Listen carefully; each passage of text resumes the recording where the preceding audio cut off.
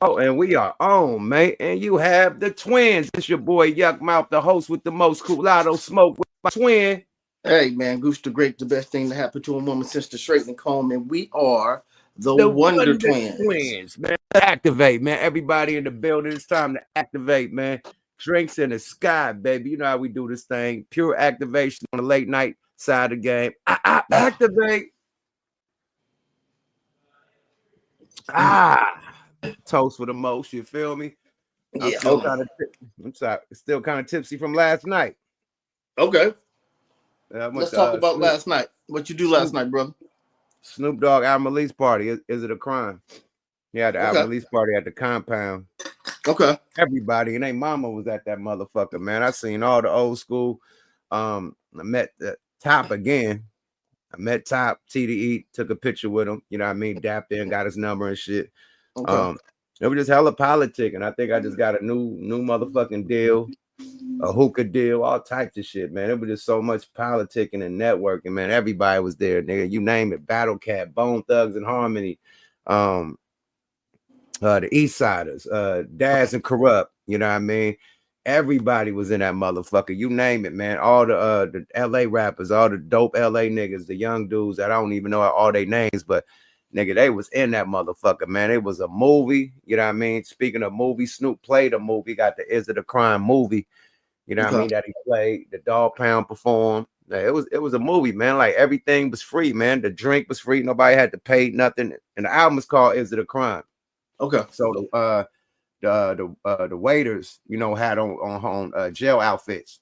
You know what I mean? Okay. Sexy jail outfits. You know what I mean? They was in the bars. They had the motherfucking bars, the cage with the bars with the girls dancing it with the jail shit on, with the police shit on, and Okay. then the men, the bartenders had on orange jumpers.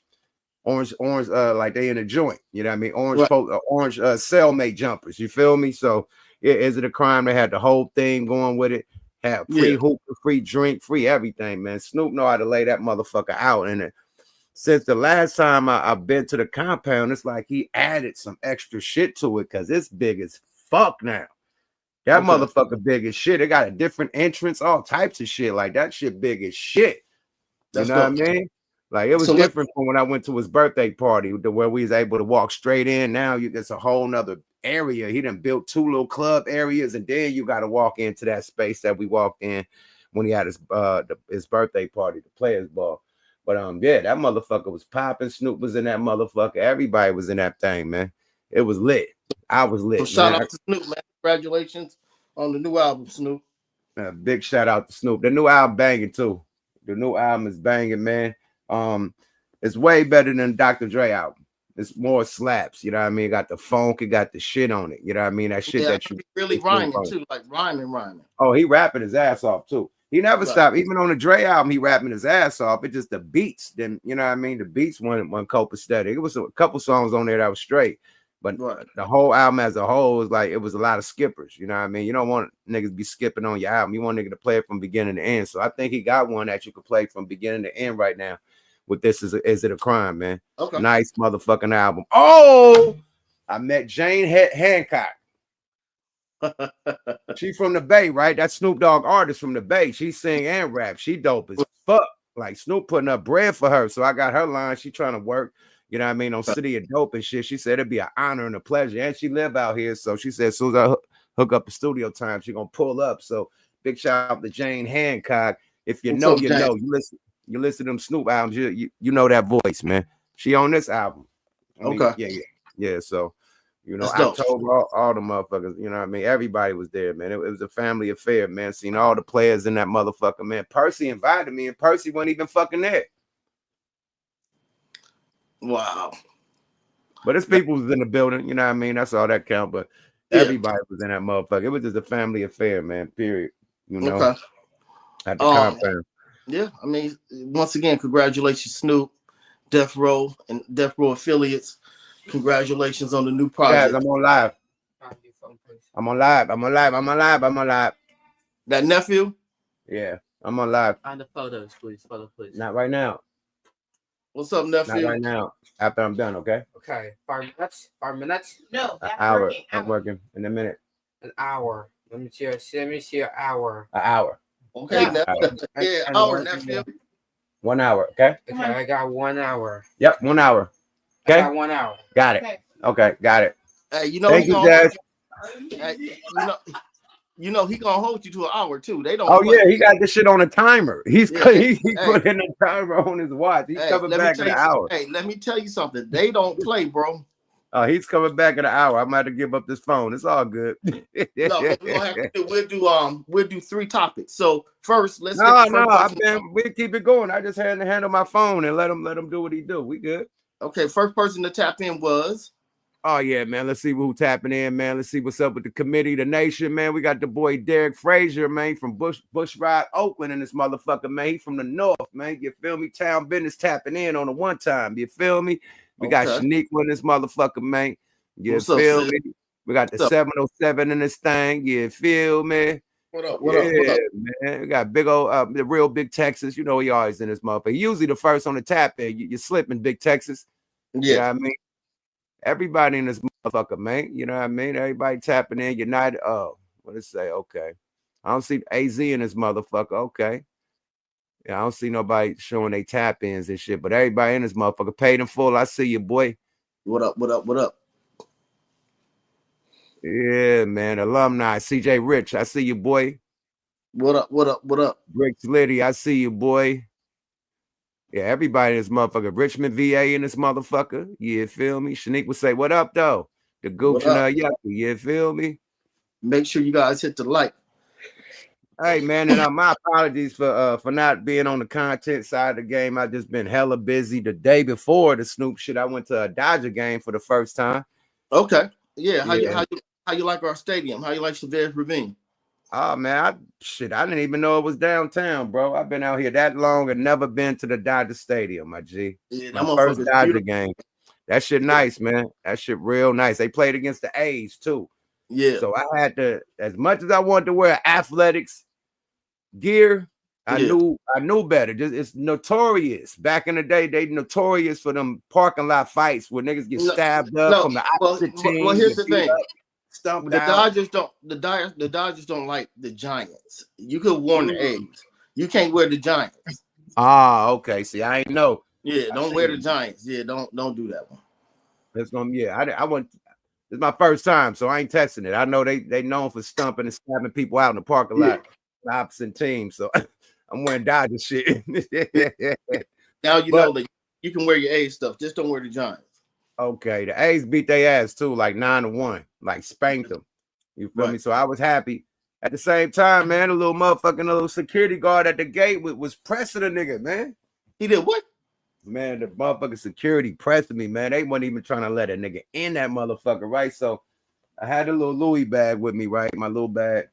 Right. They say I can't come in with the Louis bag now. We got a chauffeur. The nigga done drove off and everything. So they like, go put the shit up in the car. We like, the car gone. They're like, it's a stat. I mean, it's a locker you could put it in. So they pointing. I don't see no locker we could put it in. So we like, all right, call the little limo. We come back, put it up. Put this shit up, right?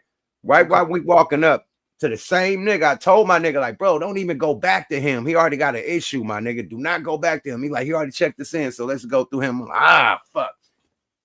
Somebody ahead of me has the same size bag and it ain't see-through.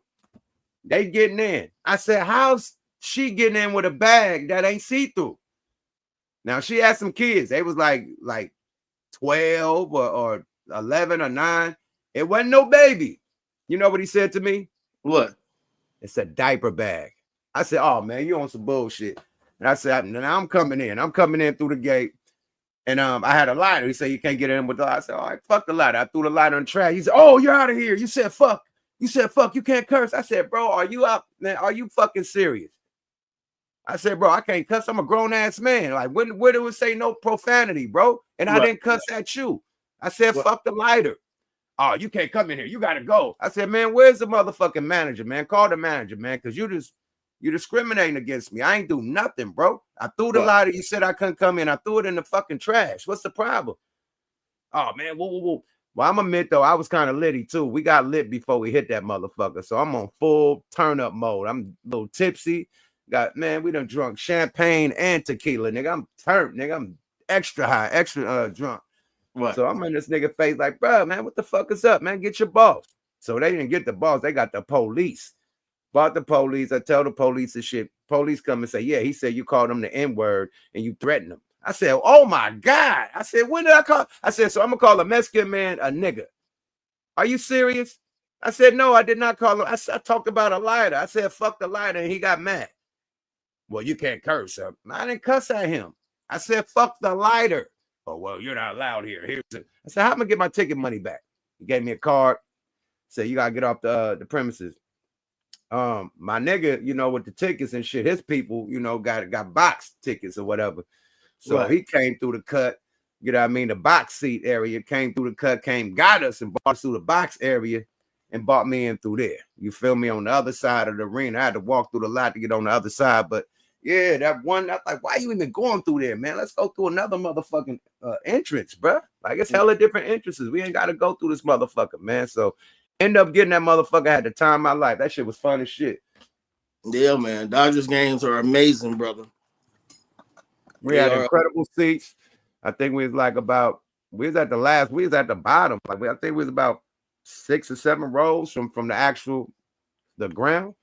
You know what I mean? Right. The field. So we was right there on the field. My nigga had great seats. You feel me? Great seats. First Dodger game. A's beat their ass. So I've been busy, man. More of the story. Tired. Right. When I did the show this weekend in AZ, nigga, we is up to like 4:30 in the morning. Me, Drew, RBL Posse, niggas smoking, can't smoke in the hotel. So niggas outside smoking on little patio and shit, talking all night, drinking and shit.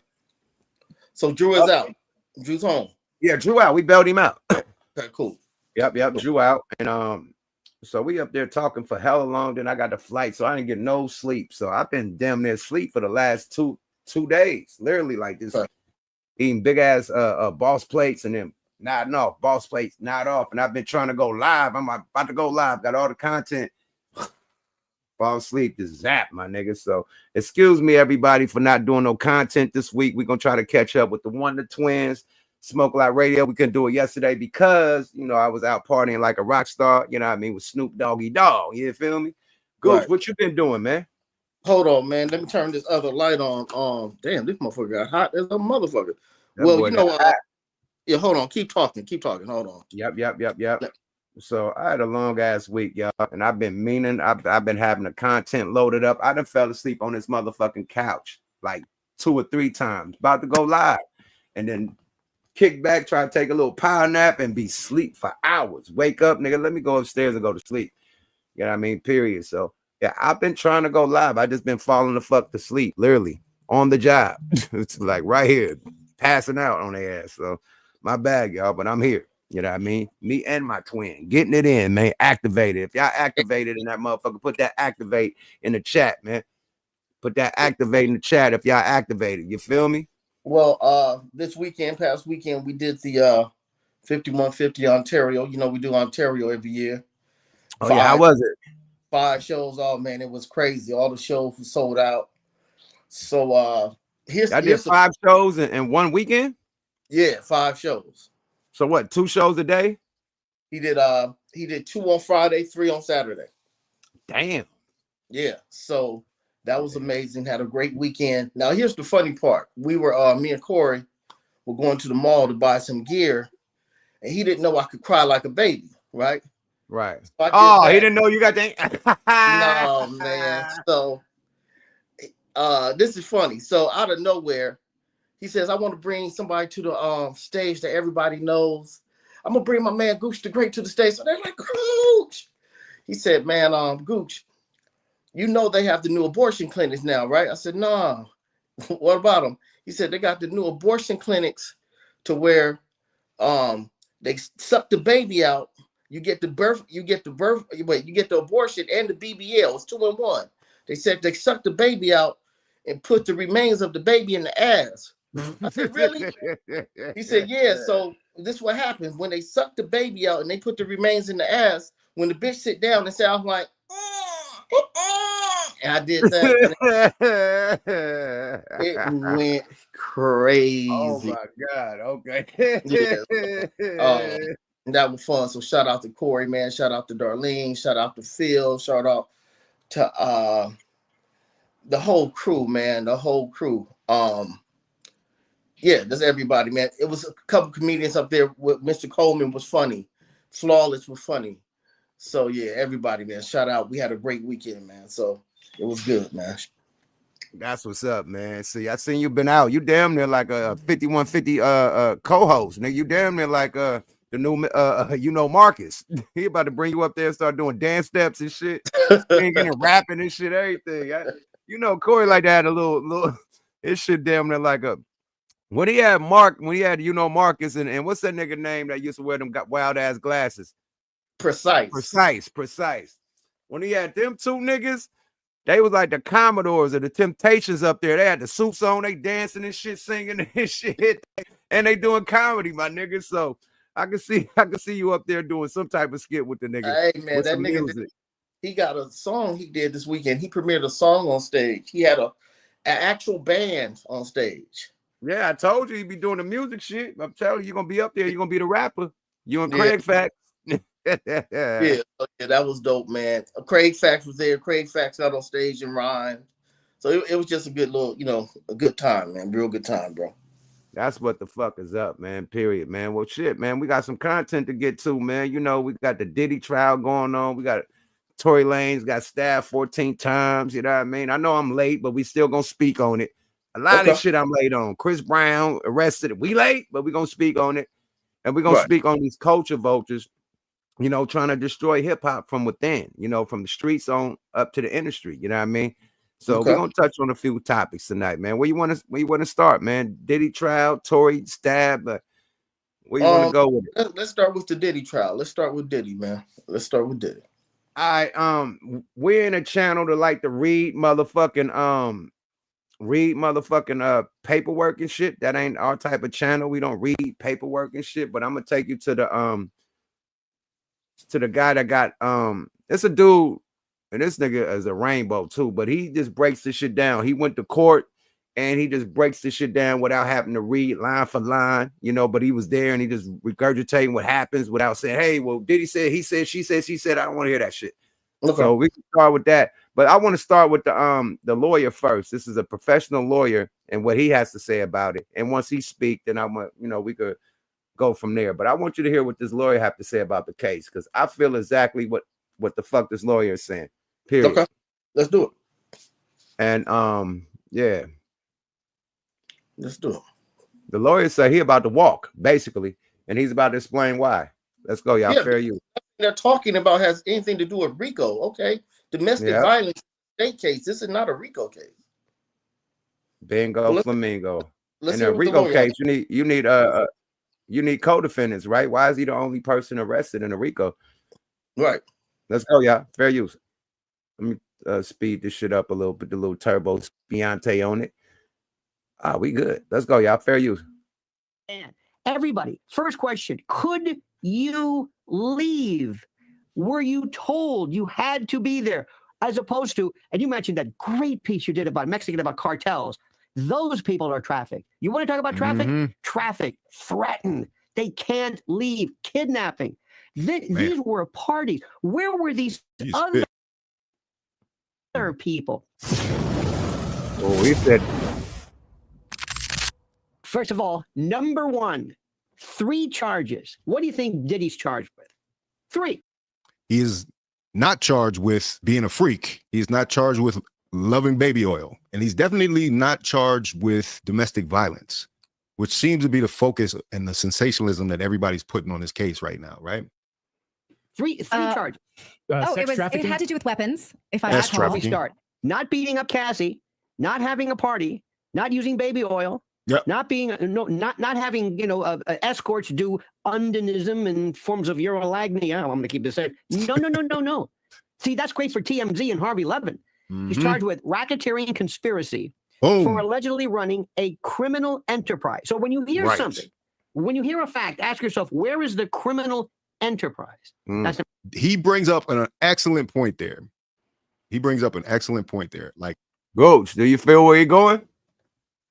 Man, I feel the same way. It is not against the law to be a freak. If that case, then I should be serving life. You should be serving life. Every nigga that got some change and did ecstasy or some type of hallucinating drug or drink should be doing life right now. Yeah, it's getting sticky. They try to arrest this man for having wild sex and swinger parties and, you know, doing drugs at his house. Yeah, anyone caught with the drugs. The same shit, ketamine, the same shit that Elon Musk is off in the White House, and they trying to say it's natural. Elon Musk take ketamine all motherfucking day. Now they saying that Puffy is doing ketamine now, it's illegal. Like, come on, man. It's different strokes for different folks, man. Elon could do ketamine all motherfucking day, pull out chainsaws and shit on the stage and wear weird ass hats and shit, act like a big ass kid, doped up. But now Diddy do it, now it's illegal. All right, got it. Let's go, y'all. Fair use. Are we seeing exactly what Diddy is being charged for in all the coverage of that's what's happening? We're getting all the details and the rundowns. Of course, Cassie's being cross-examined right now. We're hearing all this story, but are we getting down to the core of what Diddy is actually being charged with? Let's hear that one more time. In fact, ask yourself, where is the criminal enterprise? That's number one. Where's the criminal enterprise? The RICO. Sex trafficking through force, fraud, or coercion. Was Cassie the only one I'm hearing about so far? We're going to hear about others. Was she forced into this? Could she leave? Do you think she made any money from this? Did she benefit? Was anybody actually held, kidnapped for it? I don't know. That's number two. And third, my favorite, transporting individuals across state lines for prostitution. This is the white slavery statute of 1910, the Mann Act. Crazy. This is what. So whenever you hear somebody talk about this, whenever you hear this, you got to ask yourself, where are these charges? That's number one.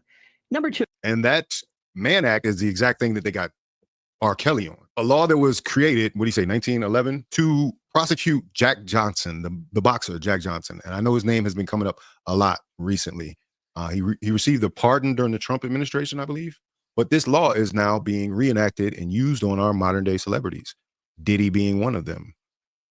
It's a few things we're hearing in all these celebrity cases. Young Thug, RICO, R. Kelly, RICO, Diddy, now RICO, and Mann Act. So I brought this up in a previous video. Like, they're trying to now say that transporting women across state lines, having a relationship with a woman. Now, I'm not saying that's exactly what happened here with Cassie, because obviously there was some other stuff going on. But transporting women across state lines, that includes your basketball players and NFL players that are flying these women all around the world.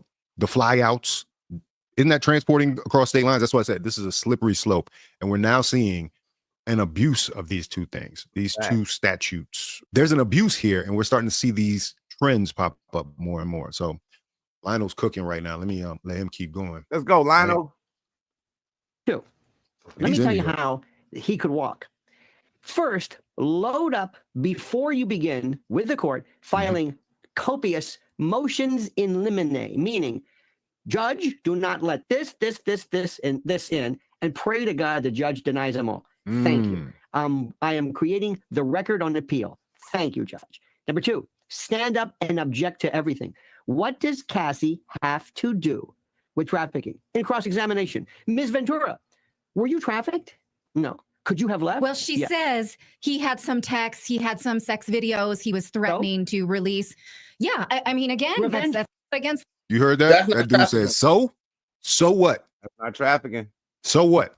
That's blackmail. This isn't just anybody. This is an attorney speaking. Now, of course, there's other attorneys that have other opinions, but so we got to really start thinking about this. Like, is this something that, and I don't know if the defense is going to be able to build this case. Obviously, it's still early. I think they're going to be in there 8 weeks, potentially.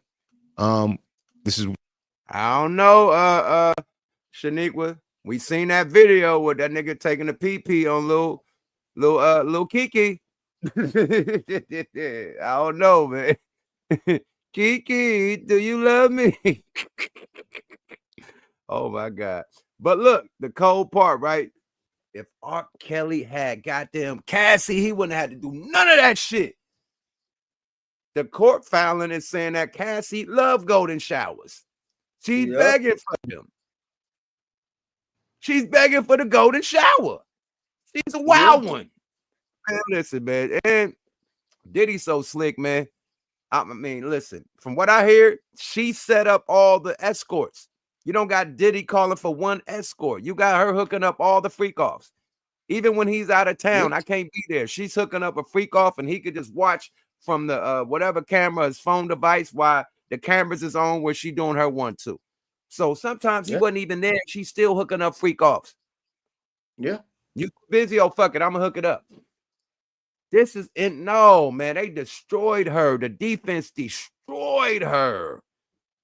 Oh my God. But let's keep it going. What you gotta say before we go, Gooch? I think it's crazy that they have a man law. So it's against the law to be an alpha male. It's against the law to be a man and have things your way and fuck bitches and fuck multiple bitches. So what's the use of getting money and power if you have to live like the average person? What's the man act? I want to look into that later, but let's let this man talk. Fair use. Let's go. This shit sound like he could walk. At the most, he gonna get domestic violence and shit. That's about it. The feds cannot do domestic violence because that's not a federal case. They would have to refer that to the state. So they would have to let him go first and hope that the state have to refile. Right. But let's go. He's out of this one, bro. I'm sorry. This ain't holding up. They gotta have something deeper than this. But let's go, y'all. Fair use. Just week 1, right? After all the trials, the jury selection and all that stuff. But are they going to be able to build this case that this one man is a organization, a racketeering organization? That's what they would get the mafia for. Like I love watching old mob documentaries, where they talk about the history of the mafia and the La Cosa Nostra, when they show, they show what was going on back in the day. That's what they were doing. My nigga, the whole RICO was made because of the mafia. They couldn't get them niggas because they only could get the underboss, not even the underbosses. They could only get the workers. So since they can't get the underbosses and the bosses, they made guilty by association, which is the RICO. So if they run with you, you did it too. Big Meech didn't get caught with not one bird, none of that shit. He didn't get caught dirty. His crew got caught, and he got caught up in a RICO. That's what they use to get you when you too slick. You too slick, and they can't get you, my nigga. You got understudies and underboss, soldiers and, working for you, allegedly. And they get caught up. Some of them fold. Some of them don't. But since they can't get the boss, they hit you with the RICO, the guilty by affiliation, all that type of shit. That's basically what the RICO is, guilty by affiliation. You don't even got to get caught doing a crime just because your crew did the crime. You got caught up too because you run with that crew. It's like the gang injunctions they giving people. You know what I mean? Just because you with that, you know what I mean? You getting swept up in that. Guilty by affiliation. Let's go, y'all. Fair use. Let's do it. Those guys. So now you're saying Diddy has risen to the level of this, but with a successful career in the music industry as a producer, as a executive producer, as a artist, say what you want to say about Diddy's artistry, but he is a performer. When does he have time to run a criminal organization? That's what's really kind of confusing about this whole thing. And, like I said, the moral... Gooch, look this up. I ain't never heard this. Somebody said domestic violence could carry up to life in New York. Is that true? Okay, once again, whoever said that, listen, domestic violence isn't a federal offense. That is a state offense. The FBI doesn't come get you for domestic violence. The FBI doesn't come. That's not a federal offense. So bingo. Them playing all this, okay, he hit her, he kicked her. Then the local police department should have done. Then the LAPD should be doing with this because it happened in Los Angeles. This man is in a federal lockup in New York.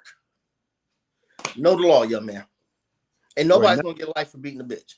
Yeah, right, none of the cases even happened in New York. Everything was in Miami and LA. And it's some reason why, and it's a federal spot in LA and it's a federal spot in Miami. But some reason they having it in New York because they thinking that he got influence, over Miami and LAPD, so that's why. And then look, what niggas don't know, like everybody keep on saying, right? Oh, he did. Cassie's coming for revenge, man. Cassie didn't give a fuck about this nigga, man. Soon as this nigga won this motherfucking case with the liquor company, won that 100 million, the blitz was on. Alleged that the liquor company paid for the lawyer, and the lawyer got in contact with Cassie, and they proceeded with the procedures. Right. You feel me? Then that's when she got the 20 million, you know what I mean, off of him, the settlement. And then like a month after that, he get blitzed. Like right after he do the settlement, a month after that, he get blitzed, and the rest, I mean, his houses get blitzed first. Right. You know, now they chilling into the summer. The summer he get blitzed in New York, and they take his ass to jail. So yeah, my nigga, like it's ugly, bro. Period. Like at the end of the day, when he got hit in Miami, when they blitzed in Miami and blitzed in LA, it was the ATF, alcohol, tobacco, and firearm. It wasn't the ATF. I mean, it wasn't the DEA, it wasn't the FBI, and it wasn't the federal task force. None of that shit. It was the ATF. Now, what do the ATF got to control that comes through the borders? You know what I mean? Liquor, tobacco, liquor, and tobacco. So who would they have a deal with if you have a $60 billion company? Who would they have to deal with to get their product through? The ATF, right? But if you got 60 billion, what type of influence you got on the ATF if you got 60 billion? Allegedly. A lot. And for the man that left that comment, they don't have anything in the feds called the HAB, which would be hit a bitch. They don't have that. So, you have the FBI, the DEA, Secret Service, CIA, but they don't have an ATF, but they don't have an HAB, a hit a bitch. So, no, let's get back to the content. Fair. Yeah, man. The ATF hit him. So if the alcohol, tobacco, and firearms hit him, I wouldn't doubt if the alcohol company has something to do with it. I'm just throwing that out there. Allegedly. Let's go, y'all. Fair use. Police and people are going to be on you for believing. You got to believe. You got to believe what they say. But I'm always skeptical of people who just want to make you believe what they want. You know what I'm saying? So I think Diddy is he's actually got to hit his defense team, and he got some hitters. He got Brian Steele. He got Garagos. Mark Garagos' daughter. I hate to call her that. I forgot her name. But and Agnifilo.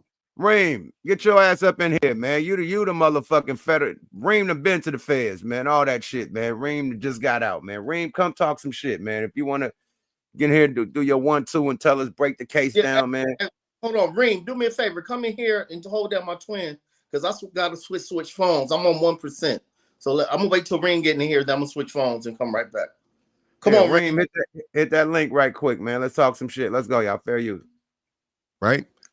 So his team is strong, and they're basically going to make the case that this man couldn't possibly do these things.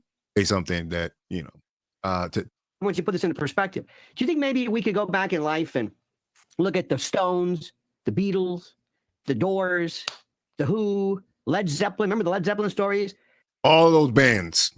Who had their own versions of freak off parties, roadies. Remember the Plaster Casters, Sweet Sweet Connie, the whole notion of groupies, and this is the most convoluted story so far. And you better, if this is where they're going, because you want to start off with your best stuff first. You don't want to lead into something. Never lead into something, because you got to anticipate the judge could say, I don't want to hear any more of this. But judge, I was leading into this. Sorry.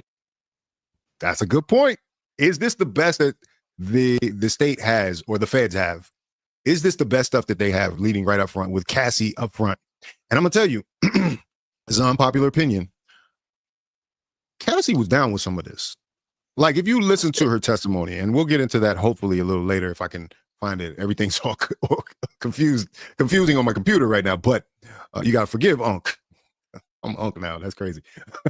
But Cassie was very much a participant in this. And I know they want to paint her as a victim, and she is entitled to that. There is a line where you can say no. There's so much positivity and in these text messages that she wrote that are talking about, I can't wait. I'm looking forward to the FO, freak off. Freak off is crazy. Yeah, but I like what the lawyer said. What about the wild rock and roll freak offs? What about the wild pop star freak offs? What about the wild white actor freak offs? Like it's legendary. We done heard about some of the old school, man. Fuck it. What about the Playboy freak offs? What about Hugh Hef? I gotta say this, Courting young chicks and shit, and seeing pictures when they 18 and tell them to come to the mansion, and you know what I mean, all that type of shit. Like he was getting young chicks. I gotta say this: when your paper is right, and this is what Diddy is proving, when your money is right, you can make bad bitches perform like ugly bitches. Like usually, ugly bitches get tossed up and peed on. When your paper right, you can make a drop dead bitch be the same thing. Swinger parties, man. How the man getting arrested for swinger parties, my nigga? And then with that whole sex trafficking, flying somebody in to pay him for prostitution. Okay, so what about Bang Brothers when they fly talent in from Miami? I mean, from Houston or New York or LA or what have you to do these porn scenes, pay them and fly back. What about when Adam 21 Jump Street fly his porn stars in to have sex with them and film content and send them back? What is that then? Yeah. I mean, it's the same exact shit. Reem, we need you to hurry up. I'm at 1%. It's all good. I got you, bro. You can tap out. I got this. Okay. Be right back. Get your charge on. But yeah, man, they go Reem right here. He tapped in right in time. Hey, what's up with you, Playboy? I'm saying you can sit down, nigga. Yo. What's up with the Playboy? Same shit. How you, man? Man, you recovered? The paper is straight, man. I missed you last time you came out. You'll be busy as fuck when you come to the coast. Hey, listen, man. I'm supposed to be. You know what I'm saying? Like, nigga supposed to have some shit to do though. But now I called you. Niggas was going. I hit you up. Try to see I was on my way out of town and shit. But yeah, at the end of the day, bro, what you gotta say about this shit, man? Do it sound like he gonna walk, or does it sound like they could charge a nigga for freak offs and baby oil and drug uses at his house? All right, so I'm gonna just give it to the quote unquote legal framework of what they're trying to do. It's basically saying he forced or coerced or used the influence of his record label and his organization to get into, impressionable young woman, a 19-year-old. That's how they gonna frame it. That's how they coached her. I was 19, I was impressionable, get on the stand, say things like this, but it's a lot of contradictory shit. You know what I'm saying? Like she had I was jealous, you know what I'm saying? I was jealous of other women, I'm gonna kill you to another person, you know what I'm saying? So her character is in question, you know what I'm saying? Like the defense is doing good with her character. And I felt like a lot of people I told, like, she gonna be the reason why he walked. Because I always felt like it was a play to take him out of the election game. Because, Diddy vote or die. So, y'all took Epstein, we gonna take y'all Diddy off the board. And just get him out of here, you know what I mean? For the time being, we let him back out when that time comes. But as far as like the RICO charges and all that type of shit, they're saying that's a crime. To coerce by threat. The ATF players, the nigga had guns. You know what I'm saying? Like in the case and what they talking about, the nigga had some guns and the ATF gonna come, right? Anytime guns is involved, the ATF, the FBI is a joint task force. You seen Homeland Security came in because they deal with human trafficking. So they gonna also ATF and Homeland Security at that motherfucker. Yeah, they gonna pop up because they deal with anything called trafficking, whether it's drugs or humans. The motherfucker Homeland Security gonna be in that motherfucker. Okay. They're gonna be the ATF gonna be anytime a gun is in play, the ATF gonna be in that motherfucker as well. Right. Because that's their shit. So she testifying that she saw guns here. So all of the shit that there's a reason why she talking about other shit. Suge Knight, niggas wanted to go do this allegedly and go do that. You saying he running a violent organization. He's a head of a organization that whether the nigga's high or not, niggas is listening to him and facilitating his criminal activities. So whether it's a murder plot, get drugs to a party, yeah, we could say the nigga freaky, and is that, but the story that they telling, because it's a way that the feds work. When a state nigga indictment time come around, we at the grand jury with our lawyers or whatever the situation is when it comes to be indicted.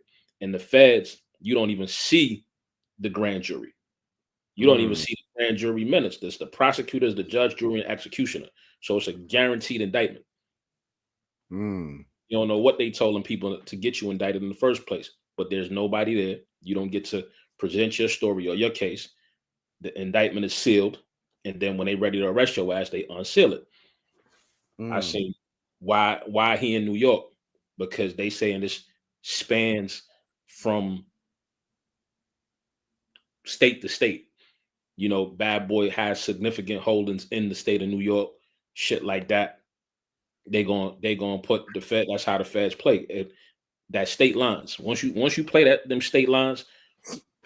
Can I ask you a question? Where is Lil Durk locked up at?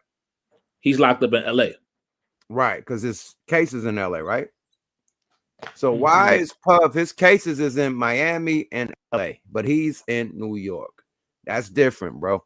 So they trying to watch this nigga. They put him in the most strictest federal court system that there is. You know what I mean? Nah. My case came out in New York. It did. No. That building that he at, yeah, that shit a cakewalk. Okay, MDC, so look, MDC Brooklyn is a cakewalk. So look, peep this out. I ain't talking about the living condition. I'm talking about just having to fight that case. But peep this. I'm gonna say the all the criminal shit when you're trying to paint him as a bad man is out the window, because now it's he say she say, and then the only real bad man talk that we got on there that is documented is Cassie making a death threat to somebody that was threatening to release some footage. Some sex tape, and she talking about she could have somebody ooh-op or whatever, and whoop, whoop, whoop. So that is the only thing that was recorded. Her making a death threat, not Diddy. She had to prove this. Yeah, she had to prove this. Shanico, let me say something. Somebody. Let me say something. One man Rico. What up? So I see the comment. One man Rico, right? Yeah. Go look up. There's a dude named Biz from the A-Trade Gangster Crips in New York, right? He's a one-man Rico. They said he killed somebody, which was actually self-defense. It's the case I'm working on, but it's actual self-defense. They say he killed somebody to further himself in the organization and to maintain control of the organization. But he is the founder of the organization on the East Coast, so there's no other step for him to go. But he's the only person on a Rico case. I'm the only person on an 11-count conspiracy. But like I said, the Second Circuit, I won 3 appeals in the Second Circuit. I went to trial twice in the Second Circuit Court of Appeals where Diddy at right now. It's not, if he was in someplace like Texas, Florida is another one that's real bad. And Cali and New York is, if you want to get your shit overturned, you got the most action out of them federal circuits. Other than that, you're gonna get roof elsewhere. He might win on appeal, he might get pardoned, but that nigga going to jail. Yeah, but it ain't gonna be for the sex trafficking. It ain't gonna be for the Rico. It ain't gonna be for none of that shit. It's gonna be for. It's easy to convict somebody on the Rico because all they had to say was, "I was able to tell such and such to go do such and such, go get the baby oil." To go, that ain't illegal, my nigga. To get baby oil and to have sex with baby oil is not illegal. Having sex with baby oil is not illegal, but flying a woman out is illegal.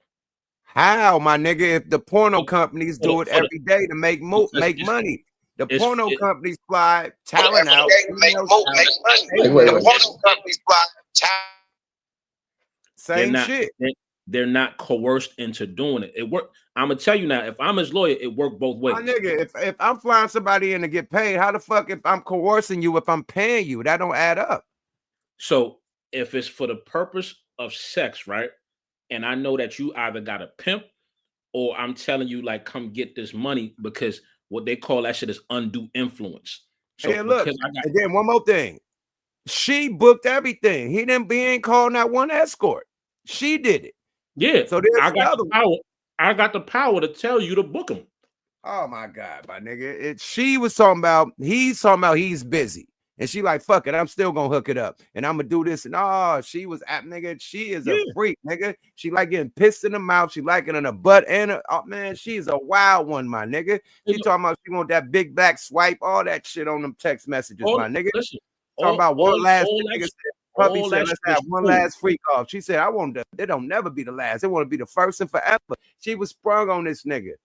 I hear what you're saying, right? And that might be the reason why he might walk, because people like she was into it too, right? But when they saying at 19 she wasn't on that type of time, he introduced her to drugs, right? Because we could look at every single pimping case, right? And I could tell you right now, ain't too many niggas could wake up and be like, I'm a pimp hoes. What nigga is getting a RICO for introducing a bitch to Molly? Listen, let me ask you a question, yo. How many niggas you know that got turned out to pimping? How many niggas you know that got turned out to pimping by a broad? But he wasn't pimping her. Listen, what they're saying, right? He was not. Hold on, Reem. Listen. What they're saying, Reem, right? Reem. He was not singing her out to make money for sex. Listen, there's a different form of pimping, right? So if I'm using her, listen, there's a different form of pimping, right? What different form of pimping is it? You talking to a pimp? Other industry, I don't care. Like you talking to a nigga that know the law. You're talking to a man who won an award for pimping. You're talking to a nigga that know the law. A lot of currency, right, doesn't have to be cash. So let's hear another form of pimping. Currency, right? It doesn't have to be cash.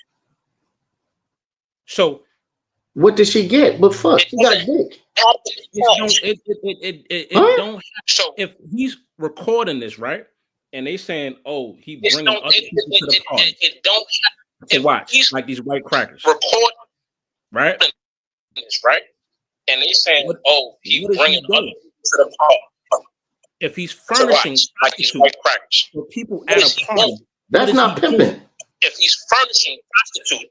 It's still a part of trafficking.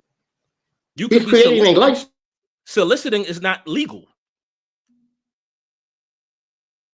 especially if you know they're being trafficked.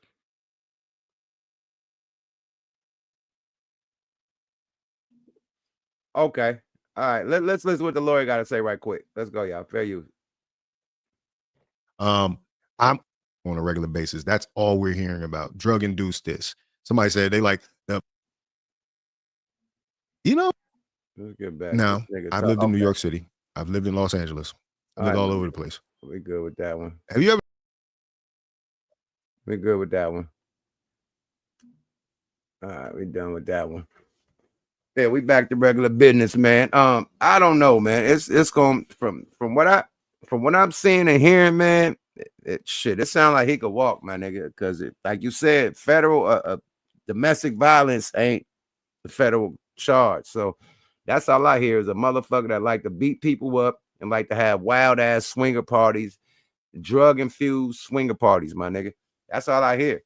I don't hear no human trafficking. I hear people that was participating, people that let shit go down, people that get beat up allegedly and didn't do shit, then call the police or nothing. I see a lot of cooperation. You know what I mean? Because them people was down with Diddy. Like, they down with the lifestyle, nigga. I want my record deal. I want this, that. So they kept their mouth silent. Now, all of a sudden, everybody, oh, he did me wrong. He did this. Okay, doing somebody wrong in a record deal ain't illegal. Sue me, nigga. Get your money. Get out the contract. It can't go for that.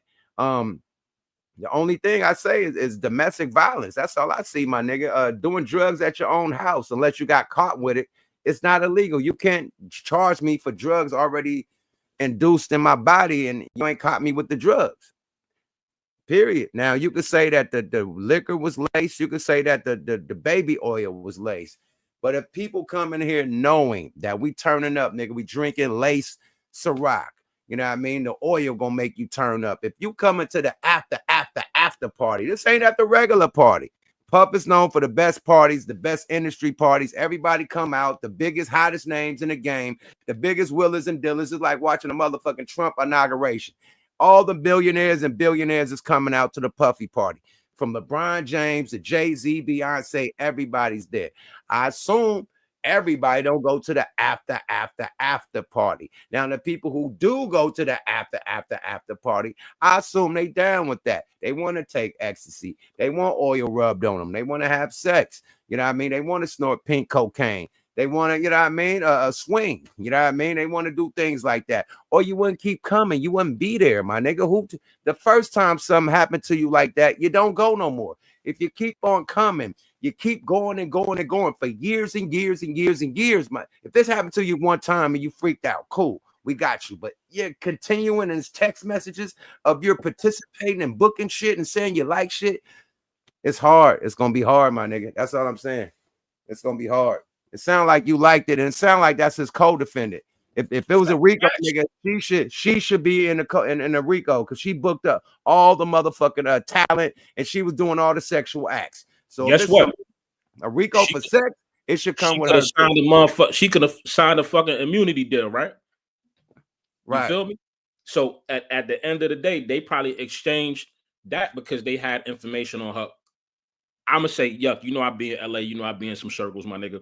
I'ma say, nigga, I know some shit about old girl that ain't, and her husband that ain't on the up and up. They on the same type of time, and they've been continuing that type of shit. I'm not saying that. R. Kelly went to prison. Bill Cosby went to prison, right? For drugging. If I introduce somebody to drugs and I use those drugs, it's a lot of P cases, a lot of pimp charges where these hoes get on a joint and be like, he had me on drugs. He coerced me.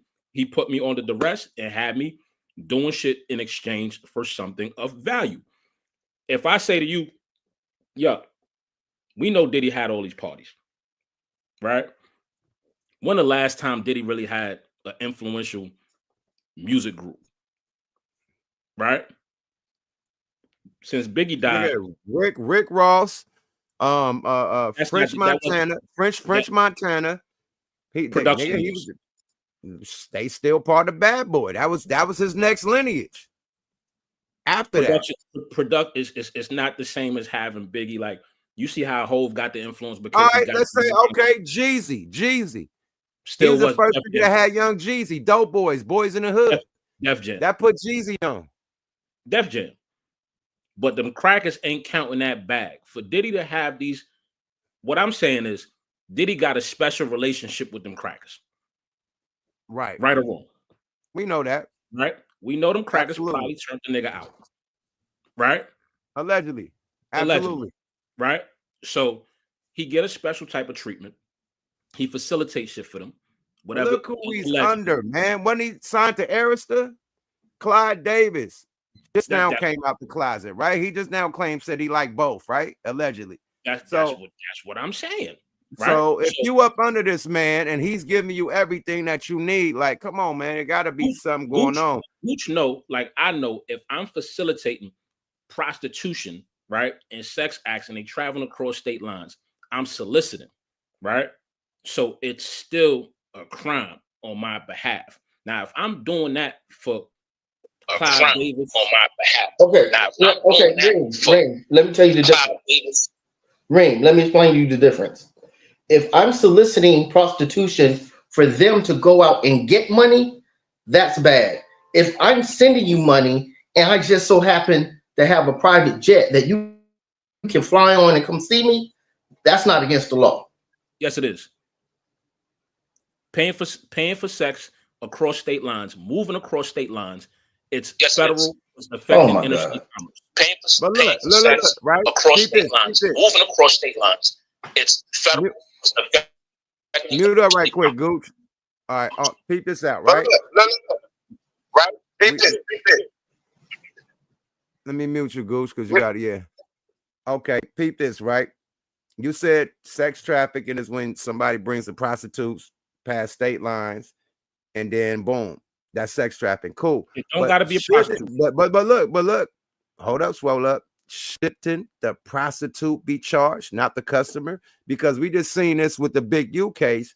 that the girls came down there, you know what I mean, to Vegas, to, you know, to do what they did, and the girls got charged, not the actual people that paid for it. So why is he getting paid, charged with the prostitution shit without the prostitutes getting charged? That don't add up. Well, I'm gonna show you something. They exchange for cooperation, right? They won't charge more. Nigga, the prostitutes need to get charged for sex. Listen, yeah, the fuck? prosecutor, right? This is the thing about the government. The prosecutor has the right to prosecute what they want to. They don't have to charge everybody.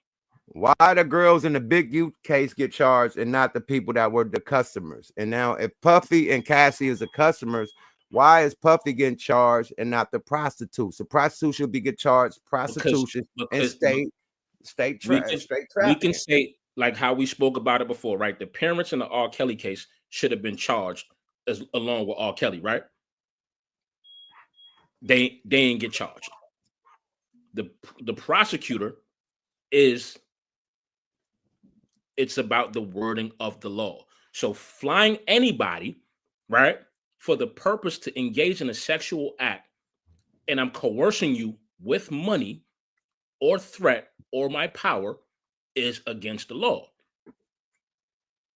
That shit sound cute, but we know what the fuck is going on. It sound cute and very smart, but we know what the fuck is going on, bro. That's how they gonna convict them, though. It could sound cute to you all it wants. Them of that, bro. In that case, they got to convict every president that has sex.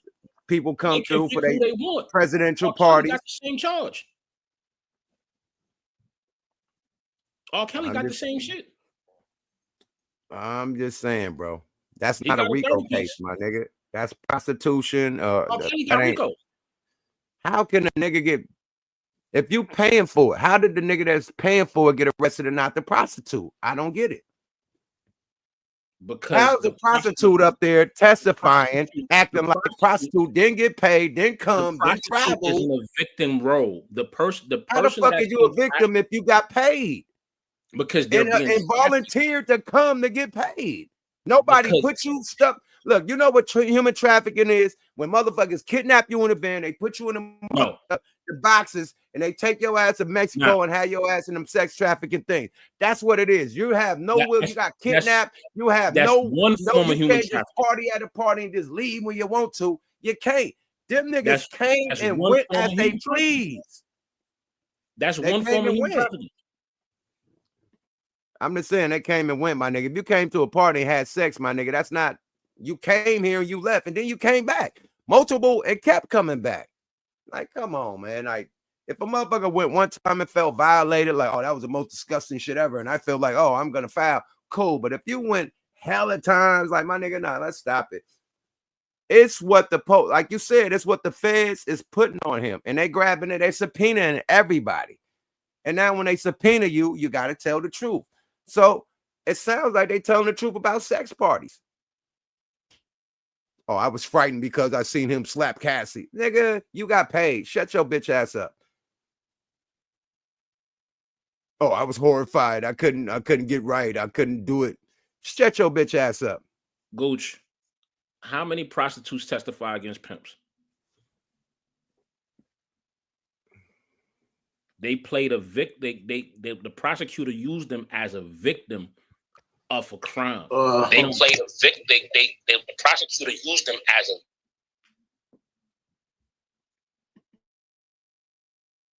Gooch, go ahead. Gooch, go ahead.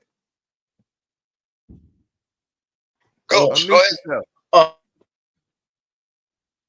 Unmute yourself. Go ahead, brother.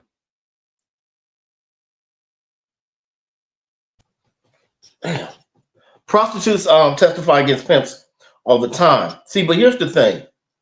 We have to use logic and common sense. I think on the jury, we have 8 men and 4 women. Any man that prosecutes Diddy for this is a homosexual. It's just no way in the world. If you have any type of testicular fortitude, you can prosecute a man for living his life. If it happens,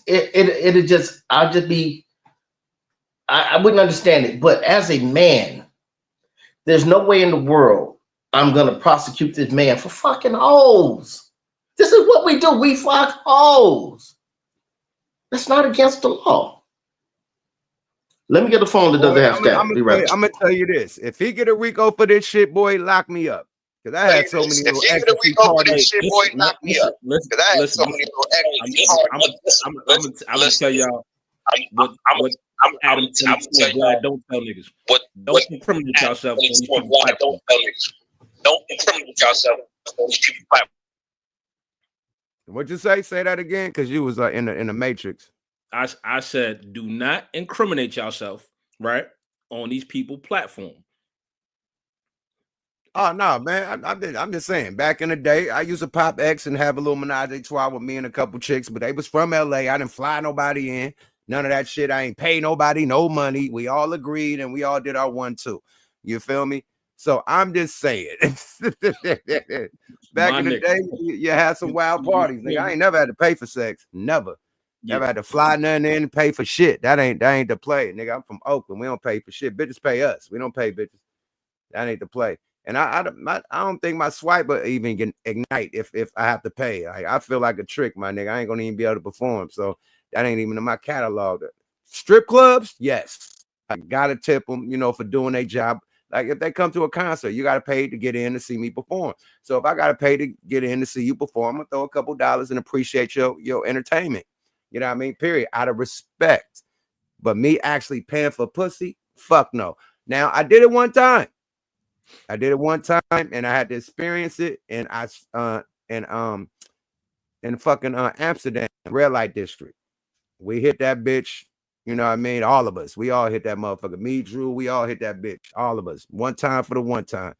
You know what I mean? Just to experience it. You know what I mean? We didn't smoke the weed in Amsterdam. Now we got to hit the red light district and turn up. So that's the only time I ever paid to play.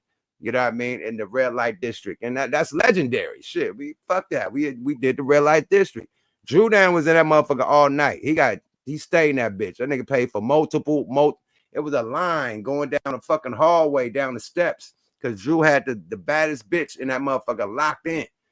Period. So yeah, it happens. You know what I mean? But overseas, on some overseas shit. But that was the only time, my nigga. Other than that, bro, I'm yuck, my nigga. Give niggas or what they be trying to do with these relationships is in somebody got more power than one. So yuck, like if I'm in a prison fucking a CO bitch, no matter what happened, they gonna say the bitch raped me. You feel me? They're gonna say it's rape, right? It's rape because the CO, they're gonna say the CO raped you. Exactly, because there's no consensual relationships in between staff and convict or inmates, right? Because they have that position of power. They're the authority. So once somebody got more leverage than a person, right, and that's established, and how you use that leverage to gain sex or anything like that, they're gonna say you have the dominant. This is the same shit with the Weinstein nigga. You understand what I'm saying? Like all these cases, they're gonna say you have the dominant power and you have the position to push your influence and get that shit done. Just because I got money and I have swinger parties, now I got too much money that I force these people to have swing. What made you come to the mansion? How'd you get there? What made you leave your house knowing that I'm a dangerous person, allegedly, knowing that I beat up Cassie all day? You hopped on that plane and still came. You still came to the studio, came to the mansion. We still recording. We still chilling. And then the lights go out. Then the party go down. You still there. You don't leave. You see bottles of baby oil and shit popping out. You see pink cocaine start popping out. You see Molly's and shit and Ciroc with motherfucking Exy in it. And you don't leave. You stay there. All right, my nigga. And you keep coming. That's going to be hard to prove. That's all I'm saying. If it was a one-time thing, yeah. But multiple times and you there for months and years and shit like the producer nigga. Oh, man, he was with all this shit. Oh, I'm in the bedroom with him watching him get dressed. Like, bro, what the fuck are you doing in the bathroom playing beats while he taking a shit? And why are you in like, come on, man. Or why he in the shower, you playing beats? Like, why you in the fucking bathroom while he in the shower? Playing beats. Bro, you know what the motherfucking shower, the moisture and the water and the motherfucking what this shit called? The fog or the steam? Yeah, steam. How to fuck up your equipment. How you got a beat machine and the motherfucker plugged up? with all the steam going through. Come on, man. Now let me ask you this question: are they looking to take down Hollywood or Hollywood or whatever they want to call it? Like, absolutely, absolutely. Is this a power shift? You understand what I'm saying? That these niggas absolutely. Is because nigga, you know, nigga, half these bitches or half these niggas or whatever they call themselves go to LA and places like that looking for the opportunity, and there's predators out there taking advantage of them. You know what I'm saying? Because they willing to suck, fuck, do whatever to get in because they don't got no access. They willing to do some type of trade for some type of access. You know what I'm saying? I think it's a life. I think everybody want to live a life. Gooch the Great, tap back in. I'm about to throw the link out for Gooch, man. He was in the Matrix and shit. I think he got to charge the phone up a little bit more. You know what I mean? But let Gooch tap back in. I think it's deep, man. We could talk about this shit for hours, man. This shit is deeper than Atlantis. Actually, a funny nigga. What you think about the case, though, the cross-examination with Cassie? Oh, I think his legal team is doing a solid job exposing that tape. You know what I'm saying? Where she threatening people, you know, where she, like you said, a co-defendant. You feel me? Because she using her power to say, yeah, you better make something happen to that nigga. Don't let that nigga out your sight. She have that type of swag. She's threatening people. And like, bro, niggas be in these toxic ass relationships, bro, where they fight. It's the Rihanna Chris Brown situation all over again. You think Rihanna wasn't kicking Chris Brown ass in that motherfucking car? You think Diddy was the only one handing out punishment in that shit? She don't look like just the sweet, innocent type of girl that she's coming off the beat. Bingo. Oh, was J-Lo with the shit? You understand what I'm saying? Did the nigga say, a year into the relationship, he said, I like to watch, you know, my bitches get fucked. You know what I'm saying? All right, cool. Bitch, you could say no. You could say no. You have a choice. If you say, oh, I'm 20, I'm 19, and you know, the age difference, and he's Puff Daddy, and I gotta please him, and this, or what you don't do, another bitch gonna do. Well, if you ain't want to do it, let another bitch do it. Nigga ain't say he was gonna leave you. My nigga, she, like bruh said, man, this woman was drinking urine, my nigga, and asking to drink urine, my nigga. Like, let's stop, bruh. She was with all the shit records. She was threatening to off niggas for sex tapes and shit, jump off tapes, freak off tapes. Like, come on, bro. She was with all the shit. I'm surprised she ain't in the motherfucking RICO, period. Because from what I hear, she scheduled everything. She hooked up everybody, called everybody, paid everybody. You notice that he kept his hands clean. Immunity. You understand what I'm saying? They gave her that immunity from her charges because she could have got you. Okay. That's where the check, because if they find all that evidence, they like, oh, you a part of this shit. Remember, that threat, all this shit you doing. So that everybody's wondering why she's there. She's there because she got immunity, because they could have charged her ass too. They you done got 20 M's, you done got 10 M's from the hotel, you done got 20 M's from Puff. Like, okay, right off into the sunset. But they said, nah, come in, check it out. We got you doing this, and this. We'll give you immunity if you testify. That's why I think she there. She didn't just volunteer to testify, my nigga. Like, nah, she there because she could get charged with the shit too, and they gave her immunity. That's what happened. Said shorty stayed. She said she stayed because she ain't want this to happen to nobody else. You feel me? Like when you say nut shit like that, that's some old nut ass shit. You stayed. Everybody in R. Kelly case got immunity and paid. That's how this shit goes. She's a government informant. Bro, she got 30 M's, my nigga. Right off into the sunset. You got 10 from the hotel. You got 30 M&M's from. That's what the government. That's what his lawyer should be asking her. Did she sign a deal? You see what I'm saying? Like when she got that settlement, it was like, yo, you stopped talking about it. So how the fuck is she able to come to court and talk about it if she got a settlement not to talk about it? That's what's fucking me up right there. His lawyers didn't ask about that settlement and say the details of the settlement. You see what I'm saying? Whether there's an NDA or a non-disclosure and all that type of shit involved. They ain't even go that far on her and say, yo, listen, let's ask this question. Let's ask her, did you sign a deal with the prosecution? Who you talking about, Cassie? Yeah. Bo Rock, welcome to the show. Thank you. You do know in federal court that it supersedes NDAs. Federal court subpoena supersedes NDAs. So regardless if she signed an NDA on a settlement, if she has a federal subpoena that supersedes that, just so you know. A lot of people be having niggas sign NDAs thinking everything is safe and sweet. That don't mean nothing when you are subpoenaed as a witness in a federal case.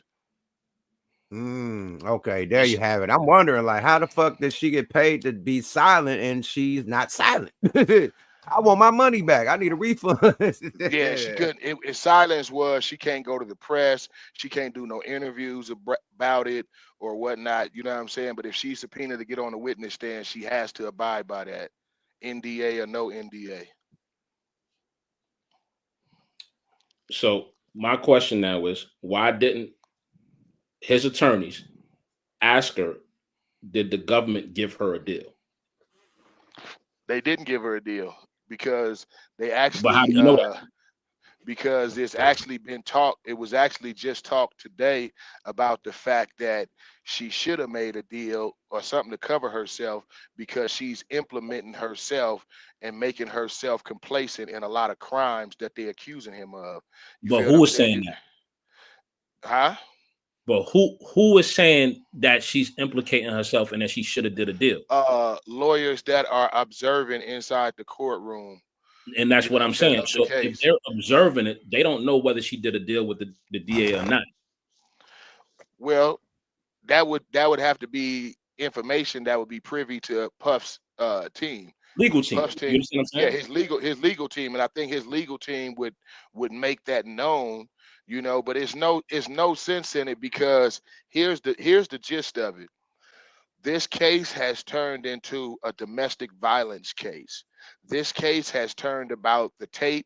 This case is about, so far in the first 4 days, it's been about his relationship with Cassie.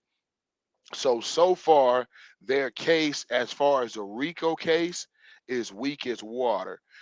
If Don Richardson and the former manager, whatever his name is, Martinez or something like that, if they don't come with some absolute damning evidence that coincides a RICO case, because as it stands now, this is a domestic violence case that he's not being charged for.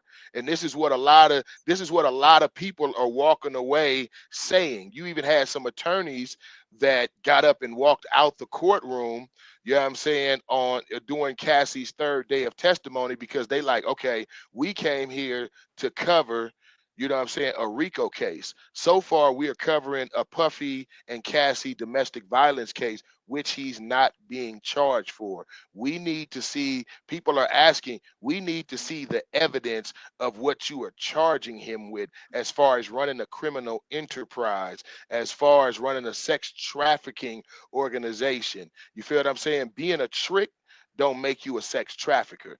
Being a John ain't never made you a sex trafficker. A sex trafficker is on the other side of that. That's the pimp, nigga. You feel what I'm saying? That's the sex trafficker. So far, they ain't showed no case of no pimping going on.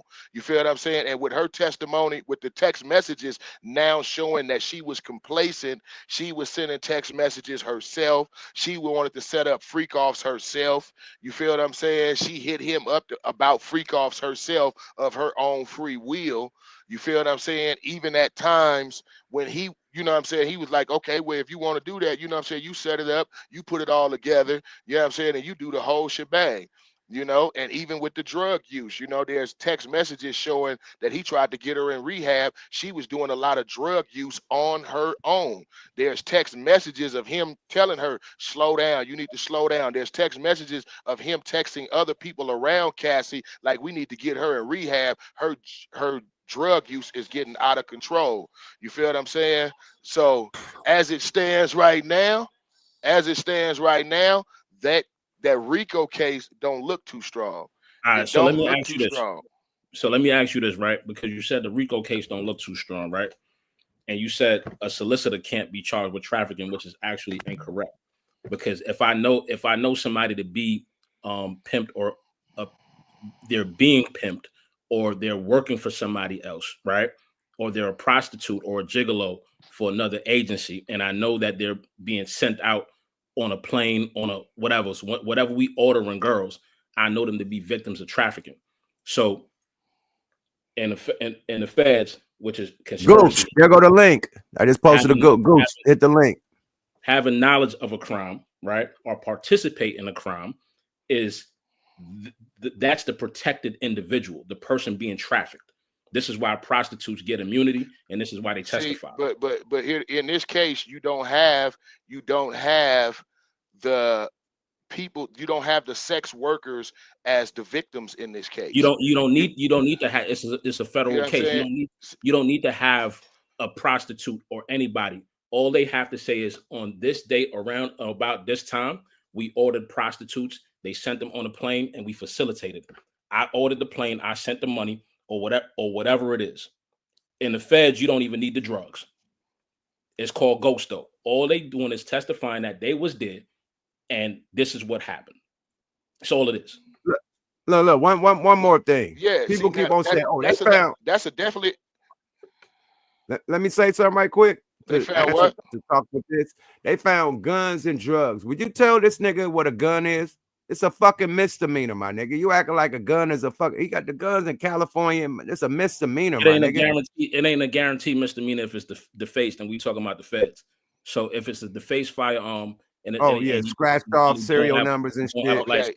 See now here the thing is. Well, if you got an AK-47 in Cali, that's automatically. I believe, if I'm not mistaken, didn't they report when they got the guns that it was like ghost guns or something like that? Yeah. I think they reported that when they got the guns, they was ghost guns. So there ain't no legal registered firearms. Yeah, you feel what I'm saying? Now I'm not saying that he's gonna walk. You feel what I'm saying? Because the gun case. The gun, no, it's not in federal court, and definitely not in California.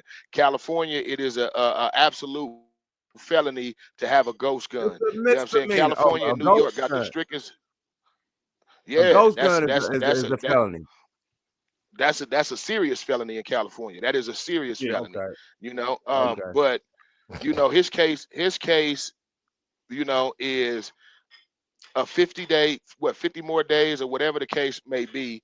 But here's the thing.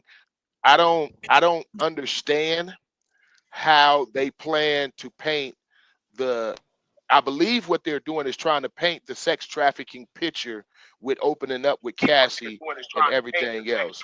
You know what I'm saying?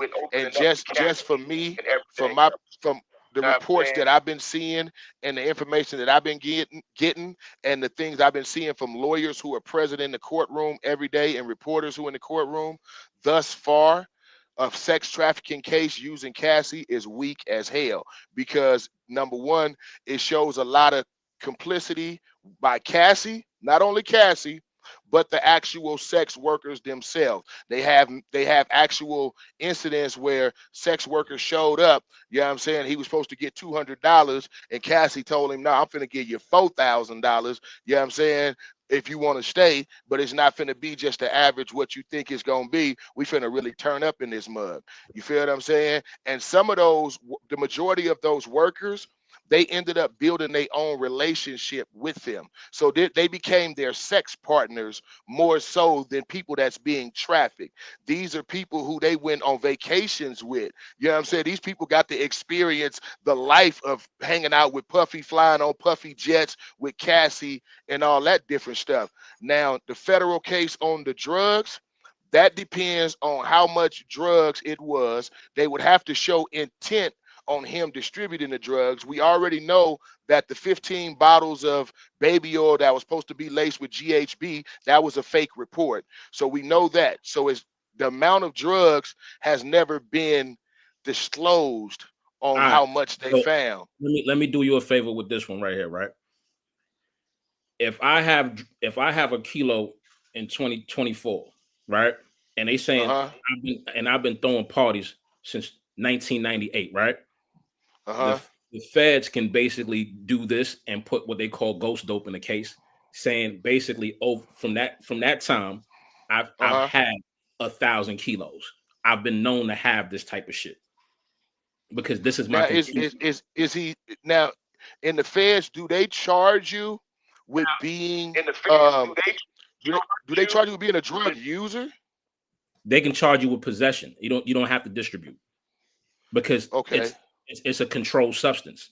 So it's an illegal substance. It's a controlled substance. That's going to be the violation. Okay, now under the RICO Act, when you connecting the business with the drugs, does that apply to the same thing as far as the drug use? What they're going to say is, you use these drugs to continue your enterprise, right? Your organization. You use these sex workers to run your organization, and the record label, what they're going to do it the same way they did with Kells, is that's the front. See, that'd be kind of hard to prove then, because what do they call his enterprise? But he closed. You got to remember though, you know what I'm saying? Puffy has closed some major deals, you know what I'm saying, that can show that his enterprise was not. You know what I'm saying? But that's what they arguing. They arguing that it's a rich man who turned into having sexually weird fantasies as he got richer. It's not a man who was a sexual weirdo who used these sexual weirdo practices and the use of drugs to build Bad Boy and make Bad Boy $1 billion enterprise. Because if that's the case, did they accuse R. Kelly of that? R. Kelly didn't get charged with the RICO. R. Kelly didn't get charged with the RICO Act. Yes, he did. That's what R. Kelly is convicted of, the RICO Act? Yeah. I thought he was convicted of sex trafficking or sex with a minor. Nah, he beat those. He beat all that, and they hit him with the RICO.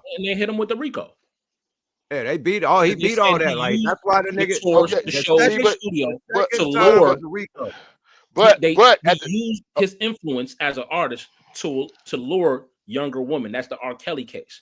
In Diddy case, they're going to say he's using the entertainment industry, his record label, and his influence to pull people in and he's using the label to hide and cover up these acts to continue the enterprise. So paying off the hotel, I'm Diddy. Paying off these things. I'm not saying the man guilty. I'm saying this is that aspect of it. The paying off the hotel, I understand that because you did that with Bad Boy money. I'm not saying that particular part. You feel what I'm saying? Because the paying off the hotel, I mean, it's a bunch of stuff that they haven't even got into yet. You feel what I'm saying? I'm quite sure. Hold on. So, not to cut you off, man. Gooch the Great is back, man. Talk some shit, Gooch. Gooch, what's up, man? Hold on, let me unmute him. I want to answer Shorty question too, sincere. I don't mean to call Shorty, but I definitely want to answer that question. I muted you, my nigga. I'm trying. Unmute yourself, Gooch. His screen froze to me. His screen keep on freezing, man. That nigga need to charge his phone up. But talk y'all shit. My bag. Sincere said, did Diddy attempt at any time to receive earnings from sexual activities? So let me ask y'all this question, right? If Diddy is allegedly putting on shows for other people in the industry and influence and to maintain that, and some of this, whether he has blackmail footage on any one of these people at these freak-offs, right? Videotaping, or, you know, I'm the party nigga. Niggas is fucking with me because I'm the party nigga.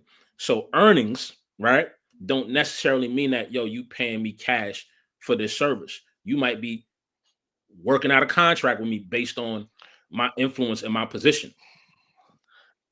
I feel you on that, but I think how they gonna frame it.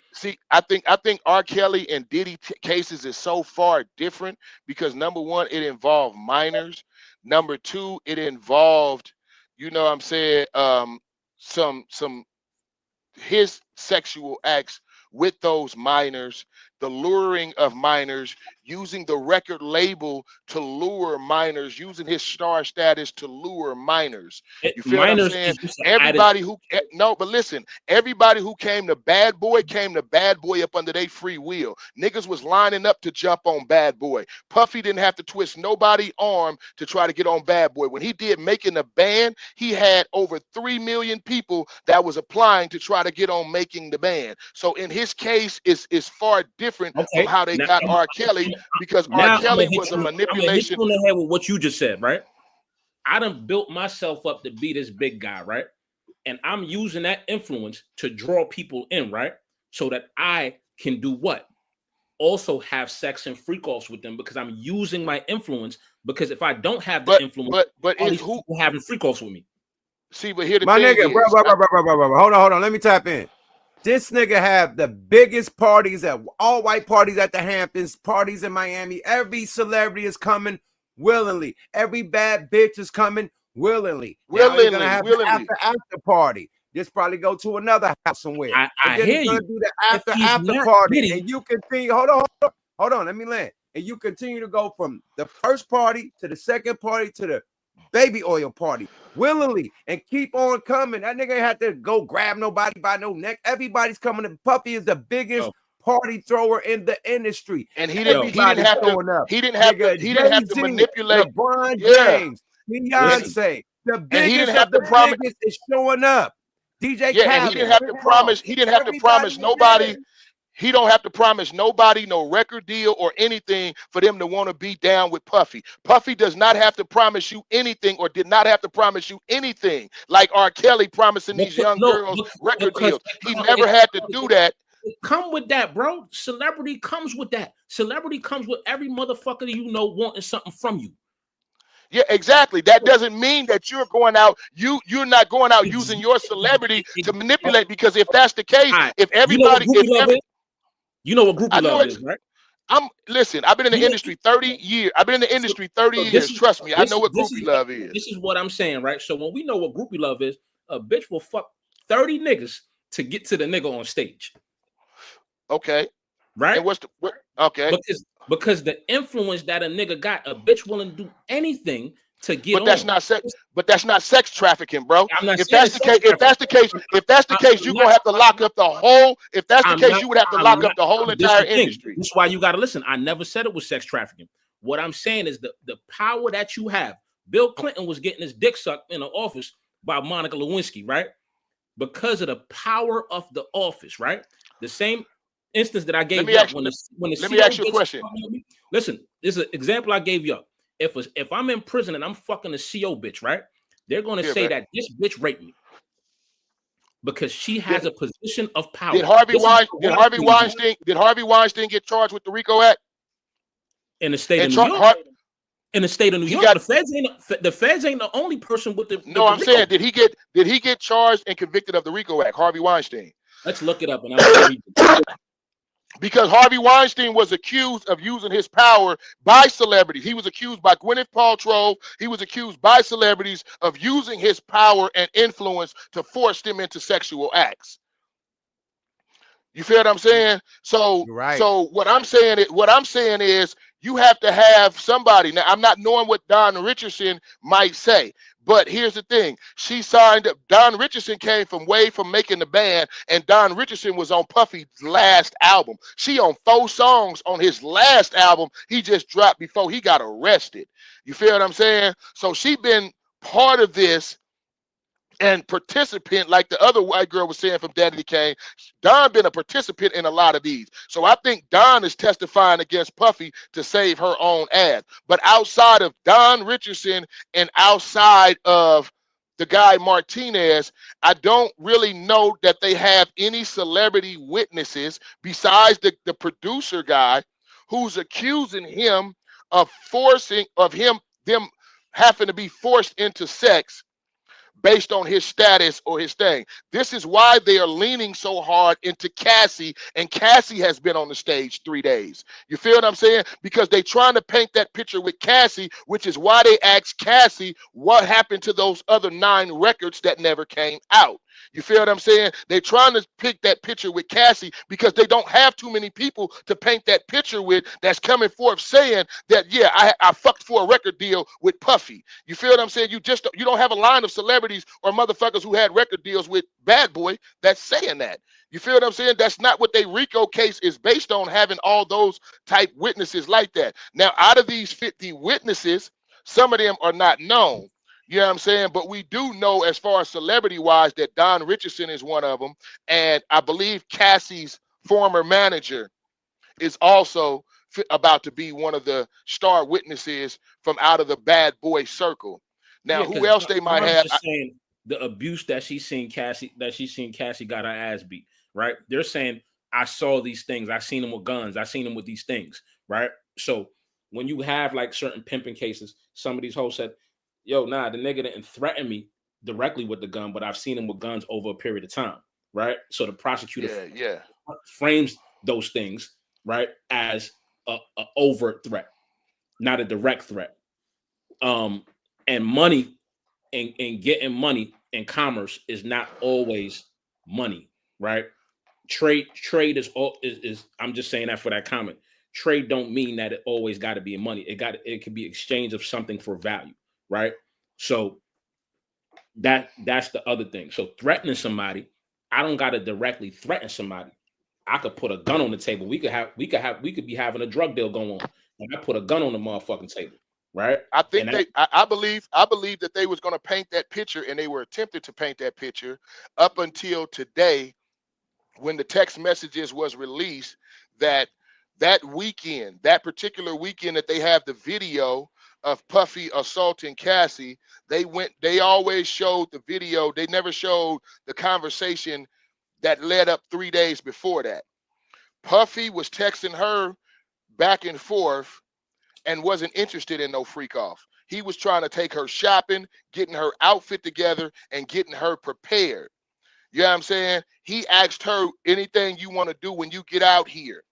She said she wanted to have a freak off. Okay? That's what blew that case up out the water today. That was the bombshell that landed today. In her text messages responding to Puffy, she said that she wanted to have a freak off. Puffy was like, well, I wasn't really thinking about that. I was talking more about me and you celebrating. But if you want to do that, you go ahead and hook it up. And he gave Cassie the green light to go ahead and put that freak off together that particular day that she said she was running from a freak off. Okay, right? So now let me hit you with this. If he's giving the okay and he's calling the shot on the freak off, he's giving her access to the capital from the record label or whatever he's giving her access to and making her facilitate that type of shit. Same shit in Dirk case, right? He didn't make her, my nigga. She wanted to. How the fuck you keep saying he made her? That's what the RICO is about. She asked for the. They have already listen, but bro, they had already blew out that he making her do anything case. That's what I'm saying. You got to actually watch the case. Don't watch just the highlights. Listen to actual lawyers talk about the case and look at the actual testimony. They've been posting up the actual testimonies and the text messages online. Bro, that's been blown up out the water already about the forcing her to do anything. It's I'm too not many saying text you messages. have to listen. I'm gonna give you some background, right? I did 15 years. I got 30 years in the feds. I done beat the feds 3 times and ICE, right? I work for law firms and I work with lawyers closely, right? I'm one of the niggas that they don't fuck with. So let's get that other lawyer shit out the way. When we're talking about, I'm not saying forcing, right? If he's in a boss position, right? If he's in this position, the leadership role, that's what the RICO is about. Him being able to tell his staff to facilitate things. So if she say, I want to throw a party, right? And I want to invite 10,000 niggas, she needs the okay from him. Even if she initiated the freak off, she still has to receive permission to do the freak off. But she's not. That would be hard because she's not an employee. She's at that time. Yes, she is. She's no at that time. No, but she got 10 albums. Time, she got 10 albums. She got 10 albums. She got a 10 album deal. But there's a key to that, bro. You keep leaving out the fact that she's in a wanting relationship with him. She has text messages. There was an argument between her and there was a fight between her and one of the girls from Danity Kane who was trying to move in and take Cassie's spot. Okay, and they got text messages of Cassie going in like, I'm not finna let no bitch take my spot and all this old shit. So again, you talking about somebody that's in a relationship. That's not just the average employee or somebody that just signed to the record label and I'm making you give me some pussy because I'm a record label and I'm the boss of the record label. We in a full-on motherfucking relationship. You know what I'm saying? We in a loving relationship. We hitting the red carpet together. The public knows that. Yeah, that does matter. That does matter. That does matter to it. That does matter. It doesn't matter. It doesn't matter when you charging some. No, listen. It doesn't matter when you charging somebody. When you're saying bro, I'm using a see, record you keep talking about the charges, and I'm talking about the 9 brothers. I'm talking about the 9 men that's sitting on that jury. You keep talking from a perspective of charging them by law. He already got the charges already. I'm talking about the case, and that case is going to be tried by a jury. And that jury right now is not being presented with a case that's very strong. When the most you presenting is a domestic violence case. I'm going to tell you a little secret about the federal government, right? There's a thing called a jury instruction, right? And the jury instruction tells you exactly how to convict somebody, right? So if we prove this, the government prepares the jury instruction and they tell you exactly what they're going to present. And if we presented these elements of this crime, you have to find this person guilty. Bro, I understand that, but you also a person who just told me that you beat the feds how many times? 3 times. Okay, so don't sit here and act like the feds already got that. Wait, hold up, because you talking to a convicted felon here who did 10 years himself. You feel what I'm saying? So if you was able to beat them, then you know that they can be beat. And you know that they present weak cases at time. And the case that's being presented the case that's being presented thus far, in a lot of legal circle analysts, is thus far this case is being presented weak as far as a RICO case. I'm not talking about as far as him and Cassie's sexual relationship, because thus far in 3 days, a RICO case. Does he have a contract with her for albums? Is she under as an employee? Is the record label have her as an employee? See, now here's the thing. You're not an employee. Now, as somebody who signed to a record label and I was signed to Def Jam, no, you're not an employee. You still self-employed. That's why they give you a W. That's why you do your W-9. You are not an employee of a record. You're not an employee of a record label because you have a record deal with them. The staff who work for the staff who work for the record label are the employees. You are an artist. You are an artist that is an individual. When you file your taxes, you don't file your taxes up under Bad Boy. She don't file her taxes up under Bad Boy. She's filed her taxes up under Cassie, whatever her name is, and whatever she is as an entertainer. She don't have no. She don't. She's contracted by whom? She's contracted by Bad Boy, not as an employee. Not an employee. She's an individual company herself as an individual. Work. Right? Huh? So to do work, right? To contract to perform or whatever the contract is, right? So yes, anybody under the purview of Bad Boy, right? Whether I contract you to go do any type of thing, whether I'm able to tell you to perform or to do these things, because the contract has specifics, right? It says the terms. It says you have to do. I know they have a relationship, right? But when it comes to the RICO, that's what they're going to attack. They're going to say he had a position over her via that contract, right? So in pursuit of her music career and her fame and the bullshit that she's talking about, like I said, I have issues with her character, right? However, when it comes to the law and how they're going to play with the law, that's the issue. How they're going to get him convicted, that is the issue that I'm looking at for his attorneys and how they're breaking that down. So when they're going to say, boom, we use Cassie, right? They're laying out a case. There's going to be 50 days.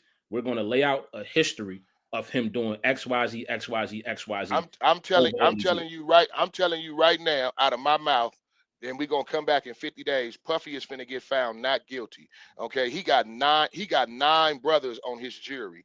Okay, and you're painting a picture of a motherfucking boss. You feel what I'm saying? Who has an enterprise, who had a sour relationship with a girl who was one of his stars on his label. And thus far, they unpainted her as a person who fought for her position, not a person who was manipulated into her position. She had physical altercations with other females who he was interested in. You feel what I'm saying? She left and had other relationships with other people and then came back to that relationship voluntarily. You feel what I'm saying? So I do understand how the letter of the law is going, but you also talking to you're talking about jurors who don't know the letter of the law. You're talking about jurors who don't have your inside of the law. You're talking about jurors who are strictly being influenced by what they are hearing in that courtroom. And thus far, what you are paying, yes, you are. Yes, you are. It's not how it works in a federal courtroom. They're going to go, they have to go by the jury instruction. That's just not federal court. That's also state court. All courts they give jury and jury instruction, and they tell you what jury nullification is. Huh? Do you know what jury nullification is? Explain. Jury nullification is any one of the jurors decides at any given point that they're going to refuse the instructions, the jury instructions, and make decisions on their own. So if you find by the letter of the law that they presented a case and they proved the elements of the charges based on the jury instruction, not the indictment, not the testimony, did we prove that he used Bad Boy in such a way? Right?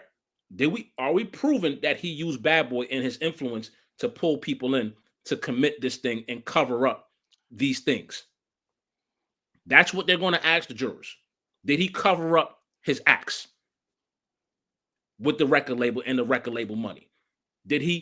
Why would she want to stay with him if not for the record label and what he can do in the lifestyle why would she want to stay? She went to go fuck the broke nigga. Now she coming back. She even had to come back for the 20. See, but here's the thing. Okay. Now, say for instance, she Bad Boy, right? Now, say for instance, he was smart enough to where funds he was using did not particularly come from out of the business. You said what? I said, what if he's able to prove that funds he were using, far as their freak offs and whatnot, did not come from his Bad Boy funds or did not come from his business?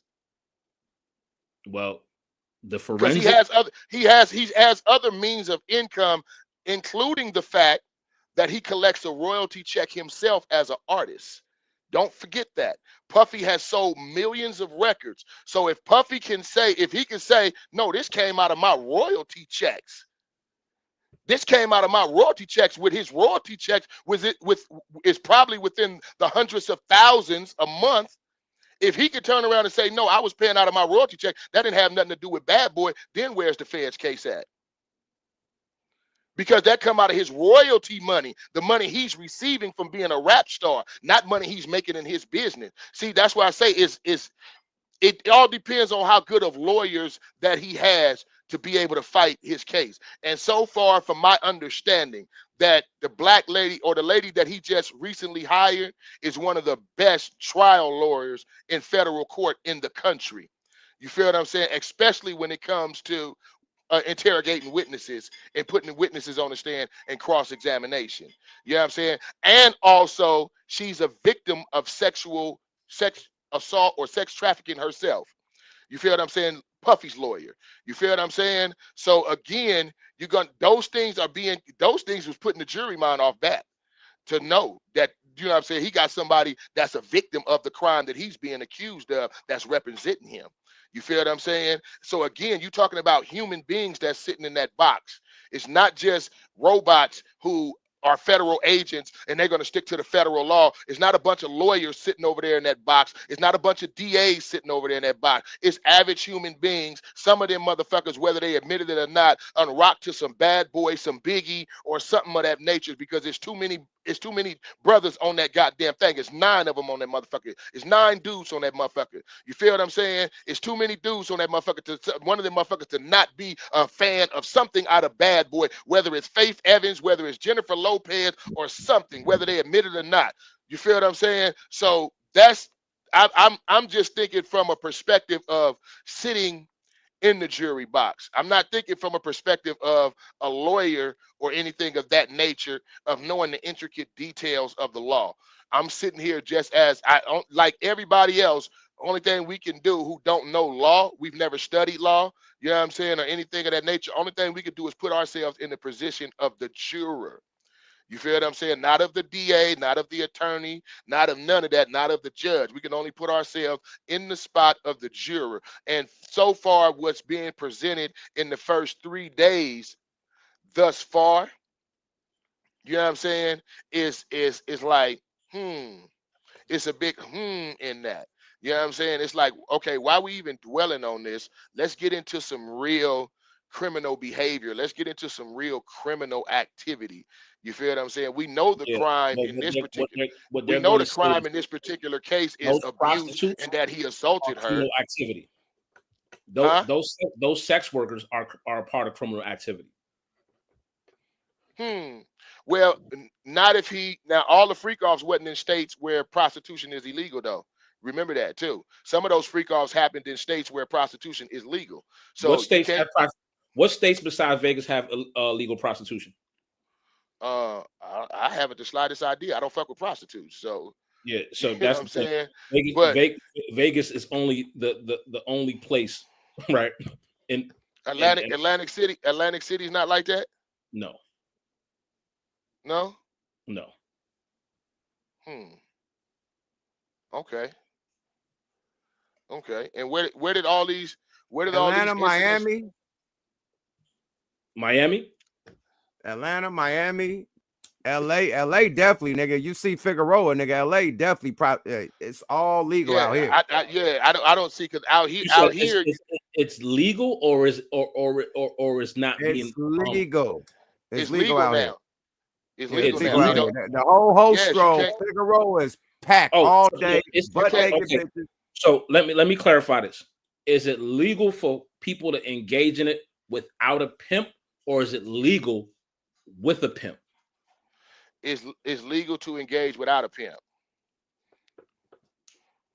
But again, see, there we go again, because we're talking about again the trick. Now, if it's legal without a pimp, that means they're not charging the trick with sex trafficking, nor are they charging. This is the thing about the federal crime. If I engage or allow somebody to facilitate it, so if I call up the pimp, right, and I know that the people that he's sending me is his employees or his hoes, then I'm basically I'm facilitating the same crime. I'm causing somebody to be trafficked.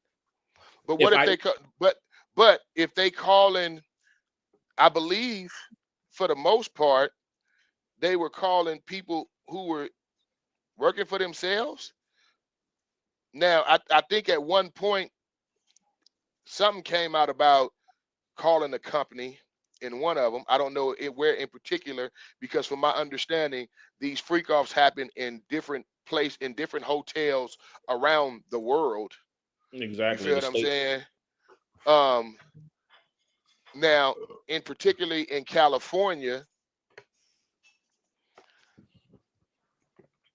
I don't know how that works. Because again, they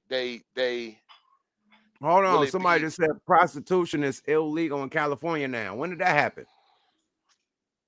I didn't hear about that rule, because Figueroa and the Strip, nigga, the Oakland, nigga, E14 look like motherfucking Figueroa. Not just that. I rode down the street and it's a motherfucker who he parks the back page. Listen, it's a motherfucker with a van who rolls around with back page advertisement on his van now. Okay. His pink van, and he parks that van on the street advertising for back page sex workers. So when did that happen? Where it became illegal? Because I just seen that not too long ago in LA. I just looked it up. They never removed the laws making sex work illegal. What they're doing is they're passing bills to protect sex workers, but prostitution itself is still illegal. But sex workers have the protection. But once the pimp, so a lot of what I tell y'all, the sex worker or the so-called whatever, they are the person that is the protected person in the joint. This is why the pimps are the person that's prosecuted. No, what they start doing is protecting the tricks in California. They always have protected the sex workers. It always has been a protection about sex workers. At the end of the day, now what they doing, because once upon a time they had started arresting a bunch of tricks. They even started setting up task force to arrest the tricks and start doing all that. That's what they stopped doing. You feel what I'm saying? Because I guess a politician or something had got caught up in some year, and they released it and publicly smeared his name all over the thing for being with a prostitute or something like that, or trying to hire a sex worker, and it never went through, but it was for some type of shit like that. But what they start doing is they always been protecting the sex worker. You could always get in trouble for pimping and pandering in California. It changed it from pimping and pandering, and they start charging them with sex trafficking. That's what they had started doing. You feel what I'm saying? And that still holds up for a pimp nigga.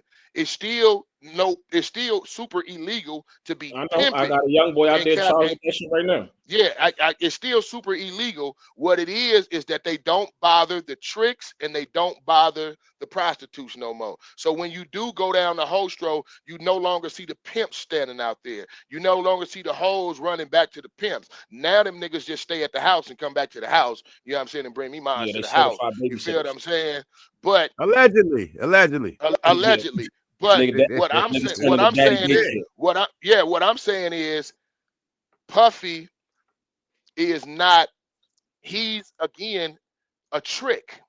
He's a trick. He's participating. He's getting this off. He's having these motherfuckers semen rubbed on his fucking nipples, bro. You feel what I'm saying? So if I cause a crime to happen, right, I'm going to get charged. Sex is not a crime. So, if that's the case,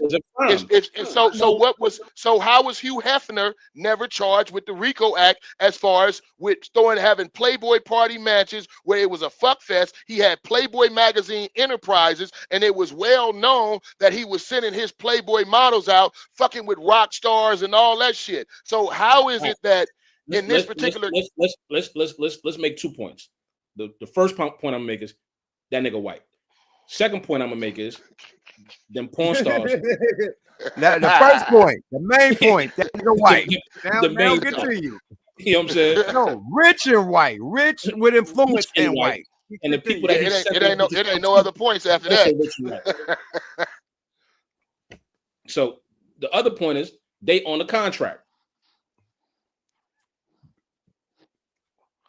Oh, the females. Who on the contract? Yeah, the females on the contract. Yeah, they on the contract. But Cassie was on contract. Cassie was on contract with Bad Boy. What's the difference? She wasn't on contract for selling pussy. You know what I'm saying? She wasn't on contract. They wasn't on contract for selling pussy. They on contract to be Playboy models and pose nude in magazines. That's the extent of what they contract consists of. What Hugh Hefner did at his house was escorting illegal. Is what? No. Is escorting illegal? No. Right? So the escort services find a loophole to quote unquote do what they do. Right? And so if that's the case, what if they don't sell sex? Let me tell you this. I'm quite sure Puffy was smart enough to be calling and using those companies right there. I'm quite sure he was smart enough. This is what's legal. Prostitution ain't legal, but escort services is legal in Vegas. Escort services, not prostitution, but escort. If you come through a service, that's legal. So that was the first one that they was doing. Well, letting the escort, you know what I mean, thing go through. You know what I mean? It ain't like prostitution is legal, but they're not far as being out on the street and what that shit called, soliciting and all that shit. They're not pressing the females no more at all. The main thing is that y'all two are going in circles, man. Are we done with the Puff shit? Can we get to the Tory Lanez shit? Because we talking about criminal shit, man. You know, they just found out. I play the content, man, but they just damn near found out that he probably could get free, man. People talking about that he didn't shoot it. They've been knew that shit.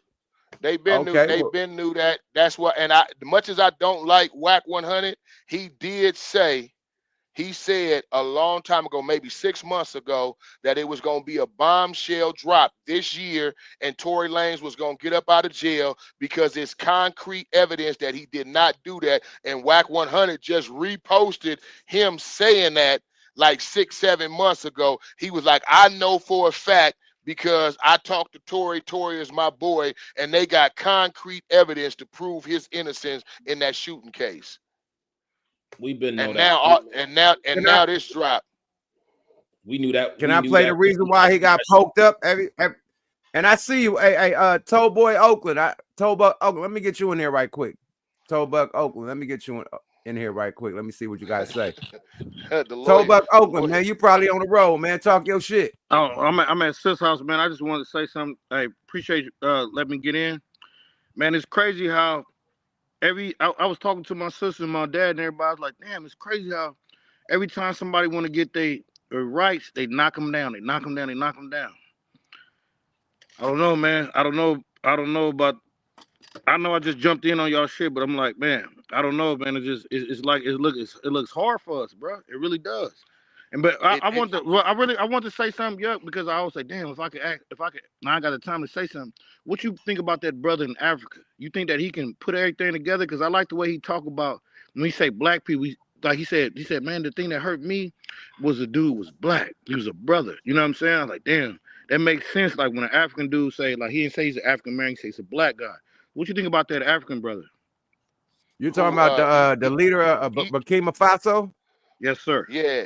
What's his name? Man, I love that. I love that brother, man. Ibrahim, what is it? Ibrahim? I rock with him. Yeah, I just wanted to get y'all take. That's I didn't mean to disrespect what y'all was always talking about, but I really wanted to say that. I got the chance. I wanted to ask you about that. I fuck with him the long way. You know what I mean? He's about bringing the resources back to Africa. He's about running the colonizers out of Africa. He's about Africans making money off of their shit instead of everybody making money off their shit. So, yeah, that's why you got people in South Africa coming back home because Africans are standing up right now. So he's the start of it. Saying. So what if Africa went all together? Man, motherfuckers wouldn't know what to do, man. Well, listen, we know we gonna ride with Africa. That's what the plan. That's what the plan is. The plan is, and his vision is, why isn't Africa like United States? Why isn't Africa like China? Why isn't Africa like Russia? Why isn't Africa like France and the UK? Wait, when all of you guys, why we don't have a military as strong as you guys, why we don't have an economy as strong as you guys, but all of you guys are in our continent sucking out our resources and giving us pennies on the dollar for what giving us pennies on the dollar for what you take from us. I seen something the other day. I seen something where they lit it up like with the lights. It was crazy how all of our military is all overseas. It's so not military in our own base, on our own home. All our military is all around the world except where the fuck we. Because our military is protecting the people that's taking the resources out there. You know, you need a military force to protect why you taking the resources. If you're just taking the resources without no military protection, good luck. Also, we strategize. What they call the G28? One more thing. Also, we strategize across the monopoly board. You know what I mean? So if a war was to happen, we already there. Oh, no matter where you at. We got a base right there. We got a base right here. Let me land, my brother. Yes, sir. Let me land. We got a base right here. We got a base right there. We ain't got to fly out. We right there. If any war happened, we on the coast of every major continent, ready to go. That's another reason. Yes, sir.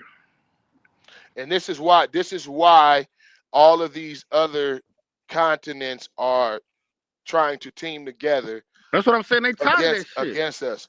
Yeah, they tired of that shit. You got bricks. Here the thing is.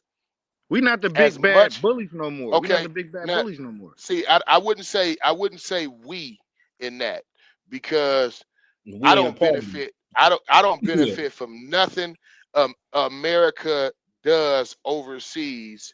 I don't benefit from none of that besides my everyday use.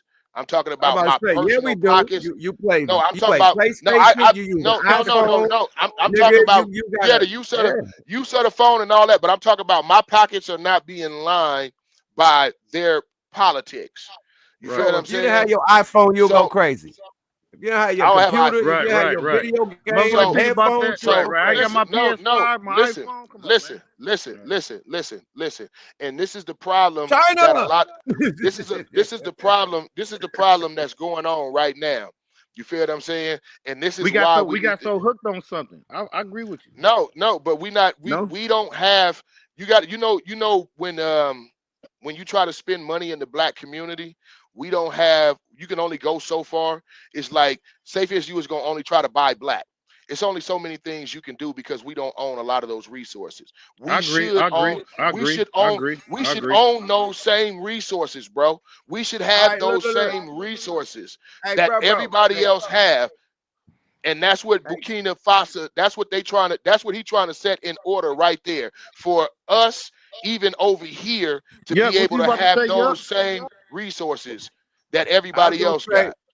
I was gonna say, bro, thanks for tapping in. I gotta get Goose Great back in this motherfucker. I appreciate it. I appreciate you, brothers, man. No doubt. I get something the same, and you know how that should work out. You think it's gonna benefit us though? You think it'll touch back to us? I think it will. Any type of unity amongst people of our color, which is the thing that they against the most. Like, look at we cheering. Some people cheering for Puffy to go down, right? Because he's not the underdog no more. When we look at how we structured and programmed as a people, as niggas or whatever you want to call it, or black people or morals or whatever it is, institutionally, we've been separated. We've been separated for a reason.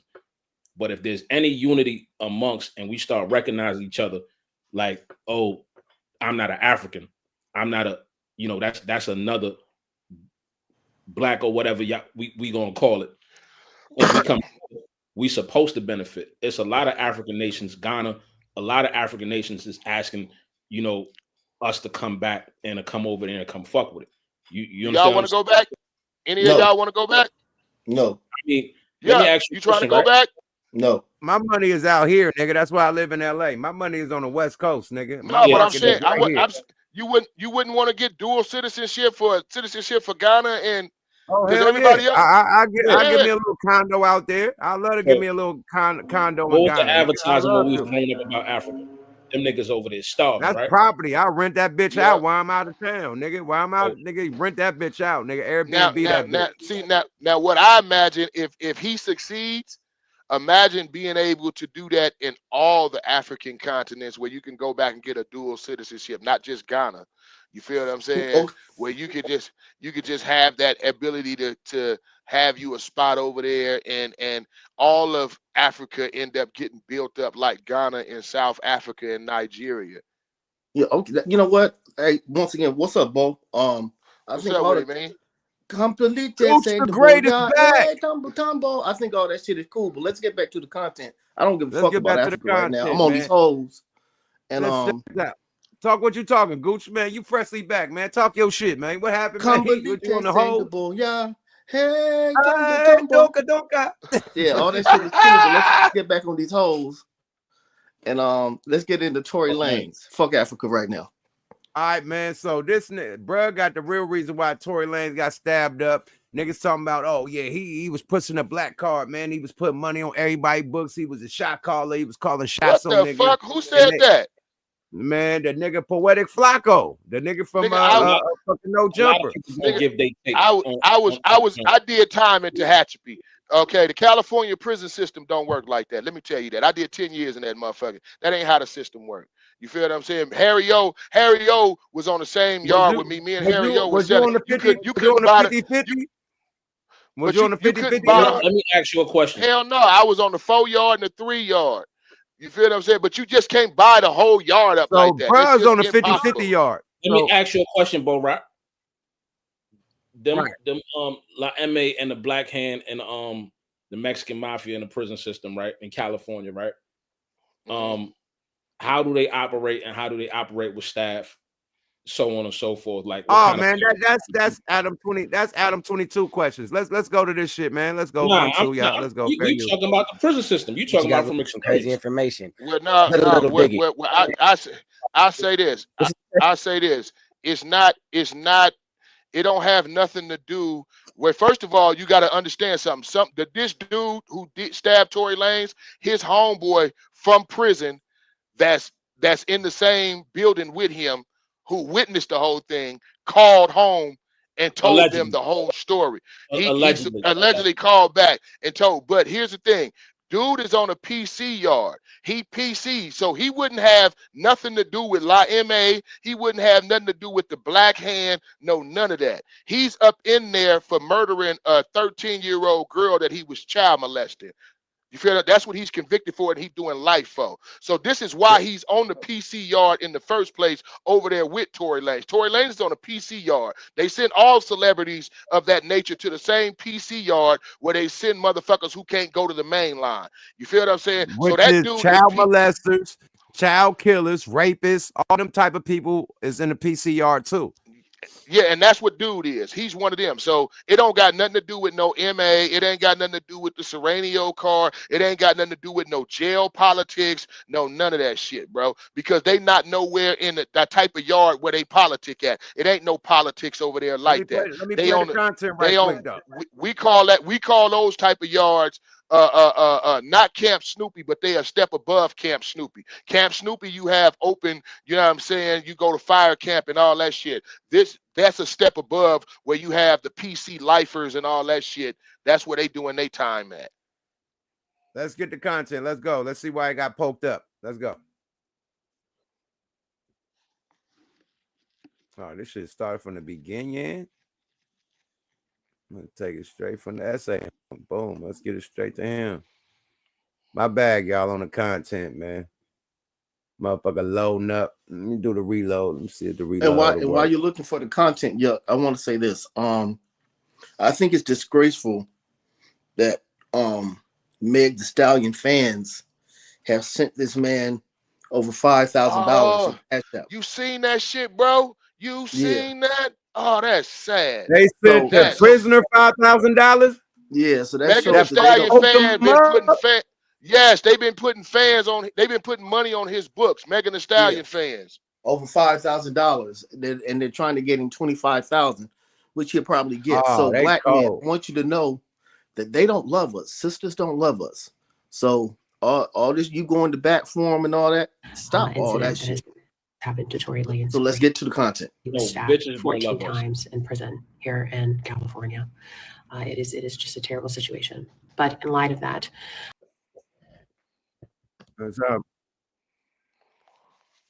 trying to pause this shit.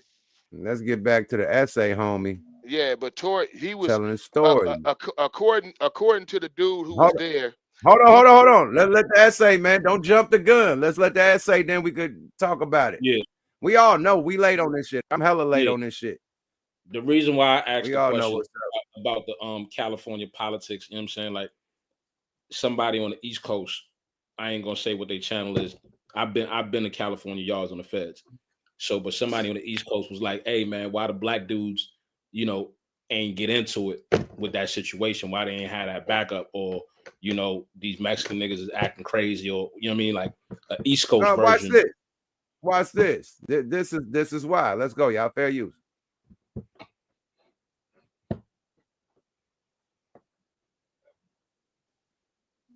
Hold on. Let me share this shit. Let me share it, man. I took the share down. Oh my God. I'm hitting different buttons. Shit. It's hard to do this shit when you are the engineer, the producer, and content creator, and the co-host on the shit, man. It's hard. It's hard out here for a pimp, but I got y'all, man. Say less, man. We back in this motherfucker, man. The content is gonna work. Let's go. Let's hear what the essay homie got to say about the situation. Bring it back a little bit more. Oh wow. Let's go. Fair use. For Mexican was to do it, it was yada yada yada. But the reason this took place is this dude was a nice guy, respectful inmate. Got into a lot of trouble though. He stabbed a couple inmates in prison. He's doing life without the possibility of parole for 2 murders. And he was in education. He was working in the educational department, respectful, but he happened to be Tory Lanez's neighbor. And at visit, he was flirtatious with his wife, and his wife immediately told her husband. They went back, got confrontational, and Tory Lanez was on the tier saying that he was. So Tory was in there flirting with people's wife. Okay. Yeah, bingo flamingo. The shit get deep. Okay, make sure it's on fast forward mode. Bitches be making shit up. Okay, let's get back to the essay, homie. Let's go. Let's go. Let's go. That boy got whop because of the you can't play with a nigga female, man. Money and bitch, you can't play with a nigga. Money a nigga bitch, man. Bro, I don't believe that. I get you boo bop, my nigga. When we see the picture of her, she gonna look like a bell pepper. No, I don't believe that story, bro. I believe the essay that called in from the prison. I believe the dude that called in from the prison who was there, who the dude had a conversation with before he went and stabbed Tory. You feel what I'm saying? That ain't what he said. He told that dude that Tory Lanez keep mouthing off to him. You know what I'm saying? They was having a little back and forth, and he was playing him close, and that he was going to take off on him. And dude told him, well, handle your business. I got your back. And he walked, the cell door cracked. He gave a full description. He said the cell door cracked for child. As soon as Tory stepped out the cell, the homie ran over there with the shank and just start shanking that fool up. That's what he said. He gave a full detailed account on what it was. But he said Tory Lanez and dude was having back and forth. But he said Tory Lanez was being disrespectful to him. He ain't say nothing about no wife. He ain't say nothing about no visit, no nothing. They was having words with inside their unit. You feel what I'm saying? And he said another black dude tried to step up, and he told him to fall back, right? Because it's going to create a bigger situation. So yeah, from that video you saw. But if you saying this is a nah. See, here the thing is, like I said, it's a PC yard. PC yard operate different. PC yard don't operate up under politics. On a PC yard, on a regular yard, you know what I'm saying? Blacks and Hispanics don't even do too much fucking communicating, bro. It's a high and by situation. When you on a PC yard, them motherfuckers can exchange soups. They sit down and eat together. You feel what I'm saying? When you're not on a PC yard, y'all eat at separate tables and all that shit. On a PC yard, y'all actually can communicate and just do time with each other. You feel what I'm saying? You can walk the yard with the SA, homie. You know what I'm saying? If you black, you know what I'm saying? You'll find a white and a black who exchange coffee and shit like that, or borrow some coffee. You're not supposed to borrow between races when you up in there. That's the politics. When you on a PC yard, they borrow between. Hey, let me get a cigarette. Let me get some coffee. So I know the politics. That's why I said it made sense. So that's why it didn't. Yeah, that's why it didn't kick off to where all the blacks just took off because this happened. That's a PC yard. You know what I'm saying? They don't operate on politics. Them motherfuckers can't go to yards. They outcasts. That's the outcast. Nah, niggas. Some niggas said cap. They got PC yard gangs, allegedly. Like the PC niggas posseed up. Who said that? Who said Tell that? him to come in here. Headlight hurt. Who said that? Okay, send him the link. Hot lead hurt. I know in California they ain't got no PC gangs. You know what I'm saying? On the nigga Brick Baby called in to no Orange Jumper, called in the Orange Jumper, and they told him about the situation. He's like, man, he on a 50-50 yard. But he said, yeah, but they do click up in there. They got their own gangs in there. He said that. That's what Brick Baby said. He said, so I ain't gonna name it, but he said some name of it. You know what I mean? Period. You can go look at their content on No Jumper, but man. The dude that he talking about that called in and made the claim that he basically said, go do your thing, I'm gonna hold you down, or whatever the situation is. That's a click up. If he's saying it like that, and him telling the other black dude that wanted to step in, well, let's go up. But he said it's going to say that. Didn't you say at the beginning that it was disrespect? You said it was disrespect, but this is where the disrespect come from. I'm trying to play like it had to start from somewhere. It wasn't just a nigga that's like talking shit to a nigga. They've been in that motherfucker for ages. Why all of a sudden they going bad on each other? It had to be a reason. So this allegedly is the reason. No, hell no. That ain't the way. That ain't the way. He probably making They a went jail back, hot. got confrontational, and Tory Lanez was on the tier saying that he was. So Tory was in there flirting with people's wife.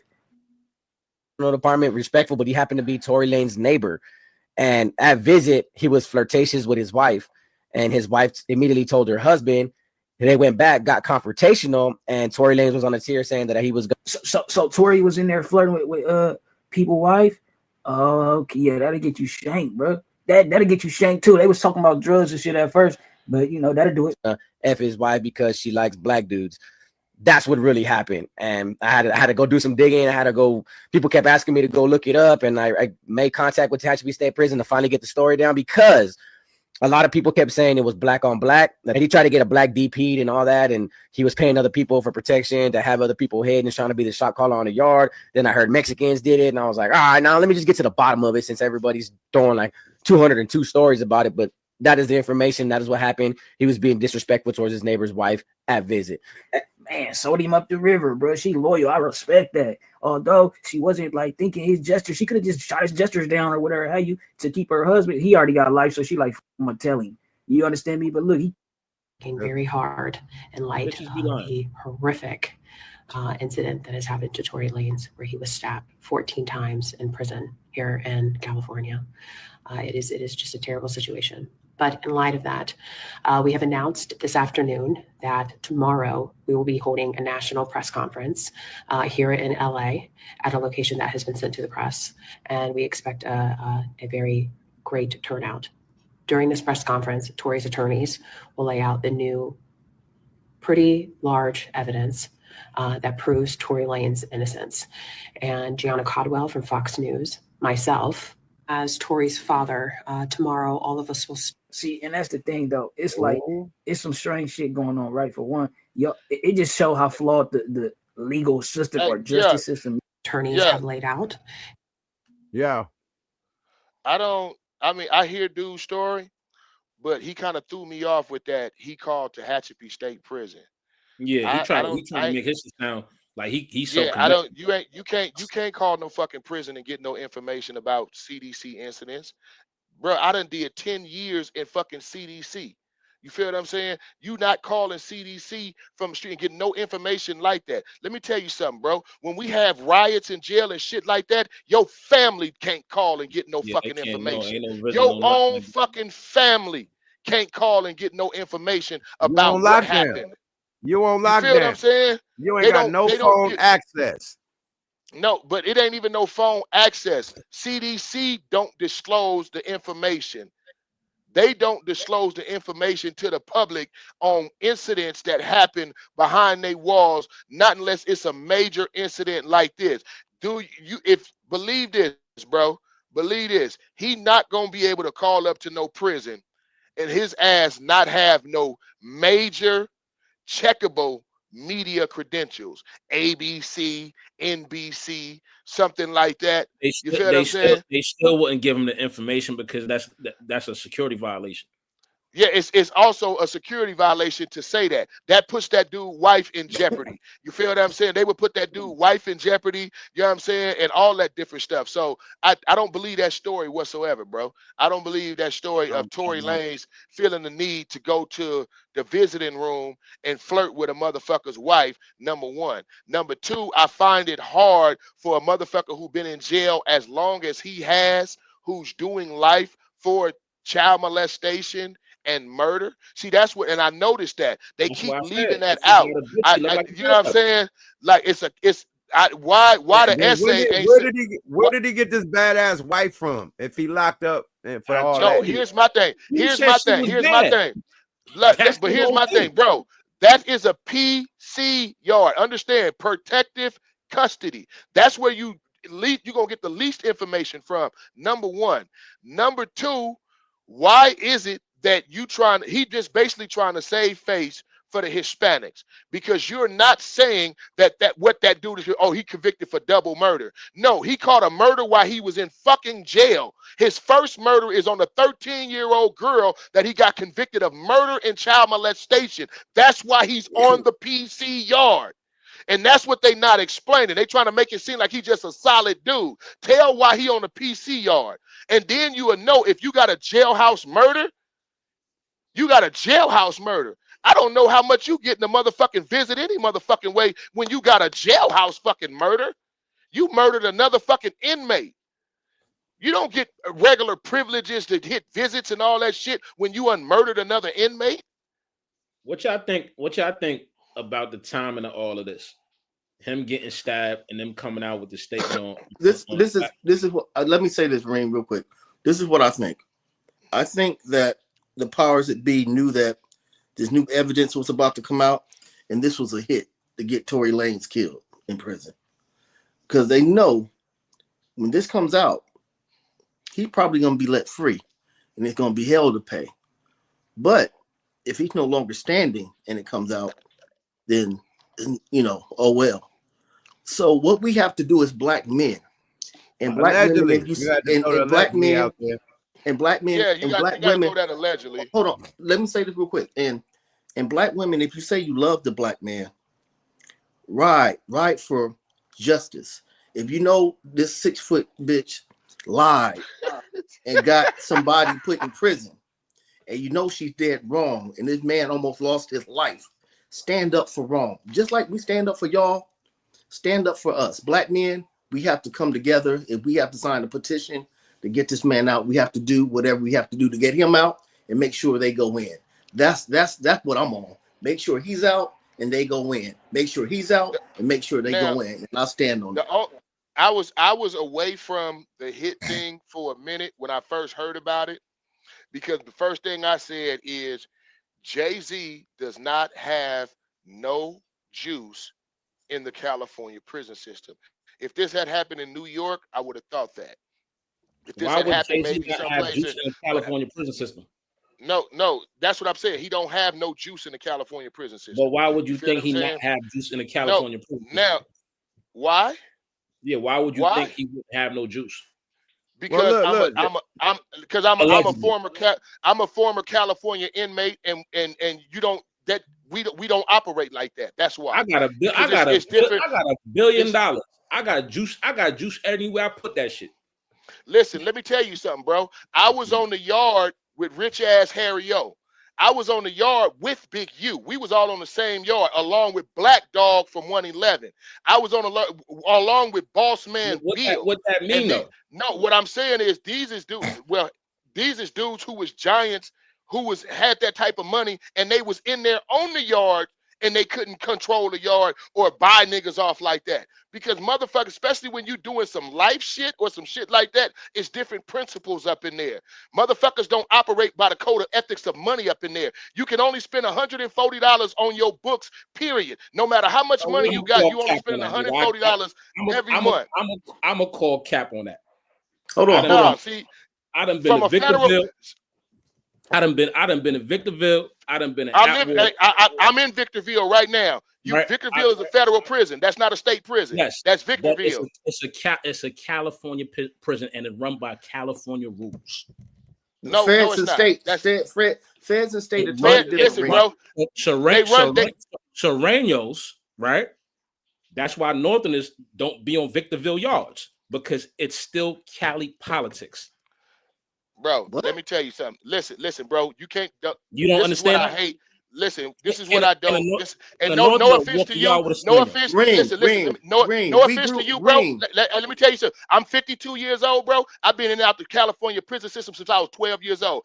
Okay, don't take it the wrong way, but I'm not gonna let no motherfucker tell me where I spent the majority of my life at. Tell me about the rules that go on in there. Federal rules and California prison rules are totally different. We don't fuck with the niggas in the feds. I'm gonna tell you that off the bat. We think feds time is soft niggas. State time is where it go there. I'm a Pelican Bay baby. Okay, I was in Pelican Bay at 18 fucking years old. That's where I paroled from. Feel what I'm saying? And we think Fed time is soft time. Y'all get it easy. Y'all get big meals. Y'all get the soft it. Y'all get all this old shit. That ain't state time. State time, we operate by totally fucking different politics than the feds. Our politicking is totally different. You feel what I'm saying? Y'all deal with niggas from different states and all that shit. Nigga, you don't talk to no nigga from no other state. You come to the state, we don't give a fuck about where you from. You ain't from my motherfucking hood. You ain't got nothing coming. My nigga, We represent our hoods out here. We don't represent the state where we from. You feel what I'm saying? And we don't fuck with in the state. You don't fuck with other motherfuckers except your hood and your fucking clique, where you was born and raised at, your hood. You feel what I'm saying? Outside of that, we have prison politics, you know what I'm saying, which is basically have died off as far as black prison politics. There is no more CCO. There is no more BGF. There is no more black prison gangs in black prison. We don't have shot callers and shit like that. You know what I'm saying? We deal in an operation. A nigga can't tell me what to do. You feel what I'm saying? If you ain't for my motherfucker, it's still 4 and 5. It's still 4 and 5. It's still Usalama out there, bro. It's still 4 and 5 and hella Usalama out there. The majority of prison gangs are non-existent. You saying a nigga with money can't pay a nigga that's doing time, that's doing life, that don't got no money, no means. What I'm saying is it's hard for you to contact a PC fucking Serranio that's doing double motherfucking murder. You murder on a motherfucking inmate and murder on a child. You feel what I'm saying? That is. Then you talking about a conspiracy, talking about that's going through the correctional officers. You talking about a conspiracy that would go all the way up the ranks through the California prison system like that. And I just don't see Jay-Z having that power. I don't see Jay-Z being that dumb either. I don't see him being that dumb. I don't see him being that dumb. In today's technology, I can't see him being that dumb to where he would put everything that he's built at jeopardy for Megan the motherfucking Stallion, bro. So for Megan the Stallion, the whole face. That ain't even his motherfucking wife. You feel what I'm saying? All that that's what that would be. That would be having this man knocked down to save Megan the Stallion's face. That's not the plot twist that I'm on. I don't think Jay-Z would have something to do with the hit. Or niggas know everybody, bro. Niggas is connected. I know I've known Yuck since what, 2002, 2003, right? I'm an East Coast nigga, right? Niggas go back and forth with coast, with niggas from the street. Jay-Z been in the game, been getting money. He could be connected if he wanted to be connected. That's my point. Not saying that he has anything to do with that. At the end of the day, I look at it like this. Nigga stabbed a nigga 14 times. What the fuck he stabbed him with? A fucking staple? Because you stab a nigga 14 times. If you hit him with a makeshift knife. In CDC, the most probably what it was a shaved down toothbrush, bro. I'm gonna tell you exactly what it's only one of two things. Most likely it's a shaved down toothbrush. We get the little plastic yellow toothbrushes like this that's about this big, bro. You know what I'm saying? And what we mostly do is sit there and just, when we go to the yard and get a chance to, you continue to scrape them motherfuckers on the yard until you get a sharp point on them motherfuckers. You're not getting. We know how to make shanks, different type of bone crushers. But he on a PC yard. What I'm saying is he could have got some metal. He on a PC yard, so he could have had access to metal. He could have had anything, right?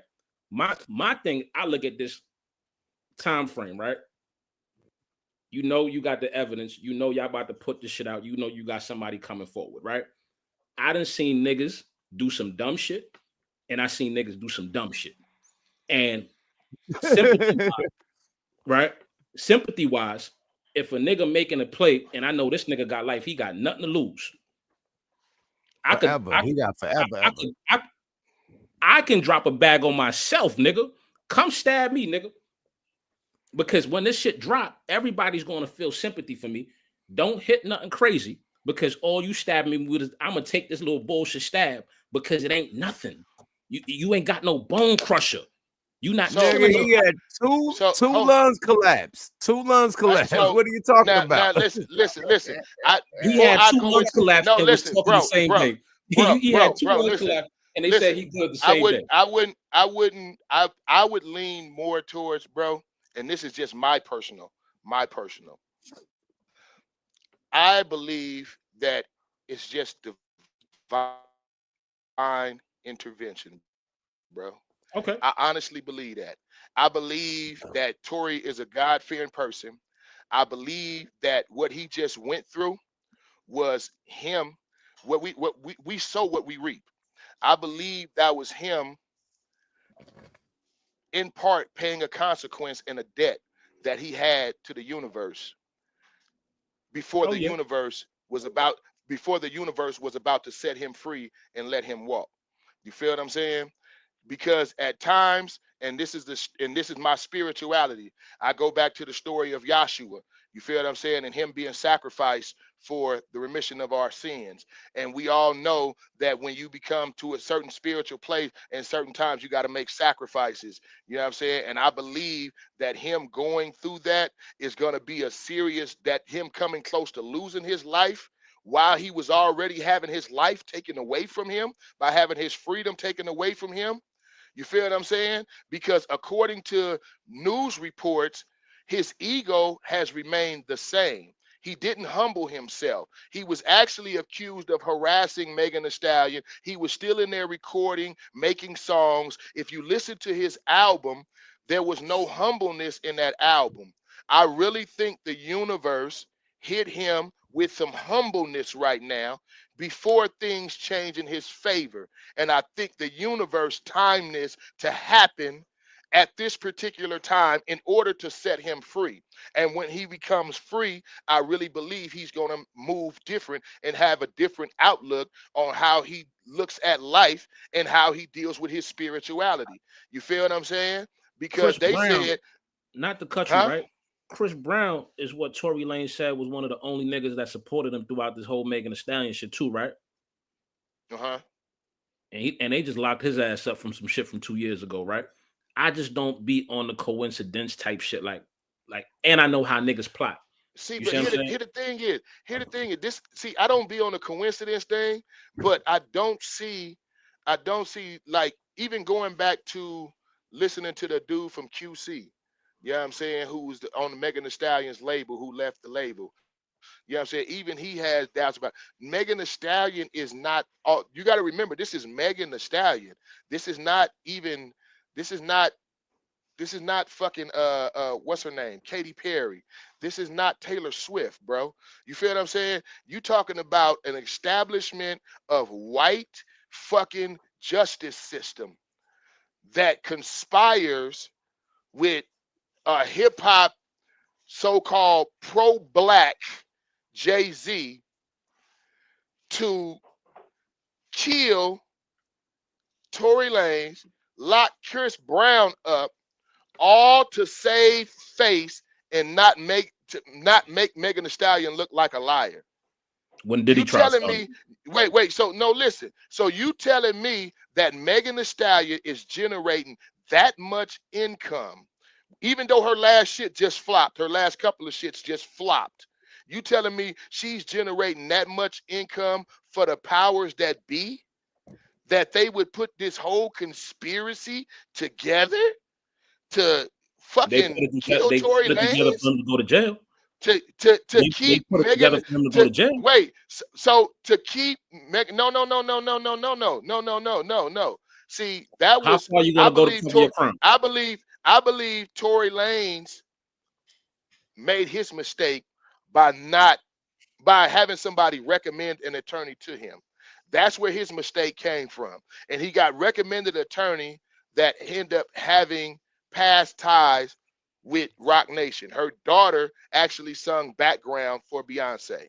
You feel what I'm saying? The attorney. She also has a TV show that she used to have out, and she named that TV show Reasonable Doubt after Jay-Z's first album.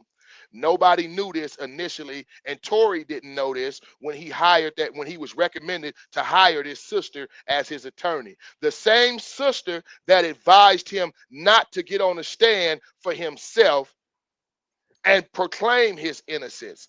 And when he was convicted, afterwards, the jurors said, they spoke that part of the reason we found him guilty is because he didn't get on the stand and ever tell his side of the story or defend himself or say he did not do it. But he did not do it up under the advice of his attorney, which is the reason he filed in the courts in the first place for the misrepresentation by his attorney, because his attorney already had ties to Rock Nation. So in that aspect, I do believe the conspiracy may run that deep, but that's the extent of it.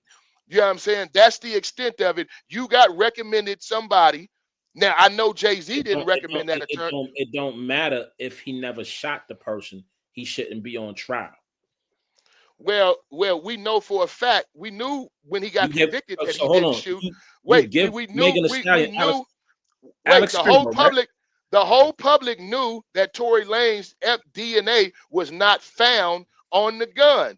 So we knew that when he got convicted. The world sat back and let him get convicted when they said in the court proceeding. The world wasn't on the jurors like you so famously like to speak about, right?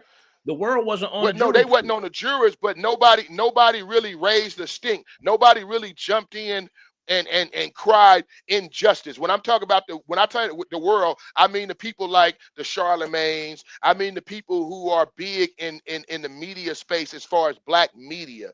Because you got to remember when it first happened, all them jumped on to protect black women.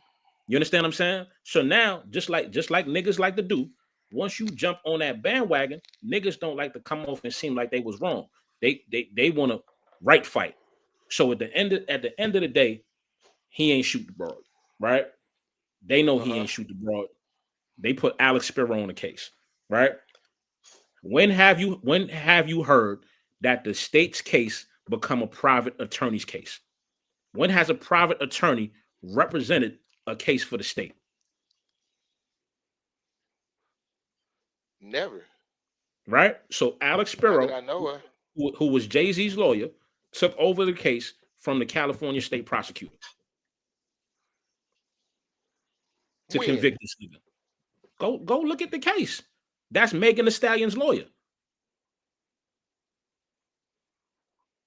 Go look at who Alex Spiro is.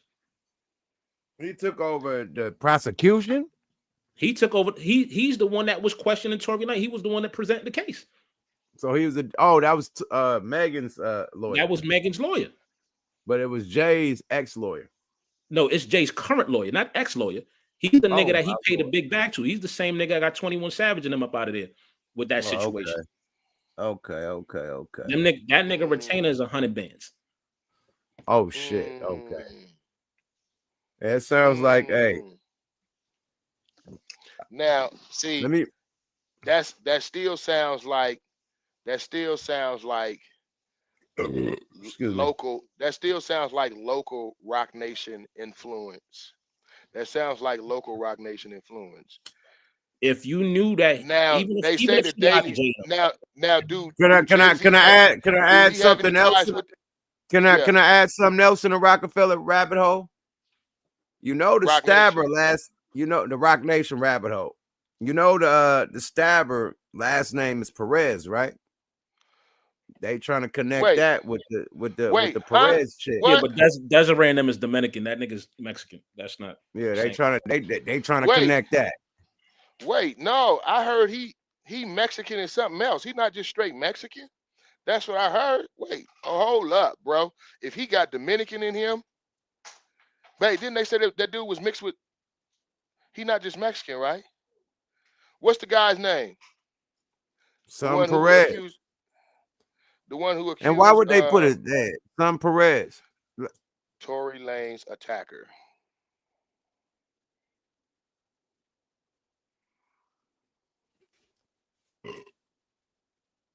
I said Tory ain't getting out. His name is Santino Casio. He ain't Perez. It's Santino Casio. Oh boy, niggas be looking for clicks and views like a motherfucker, man. Nigga said that's Desiree Perez's cousin, long lost cousin. From Dominico, Mexico. You know what I'm saying? Let's go, y'all. Let's get to this shit, man. Nigga that made a country up and some more shit. Let's get to when the lawyers come out and talk that shit right quick. Let's get to that. Not long ago, Unite the People was approached by a gentleman named Bradley James. Mr. James informed us he was working as the bodyguard and driver for Ms. Kelsey Harris during Mr. Peterson's trial. As such, he was in close proximity and he had privy to conversations she was having with her husband and others. Mr. James informed us he was not under a non-disclosure agreement or a confidentiality agreement and was free to speak with Unite the People, and that he was doing it because his conscience would not let him not speak and leave a man in prison for something he did not do. Mr. James informed unite the people. That's the bodyguard. That he was a witness to the conversation Miss Harris had, where she stated she had the gun, she fired it 3 times. Mr. Peterson grabbed her arm and knocked it down, and the gun fired 2 more times. In essence, Mr. Peterson never shot anybody, never even touched that gun, never fired the gun. This statement aligns with the statement of the only non-party witness to the case, Mr. Sean Kelly, who at trial testified he saw 2 women fighting, 2 men break up the fight, 1 man grabbed the other one's arm. Gunshots came from the passenger side. Passenger side is where Miss Harris was sitting. This further iterates that Mr. Peterson did not shoot Miss Pete, did not shoot at Miss Pete, or did not assault Miss Pete. It's just another irregularity in a list of irregularities in this case. For example, there were 3 potential suspects in the car that night, and yet the only DNA sample was taken of Mr. Peterson, even though unknown DNA was found on the gun. Why wasn't Miss Harris's DNA taken? Or was it taken and the information simply never given to the defense? Why wasn't the driver of the car, Mr. Jaquan Smith's DNA taken? Or was it taken and again, simply not given to the defense? She done got knocked up, bro, and stabbed 14 times. Well, Tory got himself stabbed, whistling and shit. Shouldn't have done that for sure. But we got Meg got locked up. Now we got Holly trying to basically damn near get it locked up, bro. We know Daryl ain't with it like that, man. Beating women. Let's see what the cops got to say. A few rumors because I've been asked to by my son, Daystar, aka Tory Lanez. Number 1, Daystar does not have a drinking problem. He does not have a drinking problem, and that was not the reason why this situation happened. He was not out on the yard as it was about 6:30 in the morning, and cells were just opened for them to be able to go out to breakfast. On the Thursday prior to this incident, I was called. That coincides with what the Mexican dude said. Of the impending threat. And my family and I huddled and did what we always do. We prayed. We get together every single day and we. So he said he called him and told him it was issues. You peep that? Run that back? Yeah. He said he called him and told him. That's why he said they prayed. Let's go. I was called by him and I was told of the impending threat. And my family and I huddled and did what we always do. We prayed.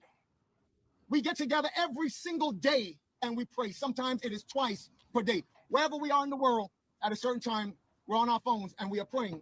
We pray for him. We pray for you. Because our mandate is not about violence. We're not here for vendetta. We're not here for any of those things. My son, as I stood with him in the hospital room on the first day, my wife being present, said, "Dad, I'm not holding any animosity against this guy. I don't want to take any action against him. Whatever the system does, the system does. But that is his stance, and that is our stance." Might I go a little bit further? Because this will not be the first time I've said this publicly. I bear Megan Thee Stallion no ought at all. In fact, we have prayed for her on many occasions in our times of prayer. So this monster that Alex Spiro tried to create, and when I stood in the courtroom on that day and heard a corrupt prosecutor dismiss the fact that so many people, it was overwhelming the amount of people that sent letters to their office and were called to testify before the courts as they were considering sentence, which had already been decided. And the judge blatantly showed on that day that it really didn't matter what anybody said. It was supposed to be a forum in which it would be decided based on all the extenuating circumstances, etc. But it had already been decided behind closed doors. It's so funny that there is indeed a woman who has made it her life's mission to be the whip in the press or on the blogs. I'm not even going to call her name right now, but those who know. Everything that has to do with Tory Lanez, I believe that she is in some way compensated to spread these narratives. And so before the sentence was read in court, she already knew. That's really interesting to me. You can just smell the railroad tracks in the courtroom. Boy, that daddy need a motherfucking Oscar, Grammy. He talking about Tasha K. Yeah, I bet you he talking about Tasha What's K. going to happen, right? When Tory get out, right? when Tory get out, his dad probably gonna open up a church, right? If he don't got a church already. And these niggas, that is a preacher. But he gonna have one of the biggest churches and pushing Christianity and Tory Lanez, because justice, like the type of story that this shit is, right? Oh, you can't make this shit up. So if Tory Lanez father at a church, I'm attending. He dope. That's what I'm. Listen, that's why I say I really honestly believe there's some type of divine presence in all this. I don't believe that the stabbing was a conspiracy. I believe, because Tory Lanez said it himself. You know what I'm saying? He knew what was going on. He knew he was getting into it with dude. And the SA who called home said that him and Tory Lanez had words, and he had threatened Tory Lanez. When he went over to his boy, he said that he had threatened Tory Lanez, told him, I'm gonna tell that fool, I'm gonna take off on that fool, watch. You know what I'm saying? That fool, they was getting into it. You know what I'm saying? Now, I don't know the basis of what they was getting into it about. You know what I'm saying? It's only speculation until he say so his damn, you know what I'm saying? Until he say so his damn self what the actual reason him and dude got into it. Only them two know the real reason why they got into it. You feel what I'm saying? But it is kind of strange that Tory Lanez's immediate approach to his father was, I don't want to take no action against dude. You know what I'm saying? I'm just going to let it go, whatever the case. And it makes me wonder if he does feel he brought that on himself in some form or fashion, or whatever action that might have happened that led up to the situation. I'm wondering if he's taking part responsibility for that, and that's the reason he's taking a stance of, I don't want no revenge, I don't want nobody to do nothing. You know what I'm saying? I just want to let it go. You making albums and shit and doing all this shit. You definitely making a spot hot too. I don't care if PCR or no PCR. You probably bring a hella attention to the institution. Niggas want to search shit if you got a cell phone. You know what I'm saying? They probably they blitzing all the time. You making this shit hot. Niggas can't even function in this motherfucker. Niggas probably just wanted you off the yard for real.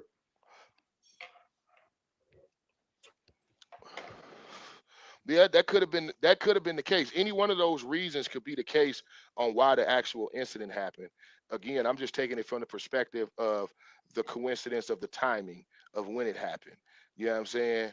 I don't believe that because this evidence was getting ready to drop, or this evidence came about, that he was stabbed up or anything of that nature. I just believe it just happened to fall around the same time. And if that's the case, then that is definitely the universe at work doing its thing.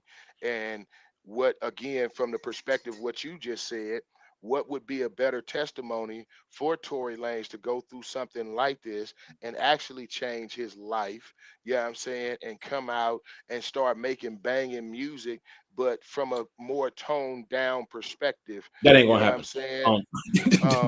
That part ain't gonna happen. Boy, this nigga Scarface now, nigga. That nigga about to be the center. Wait, hold on. Let me land. What I mean by that is it doesn't have to be, when I mean toned down, I mean not so much tough guy type of attitude and demeanor he had. Tory Lanez had a lot of clashes with people as far as males in the industry that, you know what I'm saying, was a lot of physical talk, tough talk, you know what I'm saying, talk from a street perspective when that's not really his background. You know what I'm saying? And sometimes it's things like hold on. I'm gonna stop you there, right? So I'm not gonna say that's not his background, even though his father's a preacher. He come up around wild Jamaican niggas that's wild both in Canada and Brooklyn. You understand what I'm saying? Like it's not like he not around that type of shit or be with that type of shit. I don't care if your pops and your peoples is Christians and they on that type of time. It don't necessarily make you a good Christian boy. You understand what I'm saying? Well, no, I'm not saying he was, but I'm saying look at what he just said. I'm still looking at the statement he just made. You know what I'm saying? The humbleness in the statement that he just made, as far as the media story, the statement that he made to his pops right after suffering from that. Bro, it's one thing to be in the streets, turned the fuck up, and it's a whole nother thing to damn near lose your life while you out in the His pops streets. could have made that shit up, nigga. His pops is a good speaker, and he could have made up the perfect speech, you know what I'm saying, to make the ball. Right. You know what I'm saying? Like this is good PR, nigga. But peep this. I've been listening to both y'all talk y'all shit. Y'all both been giving good game, man.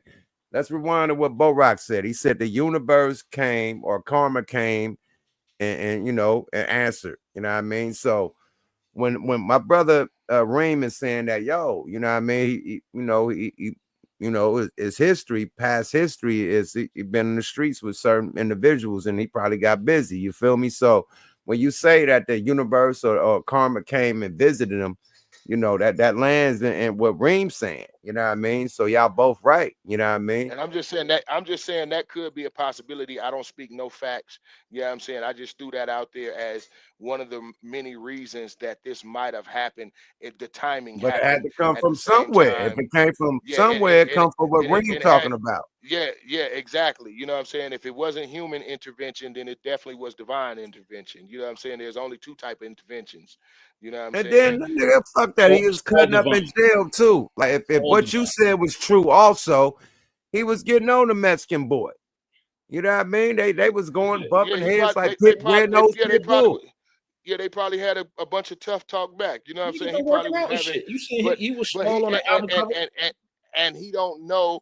He probably don't. He's not familiar. Like you said, Canada and Brooklyn, California prison politics in the state is different than in other places. PC. Now when you on PC, one of the things that happens there is you have certain motherfuckers like this particular dude, you know what I'm saying, who feels that he only on PC because they put him there or because of the case. He's not on PC because he told or some shit like that, or that he punked out or anything like that. You feel what I'm saying? So you got to keep in mind, number one, you having a confrontation and back and forth with a motherfucker that's in there for double murder. So regardless if he's part of Serranio politics with the rest of the Serranios, regardless if he's not part of La MA politics with the rest of them, he probably still hold true to his own personal politics in his head.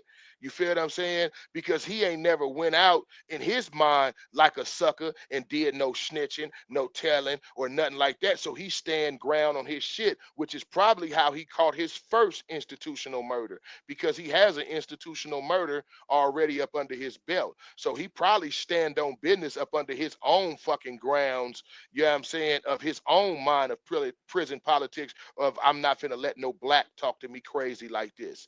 You know what I'm saying? Let me add to that, right?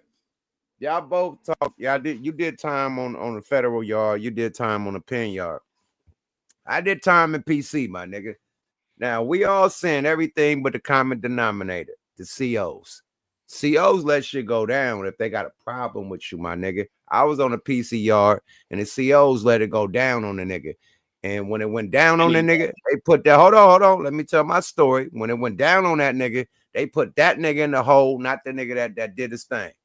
And it's, yeah. And then the nigga that once he got out the hole, 30 days later, he was like, yeah, let's sign a petition. Like, I ain't signing a motherfucking petition so they could blitz me.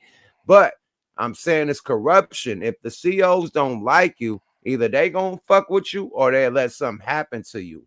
You know, and I done watched that shit happen and on the PC shit in LA on Celebrity Row.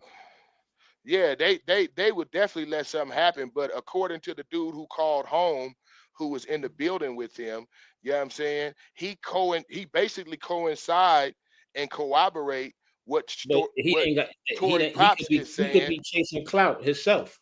You understand what I'm saying? He could be telling the story because he want his name a part of to be famous. But you understand what I'm saying? Like he didn't drop. He didn't like drop I his said, name. like I said, how he you didn't drop. don't He know? didn't drop his. Wait, he didn't drop his name. He didn't drop his name. And number two, his phone call was an actual California prison system recorded phone call.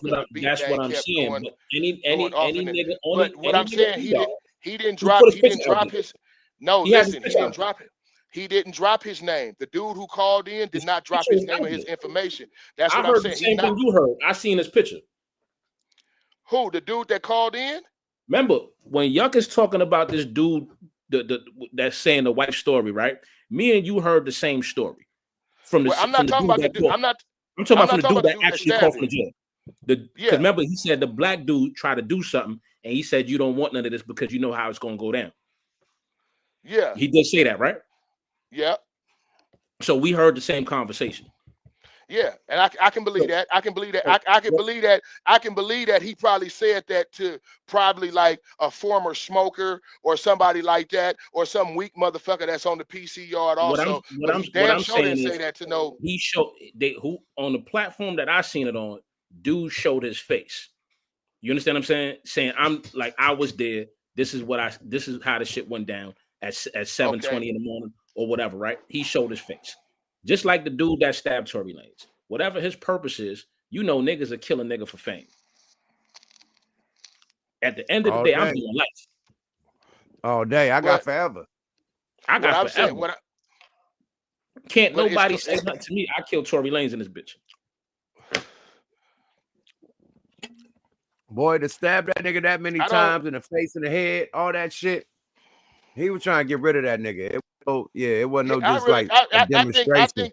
I honestly think Tory Lanez just got into it with a hitter. That's it. That's all. Motherfucking hitter, man. It ain't no big mystery. It ain't no big conspiracy. It ain't none of that. Tory Lanez don't know how he don't know how Serranios operate. He ain't never been in that environment. He new to that. I don't give a fuck what he did on the streets. He ain't never been in the California prison system environment. PC yard or not, there's still motherfuckers who try to uphold, and like somebody else said, they got gangs on the PC yard. You feel what I'm saying? So it's motherfuckers who still try to uphold and make themselves seem admirable, make themselves seem respectable, because regardless if you on a PC yard, when you in prison, you demand your respect. PCs demand their respect. Just because they PC don't mean they not a man. It don't mean they not a killer. It don't mean they not a motherfucking gangster, and it don't mean they not a motherfucking hitter.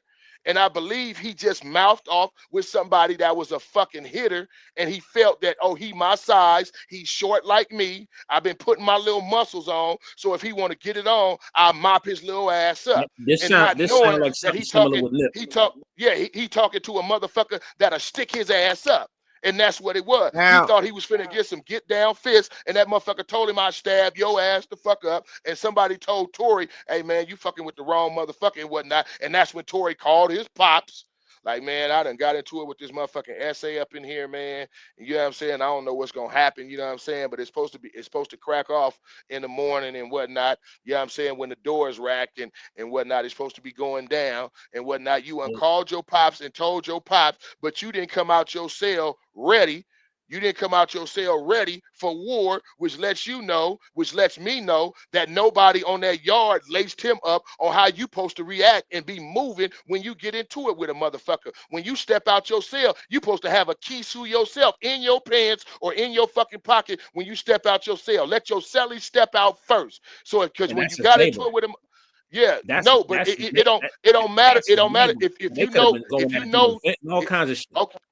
But what I'm saying is, if you know state politics, then you know when you had a clash with that motherfucker, and you know you finna get into it with a motherfucker. It's a certain way you move on the yard. It's a certain way you move when you step out your cell. It's a certain way you move when you go take a shower, because you know it can crack off at any minute, and at any given moment, a motherfucker might try to get you. You feel what I'm saying? And he was not prepared.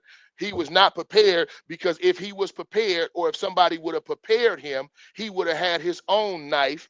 Because I'm quite sure, and I know for a fact, there's a black on that yard that has made him a knife already too. If the yard is turned up like that, don't forget when Tory Lanez was on the phone recording, they had a riot in the background when he was recording a song for his album. A riot kicked off in the background. So it's already tension on that yard that he was on. between the blacks and the Mexicans, because the riot kicked off while he was on the phone recording for his album. That shit went viral. That shit was all over TMZ and everything. That while he was recording, the riot kicked off in the background, and he tried to keep recording until he had to get the fuck off the phone. You feel what I'm saying? So he was not properly laced on California prison politics and how you supposed to be moving when you get into it with a motherfucker up in here. And that right there makes me saying question. that a Mexican or anybody listen. No, I'm No, talking listen. to the And that makes me me question. Bro, let me add to that. Let me just land real quick. That goes back to your point, though, bro, that you might be right, that niggas was looking at him a certain type of way already. And he might have been making a spot hot already. Because as a former prisoner, I'm like, well, if he got into it with the Mexican and it was going on for days, why didn't nobody hit him with a kisu? Why didn't nobody lace him up on what he's supposed to be doing? Why wasn't nobody standing there as, okay, he getting into it with that motherfucker and we know that motherfucker hit her? You know what I'm saying? Why your celly ain't by you on some side like, okay, yeah, I'm with you, my nigga, and whatnot, to where you can get hit 14 times and he don't get hit one time. That means nobody retaliated and hit that Mexican while that Mexican was hitting Tory Lanez. You feel what I'm saying? He ain't guaranteed to have no celly either. But yeah, go ahead. I was about to say, it's different. I don't know, man. They tell me LA County is like the pen, man. Like when I went to Rita in the Bay Area, man, you know, we get along with the Northaniels and shit. There wasn't no race wars and shit out there.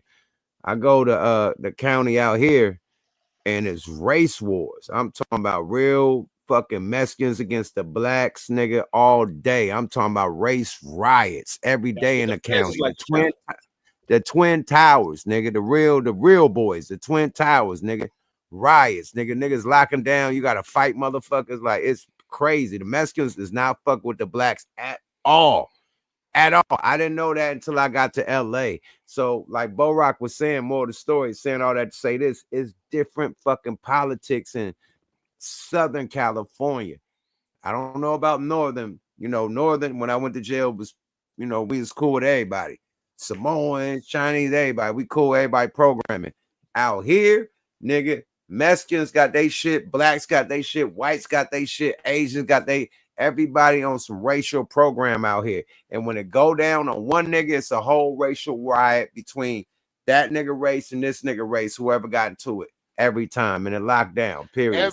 Every single time, and it's a lockdown. And I'm wondering why it was not no riot behind a Mexican stabbing a black.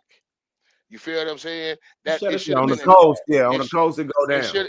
No, listen, bro. What I'm telling you is that even on the PC yard, and we seen it. We seen a riot, a race riot. They reported it on TMZ. While Tory Lanez, what I'm saying is, he got the yard is obviously the yard is obviously off lockdown since then, because Southern California shit is segregated. How else can dude make it to the phone and make a phone call and tell what happened? So they obviously not on lockdown. What's they politics on lockdown? You come out for your shower, you get to use the phone real quick. What else? Well, when it's a stabbing like that, you feel what I'm saying? And when you're on lockdown, you get to use the phone. Let me tell you. No, you don't. No, you don't. When it's a lockdown, the goon squad comes in. No, you didn't. It's also 2025. Listen. When it's a when the last time you been to prison? The last time I got out in 2003, bro. You know what I'm saying? I got out in 2021. Right. Okay. The last prison phone call I got was about a week ago. You feel what I'm saying? The last prison phone call I got was today. You know what I'm saying? Okay. Not me, but no, listen. Okay. I politic, bro. I'm being humble when I say this, but I politic for real. So I keep up. So let me tell you though, even on a PC yard in the California prison system, there is still gonna be that racial line, PC or not. When it comes to being attacked, we might talk to each other. We can borrow coffee from each other. I get it. But when it goes down, specifically, if it's a racial, you jump in, it's gonna go up with everybody. We understand and that's what I said. He must have said that to so we saying a the former yard could be locked down right now. It can't be locked down, or dude would not have been able to call from the prison to tell what happened. You don't Why? get Since phone when? call. You don't get Nah, phone calls on you can't get one phone call a day. You still could get one phone call in the shower a day, bro. No, you don't. Who the fuck told you you get a phone call when the Bro, prison is that's on only when lockdown? you in the fucking hole, bro. You in the hole, you don't get no No, phone you calls, no don't. access to No, nothing. you On don't. lockdown, you get to take a shower, and it's a phone in the fucking shower. It's against the Yuck law. mouth. It's Yuck mouth. against the You law talking about to have yuck you on mouth. You talking 24-hour about. lockdown. Hold up, you yuck mouth. Number one, you talking about in the county jail. Stop that, bro. There is no phone in the shower in the California state prison system. Okay, there's only phones in the day room. There's 4 phones in every day room. Okay, there's 4 phones for every day room. There's 5 buildings per yard, 5,000 inmates per prison. I can tell you how this shit break the fuck down, bro. Okay, I spent, like I said, the majority of my years. You got me. Okay, You got me. so when you're on lockdown in the California prison system, you get a shower once every 72 hours. You are only required when a prisoner is stabbed. Okay, it is mandatory that you go on lockdown if there is a reason to believe that there will be some repercussions or some retaliation behind it. Okay, the only reason these people can be off lockdown right now in order for that inmate to be able to call is because that was a one-on-one incident. It was not an incident that involved the blacks and the Hispanics. It was an incident that involved a black and a Hispanic. Now, with that being said, and with all that we just watched, I am leaning more towards what the essay said earlier on. It might be a case, because we don't know what they got into it about. It might be a case of him disrespecting that dude by flirting with his wife. And that right there is an absolute grounds for the blacks not to ride for what happened to you, and for yard and regular program to continue to go on. So I'm more Let me liable ask you a question. I have a question for you, Bo. Based on California politics, right? If a Mexican dude got an issue with a black dude, right? Is the shot caller, whoever responsible on that side of the fence, supposed to take care of that black dude? Can you go and get a green light, and can you put hands on my peoples regardless of whatever the incident is? Wait, say it again. Can a Mexican dude, right? How is Cali politics? If I have an issue with a Mexican dude, right, and I'm right? Do the Mexicans run the dude or take care of that business and handle that business on their own to prevent the riot? It depends on what he's in the wrong about.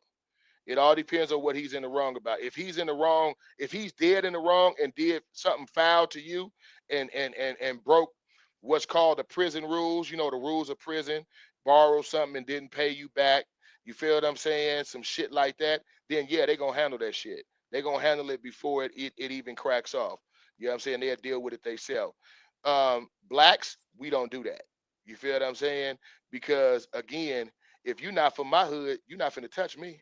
I'm from Long Beach. Come, I don't give a fuck how black you is or what your unit is. Come try to get me and watch what the rest of the Long Beach card do.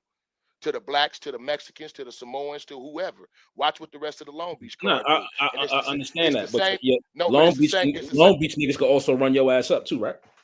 You know what I'm saying? But they wouldn't though. They wouldn't though, not unless I'm in the wrong for something to where I violated the rules. You feel what I'm saying? And then they would do the same thing. The blacks wouldn't do it. My car would do it. You know what I'm saying? The Long Beach car would do it. They would do it themselves to discipline me. You feel what I'm saying? Now, in that particular case, now usually this has to happen. Allegedly, I'm gonna say allegedly, there's somebody who's given network the key. in the building. Network tap in, You know what I'm nigga. saying? They also just had a race riot on May 2nd in that same prison, right? Yeah. So listen, allegedly, when you every yard has somebody who's given the key. You know what I'm saying? When it comes to the Mexicans, that person who's given the key, anything that the Mexicans do on that yard, it has to go through him. You feel what I'm saying? Before he can make a hit, it has to go through him. Now it makes me wonder, You know what I'm saying? It makes me wonder, again, on the PC yard, I've never been on a PC yard. I'm not sure if there's a person that holds the key on the PC yard. I don't know if they go by those exact politics within the Mexican card. Black people, we ain't never had a person that holds the key. You know what I'm saying? It used to be like that maybe back in the 70s and all that shit. But when gangs formed, there was no one black shot caller for all the blacks and all that old shit. You know what I'm saying? Every hood feel that we got our own blacks G. politic amongst each other. This is what you know what I'm this saying? is what I meant when I said like being in California prisons, the politics is basically the same on the Fed yard. Because the politics, we don't have them politics on the East Coast. So in a federal prison on the West Coast, we have those politics. We don't. Yeah, we I know don't they got them. I think they got them in Texas too, don't they? Yeah, they politic a lot in Texas, like a motherfucker. In Texas and places like that. Anywhere where you have these bigger races and shit like that, you got a level of politics. Every prison got some type of politics. But wait, so they don't politic in New York? We politic, but not to the extent of geography, affiliation, location, race is broken down in the system. Just like you said, in the black car, man, I'm from Long Beach. If it's a race ride, yeah, we all riding together. But if it's something separate, they from Long Beach, right? Y'all got where, like I said, North Daniels can't walk certain yards in California because they got issues with the Serenos. You understand what I'm saying? Like it's politics to where it's even the administration is facilitating the politics. You feel me? Shit. That's how. Think about a Cali yard. They not putting niggas. If a nigga from North Daniel get locked up in LA County, how the chances of him walking a yard in certain spots, it ain't gonna happen. They gonna automatically put him in PC. Yeah, automatically. He's a northerner. The administration and not taking nothing from the North Daniels either. It's the same. Yeah, not taking nothing from them. I know some solid North If Daniels. Serenio got arrested, if a Serenio got arrested up there, you know what I'm saying, he immediately going to PC up there too. But that's the thing. North Daniels is fully with the shit. They fully that's with the the thing. shit. I seen it on the Fed yard. I seen it when I went to Hurlong, how the North Daniels couldn't even walk Hurlong, which is a northern prison, because Serenos already got the yard. And they had 200 North Daniels in the box, just sitting there. So what happens with the Dominicans, the Puerto Ricans, and I believe it's a large Cuban population in New York, right? No, Cuban not so much, but a lot of these Spanish dudes they run on the black until they got convenient numbers, and they would have to be with some type of Not on the Fed side of things. You know what I'm saying? They you got Latin Kings up there, so when the Kings getting in the joint on the yard, they don't politic. There's gang politics, but ain't no geographical politics. There's race politics everywhere, but it ain't no like, yo, you from such. That's all we talking about, the race politics. Yeah. No, you see what he just said. Like, I'm from Long Beach. So outside of my race, yeah, we have. It gets that's down the black card. That's the black card. We talking about the other different races. You gotta listen. You listen to what he said. If I got into it with a Mexican and I was wrong, the black car or another black person from another car that's not Long Beach can't say nothing to me. Well, can't do nothing to me. I gotta be disciplined based on my geographical location. It's politics within the politics. Nah, nigga, exactly. the pie bosses, man. If you hold on, man. Hold on, man. If you come in anywhere, county or the pen, if you come in anywhere not programming, nigga, somebody is gonna check your ass. Black. I'm telling you. I'm telling you. If you go to the penitentiary, let me tell you something. Let me tell you something. If I come in the pen, look, if I come in the pen tripping. And I get off the politics. They ain't gonna wait for a nigga from East Oakland to come check me, nigga. The people, the fuck nigga, they is. When you get to the fuck they is. If your motherfucking ass, if there's a North card on that fucking yard, nigga, ain't no nigga from the South finna just go discipline no nigga from the North and think the North ain't finna take off. Nigga, the North from the blacks from the North, the 415, they taking off on anything you touch, anything that's from up north and you not from up north, my nigga. Don't tell me. I know for a fact. Nigga, yuck mouth, if you ever went to prison, nigga, your nigga couldn't know nigga from, and you did something. I'm not okay, going. I know you're not going, but I'm telling you, if you ever did and you was in a Lancaster prison, okay, or you in a prison where I'm there's a not North getting out of Guard, pocket. I'm programming, first of all. and you did something wrong, ain't no blacks can put their hands on you. The other blacks from LA and all that, they gonna go to the North Card and tell the North Card, hey, bro, your peoples is out of pocket, man. Y'all gotta go deal with that, bro. And then if they don't deal with it, listen. And then let me tell you, you got pie bosses. You got pie bosses. You got tier bosses that the COs and the people get in contact. They tap in with them and they tell you how they want the program work. Period. COs talk them up. Okay, hey, we're gonna do this. We're gonna do this. He come bring the shit to the people. Hey, man, this day we're gonna do this. We're gonna woo, woo, woo, woo, woo, woo, woo, woo. So with certain motherfuckers that they keep in contact with that got influence on the tier or on the yard, on the pie. Let me tell you something. In LA County, boss, I don't know about the pen. I've been. Hey, listen. I spent 3 years in LA County Jail fighting a murder case, bro. Okay, and that was from LA County Jail to Waste. I started off in HOJJ. Okay. HOJJ, I was 17 years old, bro. They kept me in HOJJ till I was 18 years old, and they walked me across the street to the Men's County Jail, bro. You feel what I'm saying? And I sat in that motherfucker. As a juvenile first. I caught a juvenile case and sat in that motherfucker all the way till I turned fucking 18, my nigga. You know what I'm saying? And then went through the county jail system fighting the case. Wayside, you know what I'm saying? HOJJ and the LA County Jail. LA County Jail politics are nowhere near what California State Prison politics are. LA County Jail guaranteed. LA County Jail is a wild world within its fucking own. That is a sick, demented, own different prison system of its own. You feel what I'm saying? You I was can't waiting for you to say that.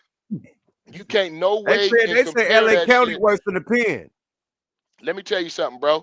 The police, the goon squad in the LA County Jail, nigga, let me tell you what they used to do. They used to take you up. You talk that shit, nigga, they'll take your ass up to the 4th floor, nigga, and beat the fuck out you, then throw you down the elevator shaft. You feel what I'm saying? Let me tell you what they did to me. Okay? I'm up in there, me and my nigga Frosty from Harlem, you know what I'm saying? And my nigga Charlie Moe, we on 3600. You know what I'm saying? Now, at this time, we didn't allow no bloods to be on the main line. The bloods could only be inside the blood module. Okay, you talking about Harlem, New York? Nah, I'm just fucking. No, I'm talking about LA County Jail. So look, so the goon squad decide they finna integrate the main line. This is in 1998. They decide they finna integrate the motherfucking main. This ain't 98. Matter of fact, this is 89. Or was it 98? No, this is my first run. So this is like 90. Okay, so the goon squad decide they want to integrate the fucking main line. So we all kicking it on ourselves. I mean, we kicking out on the tiers and whatnot. They let you out on tiers where the phones is at and shit. And then we say, everybody lock it down. Everybody lock it down. Then we hear some marching. Boom, boom, boom, boom, boom, boom, boom, boom, boom, boom. And it sounds like a whole army. We think it's the goon squad. It was them. They come walking in, but they come walking in with all the bloods from the blood module. They come marching them up in there. And they start assigning them cells and putting them in different cells. And so niggas is happy. Niggas like, this finna go down. This finna go down. This is finna be, it's right before dinner time. It's finna go the fuck down. You know what I'm saying? Motherfucking nigga, they crack the motherfucker. Before the cells could crack, niggas start stabbing niggas up. You hear all type of cells. Hey, deputy. All down the tiers. You hear niggas hollering. Boom, boom, boom, boom. Niggas is squabbling back. So they put us all in the hallway and sit us down. And this motherfucking Deputy King, I remember his fucking name. We had our hands behind our back and they made us put our knuckles flat like this on the ground. And this motherfucker come walking by and step on all our fingers. So I told the homie Frosty, I'm like, cuz if he come by and step on my fucking fingers again, cuz I'm getting up, I'm taking off, nigga. I'm taking off. So niggas like, okay, we gonna take off, nigga. He came by, stepped on, nigga. I jumped up and I downed Deputy King. Boom, boom, boom, boom, boom, boom. Mix his ass real quick. When I mix him, Frosty jump up, mix the other deputy. Boom, boom, boom, boom, boom. We thinking everybody in the whole line finna jump up. No, everybody in the whole line don't jump up. You know what I'm saying? Only about 6 or 7 of us jump up. Nigga, we go to the hole. Nigga, let me tell you what they did to me, my nigga. Number one, by the grace of God, I got children. I was not supposed to have children. Okay, they told me I wasn't gonna never have children. These motherfuckers took me to the hole and they handcuffed me to the bars. You know what I'm saying? One motherfucker, let me show you. One motherfucker, they handcuffed me just like Jesus, like this, had my arms stretched out like this. And then one deputy grabbed one pants leg and pulled my leg apart, and the other deputy grabbed my other pants leg and they pulled my leg apart to where I was basically dangling on the thing. And then motherfuckers took turns kicking me in my nuts. You know what I'm saying? Until I actually passed out. When I woke up on the woman's side of the county jail on a gurney that they use for women to have babies. You know how they strap their legs up when they checking the women in the wall, that they lock their legs in? I was on one of them because my nuts was swole up to the size of a softball. You feel what I'm saying? And I pissed. I was pissing blood. I was pissing blood for damn near, I would say, about 4 days. You feel what I'm saying? Like they fucked me up. They beat me all the way to fuck up. Fuck me up, bro. You feel what I'm saying? And they told me I wasn't gonna never have no kids, no nothing. They told me I was that fucked up. You know what I'm saying? I end up getting out being blessed to have kids and all that. If that was CDC, let me tell you what the difference would have happened. Number one, if I would have jumped and took off on the motherfucking police, 9 times out of 10, everybody gonna move. Everybody gonna move if it's decided to do that. You feel what I'm saying? Because there was a decision made between all of us that it's gonna happen, and we taking off on the police. Right. One thing that never happened. You asked me about politics. Let me tell you what never happened and what you've never heard. You've never heard of a Serranio or a Black Hand taking off on the police. And you know why? That's because of whatever that dude name was, the Joe dude, the one they had in the movie. That was a story about in American Me. Remember that movie American Me? There was the white boy that was mixed with, he was Mexican and white. You feel what I'm saying? That was the dude best friend. That was actually a real person. That Mexican and white dude ended up becoming the head of the Mexican mafia. And this is why the white boys and the Mexicans end up clicking up in the California prison system because of him, because of Joe, because he was half white, he was half Mexican.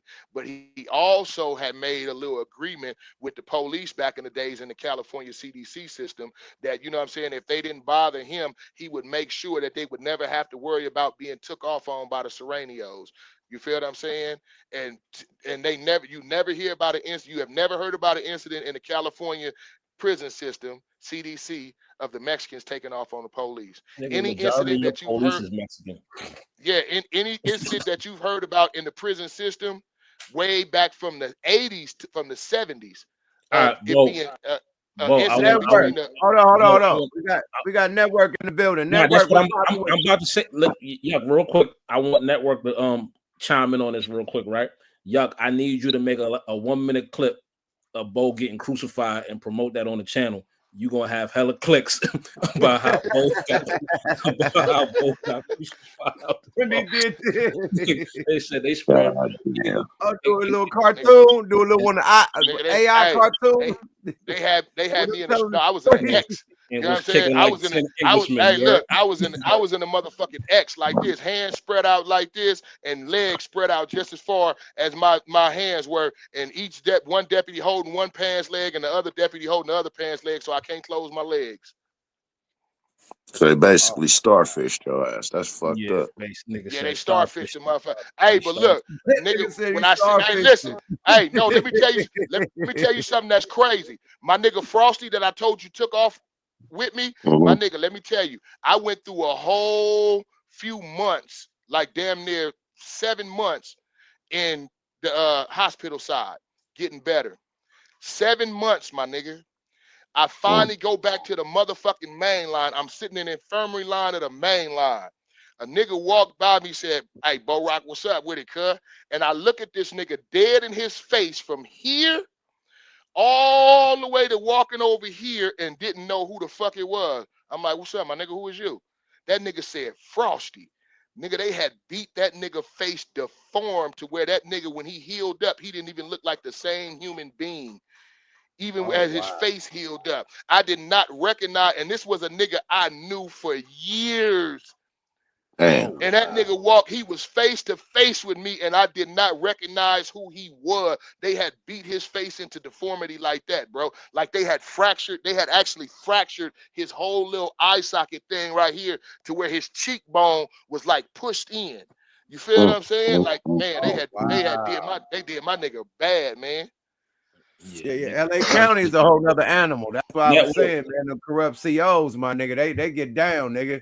They ain't playing no games in LA County. They say LA County is worse than the Yeah, pen. Rock Rain, what's happening, man? What's happening? What's up with you, man? Oh man, another day like the other day, man. Blessings to all my people, man. Salute to my brethren, man. Yeah. Yes, sir. How you feel about the shit, man? Man, as far as the pen talk, brother, I was fortunate enough to not touch it.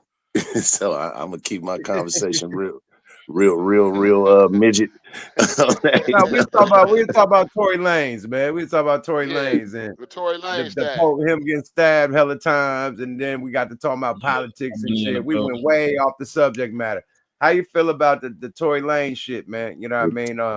Do you think he was popping it too much, or you think that he was a victim? I mean, an innocent victim.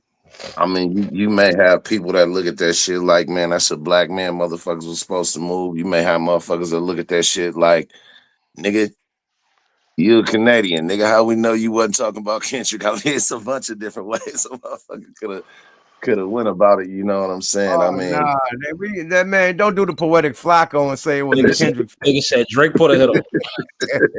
Nah.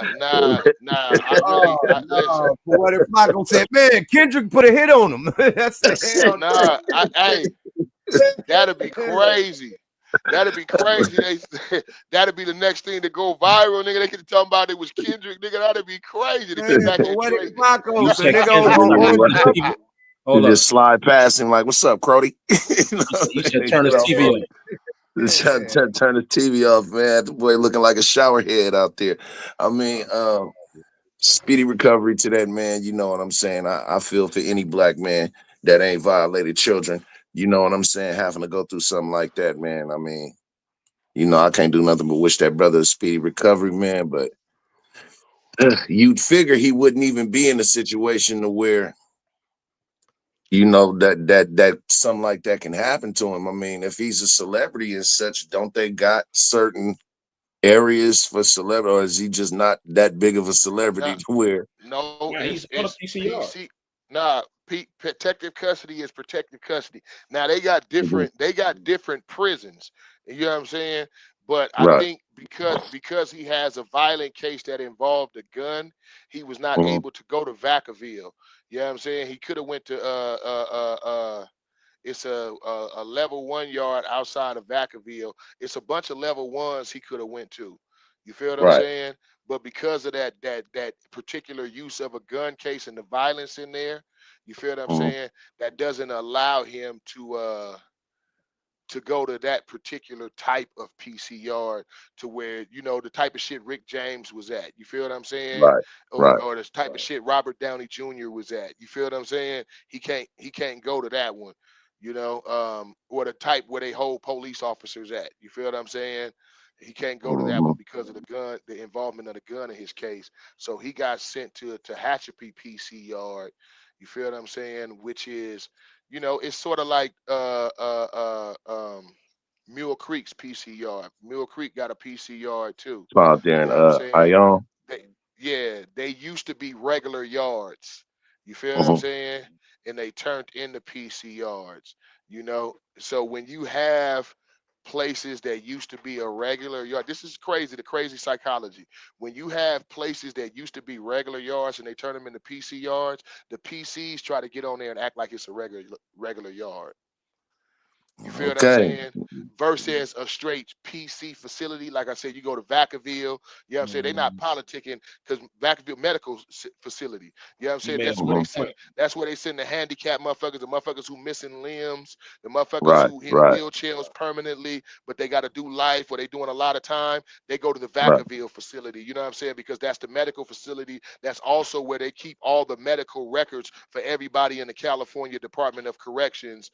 You feel what I'm saying? That's the medical thing. So they have a PC yard there. That PC yard is totally different. You got to be a good guy, nice time, non-violent crime to get over to that PC yard. That type of PC yard. The dude that they saying stabbed him had murdered a 13-year-old. So he in PC because of that type of crime. So he wouldn't even be on another PC yard, and he caught a jailhouse killing. So he already violent. Or whatever it is. Yeah, so they sent him to the violent. They sent Tory Lanez to the violent PC yard. Yeah, you know I'm saying, and that's because, like I said, he involved his case involved not just a gun. It's a shooting. I gotta be a fucked up feeling like, God damn, nigga, all I did was hit a motherfucker in the toe. Nah, he ain't. Oh, so listen, the boy Jason Lee. The boy Jason Lee came out and said yeah, that gotta even be even more fucked up feeling like, nigga, I'm sitting in this motherfucker poked up. 2 black women because he ain't want Kelsey to go to jail. You know what I'm saying? He stopped Megan from getting shot because and the crazy shit is he said he stopped her from getting shot. So was she shooting higher? And that's how the bitch foot got hit because he grabbed her hand or whatever he said in his story, and that's how the whole shit went down. But he got the bodyguard said she got off 3 before Tory them intervened, and when the gun failed, the gun went off 2 more times. Okay, so he stopped her from getting killed or whatever because she was trying to hit her ass. So if that's the situation, allegedly, so if she's trying to hit her, and it was an argument. Not to cut you off, but it was an argument over both of them. Her finding out that Tory was fucking her friend in the car. That's why they was arguing. Allegedly, he was fucking Kelsey first. No, he was fucking Kelsey first. Kelsey got sick during COVID-19. Tory Lanez was doing what was it called, babe? Something radio, quarantine radio. You know what I'm saying? Radio. Yeah, and he started doing quarantine radio. Megan Thee Stallion got on quarantine radio, whatnot. Somehow he convinced her to come out to the house. You know what I'm saying? She came out to the house. They did the live quarantine radio and all that shit. And that nigga was beating them guts up. You know what I'm saying? But him and Kelsey was still supposed to be dealing with each other and fucking around with each other. You know what I'm saying? She was just, you know what I'm saying, supposedly sick and laid up. You know what I'm saying? Then supposedly he went back to fucking with Kelsey, you know what I'm saying? And it would dip on the side, on the low with Megan. You feel what I'm saying? And they both was keeping it from Kelsey that they was creeping. You know? And then when Kelsey tried to pull, I can imagine, see, they got kicked out of Kylie's house because Megan came back to Kylie's house tripping on some drunk shit about Tory finna fuck Kylie. Kylie was finna throw the pussy at Tory. You know what I'm saying? They was doing all they little flirting and shit. You know what I'm saying? He probably was finna turn up with what's her name? Kylie Jenner and motherfucking Kelsey ass. You know what I'm saying? Megan started acting drunk, belligerent. Kylie threw her motherfucking ass out. You know what I'm saying? She left, came back, supposedly told the rest of them, we all got to go, we leaving, and all this show shit. And I can only imagine Kelsey probably feeling some type of way, like, bitch, you on some bullshit, you know what I'm saying? You done fucked everything off, being drunk and all this old shit. You know what I'm saying? Whoop-de-whoop, and Megan probably, with her being drunk, like, bitch, you tripping over this nigga. Bitch, I been fucking this nigga anyway. And it went down. There you go. What? You what? To let y'all know. The bitches is drunk. They got that drink in their system. They probably was snorting powder or probably popped a couple of thizzles and they hella emotional. Bitch like, what? Bitch, you did what? You know what I'm saying? A big old argument. Squad will probably pursue. The truck got, oh, man, I got to pull this motherfucker over. I got to pull him. Y'all motherfuckers tripping. Oh, yo, I show you tripping, motherfucker. I show you tripping, bitch. So see people, it don't only happen with niggas. Ladies do this shit too. I got a question for y'all, right? Because I keep seeing people say, like, they trying to get Tory because he motherfucking did the NFT shit, and he said fuck the record labels and all that, right? And I definitely want Yuck perspective on that, with the record labels being basically defunct for a long time because of streaming. So it ain't the typical signing artist no more. The way that, so the record label's been kind of fucked up for a little while, at least the majors anyway. You know what I'm saying? That niggas been looking for straight distro. Niggas ain't really signing artist deals like that these days. Right. So why would the record labels be so mad when they done bought up all the streaming joints? You feel me? Why would the record labels that partner with YouTube and fucking Spotify and Apple Music or Tidal, you know, why would they be so mad when they still control streaming? Well, you just answered the own question. Like they can't be both of them. They can't be broke and at the same time owning the streaming services and making all the money, because streaming services making way more money. See, now that's cap. When people say that the record companies are not making money, they making money hand over foot.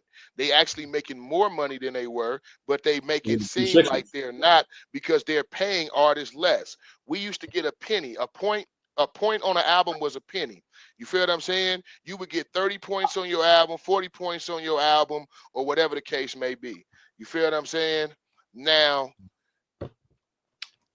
you turning around. Now I'm a correct. The only nigga that got 40 points is like, no, a point used to be 10 cents. It went down from 10 cents down to a penny. And with but I know what it is.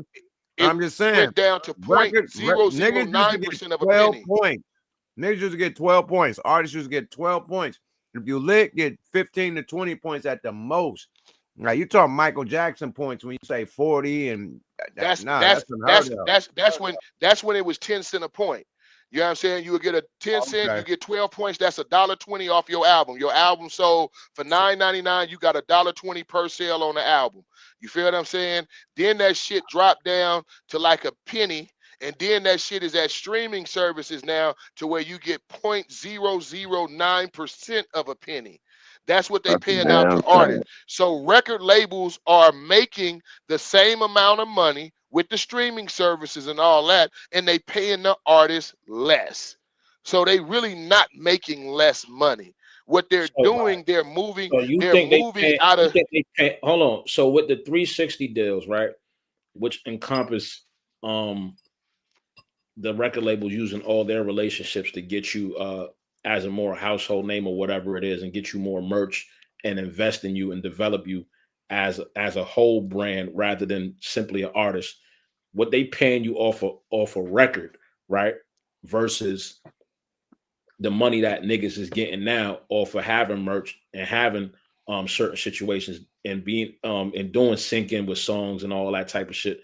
You think artists is actually getting paid less today or more? I know that for a fact that they're getting paid less.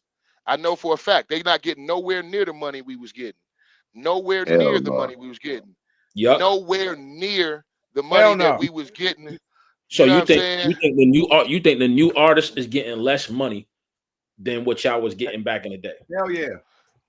For record sale, I'm talking about overall, not per song, because the deals, the record deals, even though it's a loan, the record deals that niggas is getting today, right? The starting capital that you getting today is a quote unquote larger amount than what niggas for your average artist, they getting way less than the average artist was back in the days. Now you have your exceptions to the rules, which is the Megan Thee Stallion, which is the Drake. Average number, yup. What's an average artist? You talking about somebody's not who don't got the biggest song? Like, let's take what's somebody that could get a deal for like 100,000, 200,000 or something. That's an average artist. The big artists getting deals for millions of dollars. If you come out banging, let's say, all you gotta remember, you talking to me. I'm being the devil's advocate. I'm just acting like I'm ignorant. So, if we talking about you getting 100,000 today, right? Or most artists today start at like 500,000. That's throwaway money. What was average niggas getting on a start out in 1998 to 2007? Millions of dollars. Well, yeah. Well, I started in 19. My record deal was signed in 1994. We signed a Def Jam in 1994. You feel what I'm saying? How much? And 200,000. 200,000. And what's the we? How many people is that? How many artists? How many is it a group? Yeah, 3 of us. All right, so 3 3 of of y'all us. spend Now, 200,000, right? So yep. Now, today, wait. Then we also our publishing deal at that time. What we got 150,000 from that. That was from EMI. You know what I'm saying? We got 150,000 deal on that. Now, that ain't see you talking about upfront money. You talking about signing money. We talking about record sales. You got to understand, we coming from an era of physical albums that was sold for $9.99 cash money, and we sold 500,000 to 1,000,000 copies of that. Not only that, you had an album, you had a single, you had a maxi single that they pushed, which was also sold as a cassette, an album, and a CD. You feel what I'm saying? So you generated way more. You generated money off your maxi single. You generated Right. money off your regular single. You generated money off your album. Also, you got BDS checks. BDS checks are the checks that you get for radio spins. Your BDS check. If there was no such thing as streaming, all these artists that's doing these streaming would be getting played on national radio, and they would be getting BDS checks. And your BDS checks, you getting more like 8, 9, 10%. You getting more like 8, 9 cent per radio spin than getting 0.009% of a penny when you get a stream, because that's what you get for streaming, 0.009% of a penny. So you're talking Right. about artists that was going to get 1 point. You go about artists getting 12 points on an album from getting $1.20 per album that's being sold for $9.99 cash money to an artist.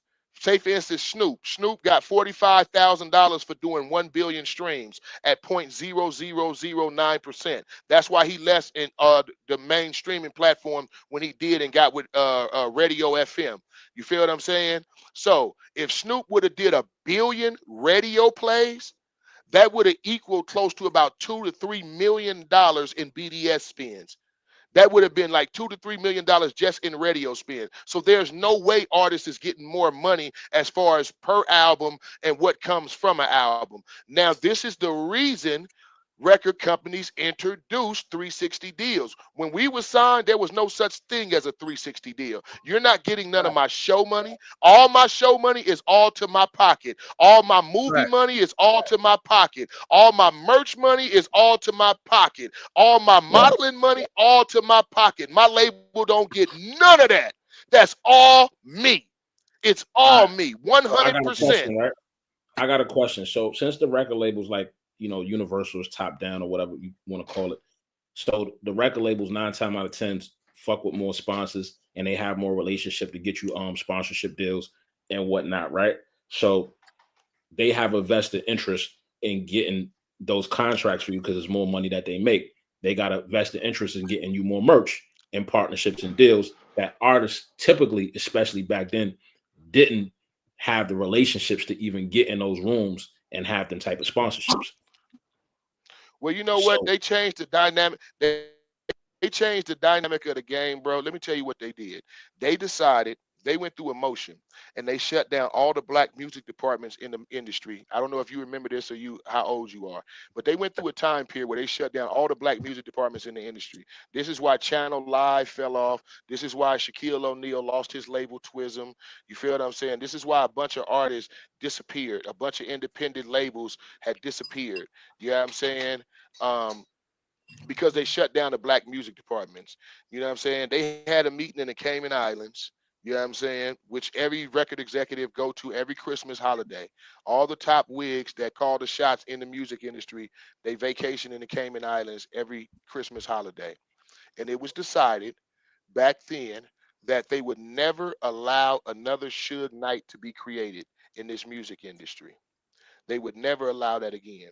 And from that time period forward, they started putting together a plan to lessen and lessen the amount of wealth that artists would have access to. Genuine wealth off their records. That's crazy. Okay. If it wasn't for a brother named Steve Stout, who created United Masters, it's not the record labels who have these relationships. It's the brother Steve Stout. Steve Stout started off with Nas and all them and getting them situations. I know who Steve Stout is. Steve Stout started off back in the day. No, let me tell you what he did. He started off getting Nas and other artists like that deals for sponsorships with companies like Fila, Hennessy, Reebok. and Reebok, that they wasn't messing with rappers at first. He opened up that door for that. And when he did that, being that he is in with the record executives, you know what I'm saying, they was able to feed off that, and they start seeing like, okay, well, if the door is opening for these people to start really making money with all these other companies, and rappers in front of start getting sponsorship deals like NBA players and football players, then we need to figure out a way to start getting a piece of that money too, because that's going to be more money for them. That's going to be more money going back to the black community. That's going to be more money circulating around young guys out of the ghettos pockets, you know what I'm saying, who Lord knows might get into whatever the case may be. So what they did, they have this is why it's only been a chosen few that they let in that door, and they let go up the ladder to a certain status and continue to climb up that ladder. But it's not an open door, open ball game like it was when we got signed. You had NFL niggas that had labels, you had NBA niggas that had labels, you had D-boys that had labels. Every nigga had a label, you know what I'm saying, trying to be the next Death Row, you know what I'm saying, to be the next Bad Boy Records and whatnot. You know what I'm saying? They wanted that era. I disagree with a lot of what you're saying, right? Steve Stout wrote a book called The Tanning of America, right? But he a Queens nigga. At the end of the day, Steve Stout did a lot of shit as far as brand partnerships. But when niggas was doing tours and the record labels was sending niggas out on tours or whatever they was financing, whatever situation is, you have a lot of sponsors, right? So those companies that sponsor those tours or want they shit advertised in connection to these artists, that's a form of a relationship. Steve Stout started in the record industry. He was working for these companies, right? He was a manager. He has a great relationship with niggas like Leo Cohen and the Russell Simmons and all these niggas. And I do too. Lior, yes. Lior personally signed me. You know what I'm saying? Yeah. I talked to Kathy. I don't believe you have a great relationship with Leo though, right? Because at the end of the day, you still nigga.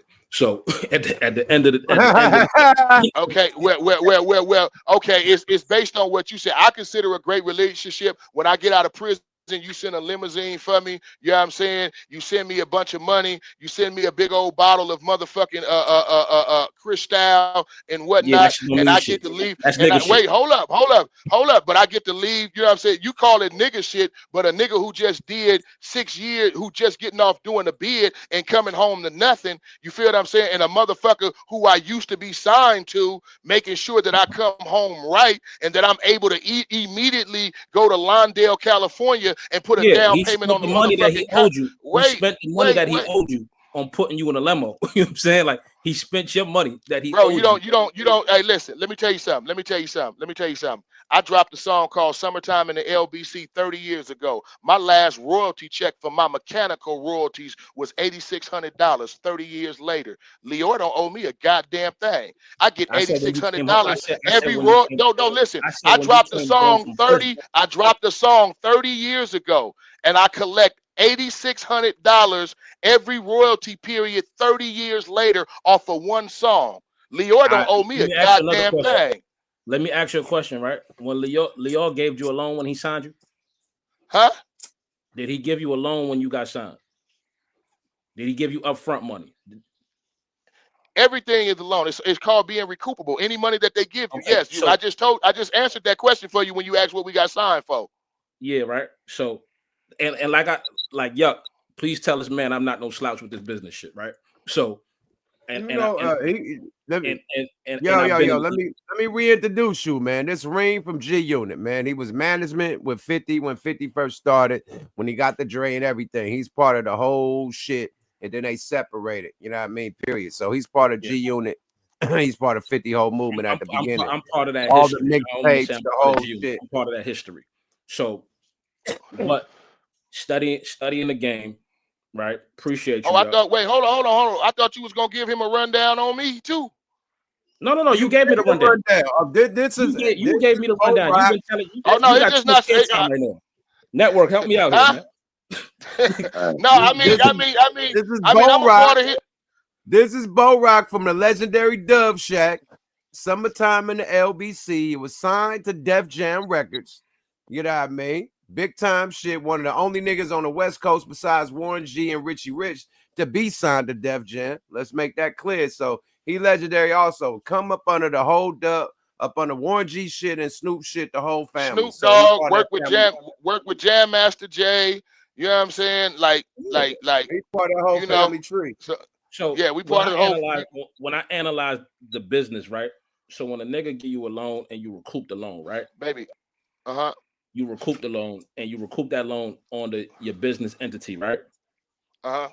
So did Leo or Def Jam ever furnish that data publicly so you could have the access that you should benefit from repaying a loan?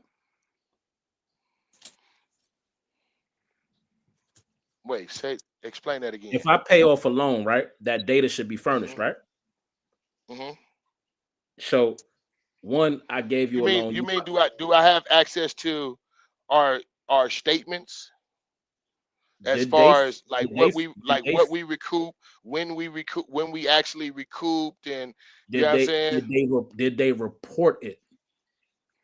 Report it to who? To us? To the credit bureaus, to the business credit bureaus.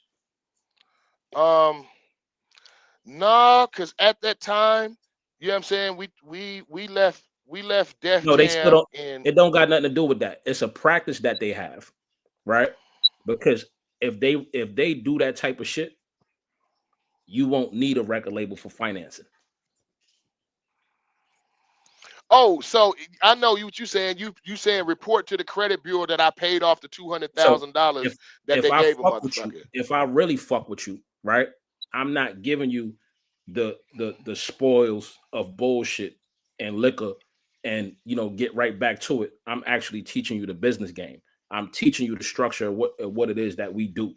You see what I'm saying? Nigga not giving you no real game on how financing work. You see what I'm saying? It's come enjoy life. You out of prison, my nigga. It's nigga shit.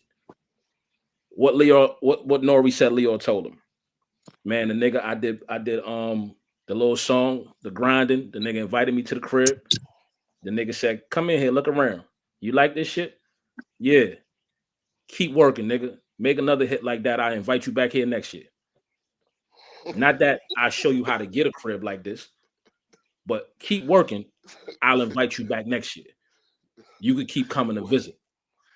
I never said that Leo was gonna, we was buddy the way he gonna sit down and give me the game like that. You know what I'm saying? I mean, we were connected to the point to where, when he do fly to California, you know what I'm saying, he come pick me up, you know what I'm saying, at the house and whatnot, and we actually, just go hang out and chop it up and go pick up Big John Pratt, you know what I'm saying, and we go out to have a bite to eat at Monty's, you know what I'm saying, and we chop some game, you know what I'm saying, about me how to become a lasting figure in this industry, you know what I'm saying, how to become an executive in this industry. Now, as far as tax talk and all that stuff, at that time when I was signed, bro, let me tell you, you come up in a different era than what we come up in. You know what I'm saying? When you come up in a different era of knowledge that fluctuates throughout the black community, that wasn't fluctuating throughout the black community, especially hip hop back then. So what no nigga talking about taxes with no niggas like Leo or no shit like that back then. What no niggas talking those numbers or shit like that back then. Nobody, because nobody knew that side of the game just That's a lot. You feel what I'm saying? That's a lot. I'm not the 2015 era, the 2020 era. Who was having those conversations about taxes and tax and reporting to the credit bureau? niggas like Charles Fisher, bro. Before I went to federal prison and did my federal bid, niggas like Charles Fisher that was hipping niggas to fucking Bob Perry. Well, I'm talking I'm not talking about that. I'm talking about who was sitting down with the Snoop Doggs, the LL Cool J's, who was sitting down with the Run DMCs, who was sitting down with the Warren G's, who was sitting down with the Yuck Mouths, the Dove Shacks, the Tupacs, you know what I'm saying, and having those conversations with us. We was running the game.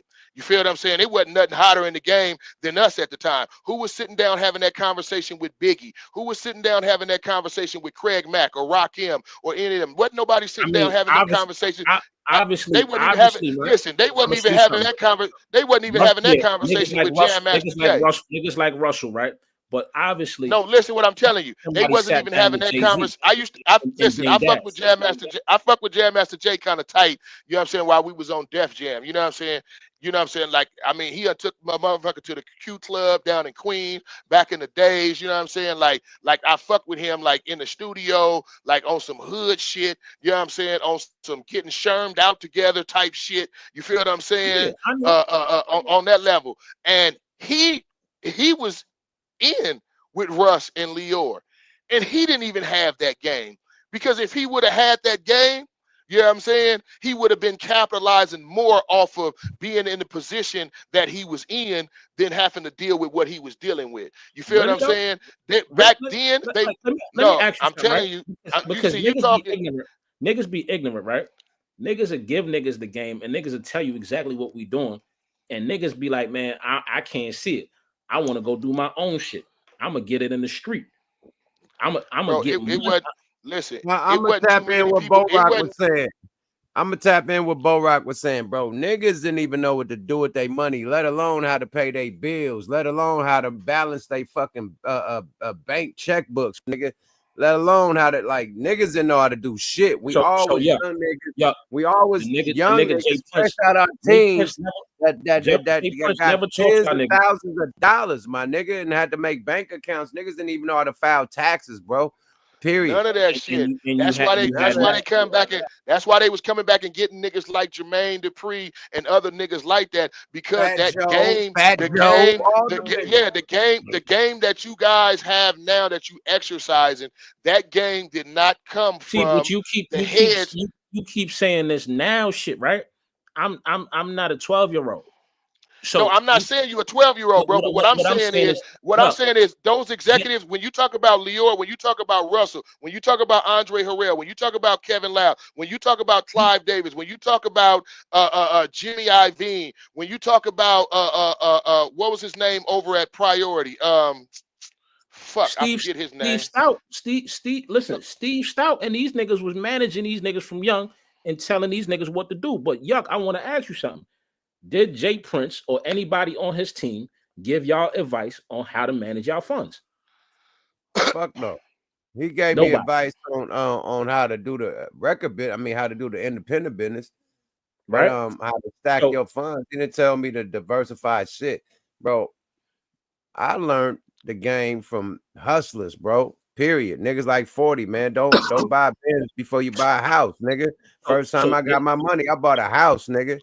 Then I got a car. I can't let you agree with this, man, when niggas like 40 told you what the business was.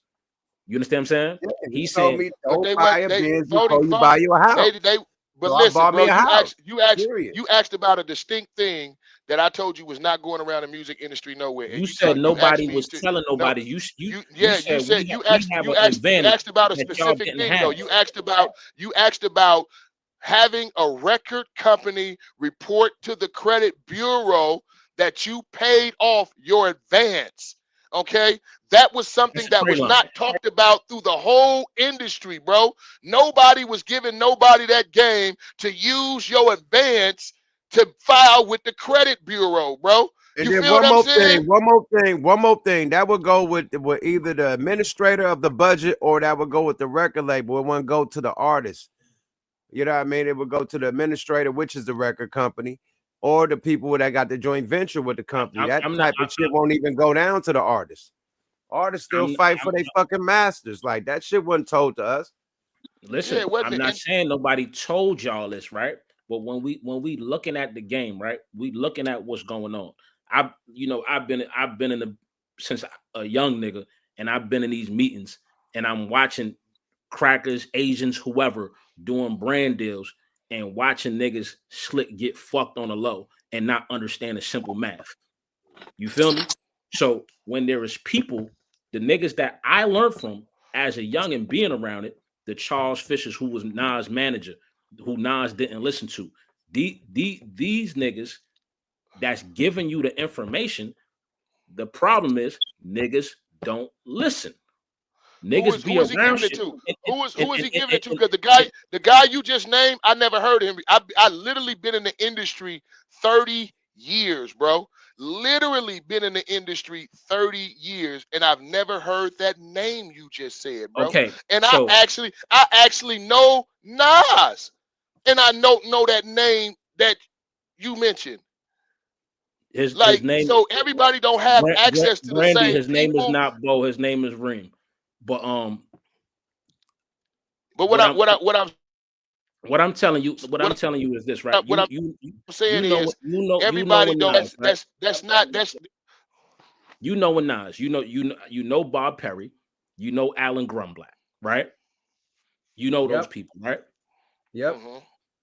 Charles Fisher done did plenty business with them niggas. Yuck, you know when we was doing business with them niggas, Charles Fisher is the person that came in and gave us the warning on what these crackers was fitting to try to do, right? And how the game was. Right. So, and he was an OG to the Steve Stouts. So, but as we watch. But I didn't have access. I didn't have access to him, bro. That's what I'm saying. We didn't have. No, access I'm not saying you had access. There to was him, no. right? There was no such thing as social media. So it wasn't like it was a platform to where people was putting out game like this. You feel what I'm saying? The only thing that we had back then when we came in the game was Kashif book, which they call the industry Bible. That's the only thing everybody read, the whole industry read, that was actually written about the ins and outs of the music business, which was Kashif book. There was no book from nobody else or none of these people when I was in the game and I was an active artist, and some of my constituents were actually active out here signing these big record deals, signing these big deals, getting the sponsorship with Nike, getting the sponsorship with Reebok and all these different things. We didn't have access to the knowledge that people have now that they have access to be able to share. You see how that particular incident you said, that brother walked in on y'all situation, was able to give you the game. Now, if he was Casper the Friendly Ghost and he was popping up in every nigga meeting in the industry during the 90s, then we would all have the same game that you have. Because the story that I'm telling you is this, right? The other niggas in the room that he's telling it to did not listen, right? I feel like my man said, more of the story, niggas mismanage their money. Let's take our ass to sleep. I got a flight tomorrow. I got a show in Reno. You know what I mean? I know Reem, your ass been up, nigga. It's got to be 6 in the morning out there, nigga. I salute you, my nigga. I'm out here doing crystal meth or something, nigga. I've been up like for 3 days, nigga. Where you at? Where you at in Reno? You in Reno? Hey, Yuck, you in Reno tomorrow? I'm in Reno tomorrow, yeah. That's great. I'm in Reno August. I'm in Reno August 16th with Black Sea. There's a couple of people. It's RBL. I believe it's Afro too, if I'm not mistaken. Yeah, we in Reno with Afro Man. Okay. See, that's why I joined the show. It's a motherfucking it's us, Afro Man, and Nappy Roots, nigga. And Nappy Roots. Nappy Roots at the Clown at the Globe Plaza J Resort. You know what? That's the exact place hey, you know what? That's where we performing at. Hey, that's crazy. We at the same spot. That's one of the newer. One of the newer casinos they just built not too long ago. We in Chico, California on August 15th, and then on August 16th we in Reno. We leave straight from there and dip over there. Okay. So y'all want to do some shout outs before y'all get up out of here? Yeah, man. Y'all go to doveshack.com, man. The doveshack.com. Get your fly merch. You know what I'm saying? We got some of the hottest merch that, you know what I'm saying, that's out there right now. You know what I'm saying? Designed by myself. you know what I'm saying, along with my significant other, you know what I'm saying. This ain't, you know, we put a lot of work in ourselves. So this is custom stuff. You won't find, you know what I'm saying, no place else, and it's high quality. You know what I'm saying? I'm gonna let you know, bro. You got on Fear of God right there. I see you with your Fear of God on. You know what I'm saying? I use the exact same manufacturer that your Fear of God is. I use the exact same. So my clothes is the same quality as Fear of God because me and Fear of God has the exact same manufacturer. You feel what I'm Talk saying? your So shit. yeah, go on and check us out. It's the doveshack.com. DOVESHACK.com. TheDoveshack.com.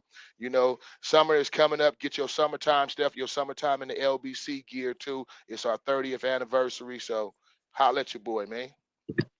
Appreciate you, Bo Rock. Thanks for tapping in, my friend. Yes, sir. Yes, All sir. right. Hold on. Bring you back in. What you Man. say? You back What'd you in? say? What'd you say before you got up out of there? I was saying safe travels to you, man, on your journey. You know what I'm saying? To go perform, rock that show. You know what I'm saying? Peace to the brothers, man. It was very informative speaking with you. I look forward to speaking with you and being able to pick your brain. You feel what I'm saying? Because you obviously have a lot of knowledge that I would love for you to share with me about this particular industry. You know, like I said, I've been in the game 30 years. You know what I'm saying? And I'm not claiming to know everything or know everybody. You know what I'm saying? So I always feel that I can learn something. I'm always willing to learn something new. You know what I'm saying? Especially if it could help me in my journey or be able to, I can pass it on and help some other brother in his journey through this entertainment business. So I would love to definitely connect with you, Mo, bro. Most definitely. Hey, Bo Rock. Now, don't get me wrong. I will say that Summertime in the LBC was a huge fucking hit. But we ain't gonna act like this is the Shack wasn't the shit. We ain't go, you know I'm what? just saying we ain't gonna act like There'll Come a Day wasn't the shit. Hey, listen, check it out. You know when Warren G first gave me This Is a Shack, bro, you know at first I didn't like it, bro. You know what I'm Get the saying? fuck out of here, man. I didn't think it was I didn't think it was gangster enough. I wanted a gangster ass track. We wanted to be on something gangster. The desert, like we want something gangster. And you know what's crazy? The brothers that produced Summertime in the LBC is actually the ones that convinced us that Warren G beat, like that's hard, nigga. That drum, you know what I'm saying, nigga? That's like some marching band shit. Like nigga, ain't nobody ever did that. That dun dun dun dun dun dun dun. And I'm like, oh, that shit tight. That shit, nigga, that shit hard as fuck. And you know what I'm saying? And we end up I'm jumping glad on you that didn't song, ignore man. it. I'm glad you didn't ignore it, Yes, bro. sir. Yes, I sir. done went to the land a whole bunch of times on that song right there. Man, you know, I always appreciate you in that work, man. Yes, sir. Facts, man. Man, y'all brothers Definitely, have a good man. night, man. Peace to y'all, man, and peace to the guys, Appreciate the man. dialogue, bro. Salute, brother. Yes, sir. Yes, sir. Yada. Man, definitely Reem all the time. It's always a treat to hear your knowledge, man, and the insight that you possess on this game. I really appreciate it on behalf of all of the people that's out there listening live right now, or maybe on the replay. You feel me? Just the jewels that you drop every time is phenomenal, and more brothers like you need to be around. And you are highly valued and appreciated for that. Appreciate that. You feel me? For sure. Salute to the fire breathing dragon and the Gooch, the great name Gooch, excuse me. The whole team, Shaniqua, you know, Miss Mozzie OG, Lady Divinity Network, go there. You know what I'm saying? The whole motherfucking team, man. What up? Once again, another hit. I would have been here earlier, man, but I was waiting on you. I wasn't sure if you was going live today, Yuck, and I ended up getting one of them boss plates. As I said, that's why you ready to end this motherfucker. I get it, nigga. I was on that roasting rice and gravy and shit. You feel me, bro? That's why I went live this whole week. I've been on boss plates, been laying my ass down like a carpet, nigga. I didn't even make it to the set up like bedroom. this, nigga, and I've been laid out on this couch, nigga, like Hey, laid out. I didn't even make it to the bedroom, my nigga. I was laid out across this couch looking like a dead body, my nigga. Like it's the body bag, nigga. I'm on this motherfucker 3 days in a row. I'm looking like a corpse in this motherfucker. Man, as soon as that nigga got poked up, I found out the information. I'm about to go live, nigga. The Diddy shit happened, about to go live. Nah, I hit that nigga Gooch, bro. I told him to hit you. I'm like, man, this is going live on this shit, bro. It's a lot of shit shaking right now. Shaking, bro. We still ain't covered everything, man, but we got through a lot, man. I appreciate you, network, as usual, man. Thanks for tapping Absolutely, in. all the time, man. On the latery, man. Late to the party, Marty. You still made it. Yeah, you still did your 1-2. You feel me? And you do know that. Yada, I appreciate you, brother. Fellas, honey. Yada. Yuck, you said you got a domination and some Thug Lords projects coming soon. You know what I'm saying? Yeah, man, bro, man. My nigga Domination is home, man. Hold on, my nigga Domination is home, man. Big shout out to Damo, man. Hey, I can't wait to get in the studio with that nigga. I know he got some shit, man. Welcome home to Domination, man. Real silverback gorilla shit, man. You feel me? Yeah, I'm loving it, man. How you feel? I feel great. I want to see what he gonna do. You know what I'm saying? Like it's that time. You know what I mean, show and prove. So what's meant for you will be yours. It's still SBG, my nigga. Y'all still rocking SBG? What we doing? I mean, I got it tatted on me, so you know what I mean. I bled for this shit, so I don't know what everybody else doing. You know what I'm saying? I know what I'm. You know what I'm saying? I know what I'm doing. You feel me? So yeah, SBG, man, for sure, my G. It's always gonna be that, but feed the wolves too. So what y'all working on? Is it y'all working? Y'all in the lab working on some shit? I'm just advising and you know what I'm saying, doing consultation and you know what I mean, letting people do what they do. The only thing I can do is give you the advice and see where you take it, whatever spin you put on it, whatever worked for you, you know. But he definitely working. You know what I'm saying? He definitely got some clothing coming. He definitely, you know, been sitting up for a while and ready to get to it. I really want to get him in them Benny the Butcher lanes and the rappers lanes, so people can see like how he smoked them tracks up. So definitely that type of energy. You know what I'm saying? Definitely need to get him back with you, Bo, all that type of shit. You know, the quickest shit that's just blowing niggas up is freestyling over the hottest new song. Like whatever the hot song, the nigga freestyle and destroy it and film it. Oh yeah, bro, that's what niggas been doing. Niggas been jacking for beats. I was just with Siobhan C out of San Diego. You know what I'm talking about? Siobhan C. Rap anyhow, like so I found a little spot for the law library out your way. You know what I'm saying? So we gonna tap and we gonna do that. And we should definitely put out what they said, the financial literacy and education for people in the industry, reading them contracts and how to utilize a contract, how to leverage a contract, because that shit is, you know, that's your IP. You know what I'm saying? Leveraging intellectual property and really understanding this game. So me and Yuck definitely gonna do a lot of that. Me and Yuck is making an agreement right now on doing that. We bringing back the law library, nigga. Yeah. This nigga playing, man. We bringing back the law library, man. But we bringing back the law library. You know what I'm saying? I had to fine tune some shit. You know what I'm saying? I got some real solid business strategies on how we gonna do this law library. So look out for the law library. I do have the nonprofit that's the law library as well. You know what I'm saying? So we definitely gonna work that system. How we gonna work that system? You know what I mean? And get to it like that. So definitely salute. Appreciate you, Yuck. Appreciate everybody in the chat, you know, for us having a dialogue. Shout out to Gooch. You know what I'm saying? Every time I get on here, Gooch be hopping off. Gooch stay on the joint, bro. It No, his phone was tapping out. The nigga phone kept running out. Yeah, phone tap, nigga. Don't tap phones around here. It was great, good money. That nigga phone was burning out and shit, whatever, man. And then he had the mad matrix, you know what I mean, echo going on this shit. His phone was just fucking up tonight, man. He was saluting us in the chat, man. Keep the shit going. It's good dialogue. So salute to my twin, Gooch motherfucking Graham, man. We held it down for him. You feel me? Yeah, definitely. But definitely, give you a shout out. Give you a shout out. Make sure you like and subscribe this Yuck Mouth channel. And Yuck's supposed to be giving out some packages and some prizes, you know what I'm saying, for levels of subscription. You know what I'm saying? Yeah, when you get, man, you know what's happening, man. K's and millions and all that, you know what I'm saying? Like, so it's levels to this shit. Yuck needs Max to go and PlayStations and money, man. I'm giving out hella shit. I just want to give back, but we gotta level this shit up. Period, man. Hit that motherfucker subscribe on the way out and them likes. Period. Let's level this shit up. Like, come back and comment on this shit after, because that shit drive too. You know what I mean? And Like, share this shit. Share the yeah, knowledge. definitely share it out. You know Go what I'm saying? rock. Share it on your social media pages. Yup, you got to use Opus Clip and chop this whole video up into content for social media because they make minute clips and all that, and they give the transcripts. So it's an AI tool. It's gonna get you. You know what I'm saying? It's gonna do a lot I'm of about work. to send it to my editor, man. He about to chop this shit up, man. Get it right, and we gonna make a cartoon. Definitely put your nigga put Bo Rock getting crucified by the police.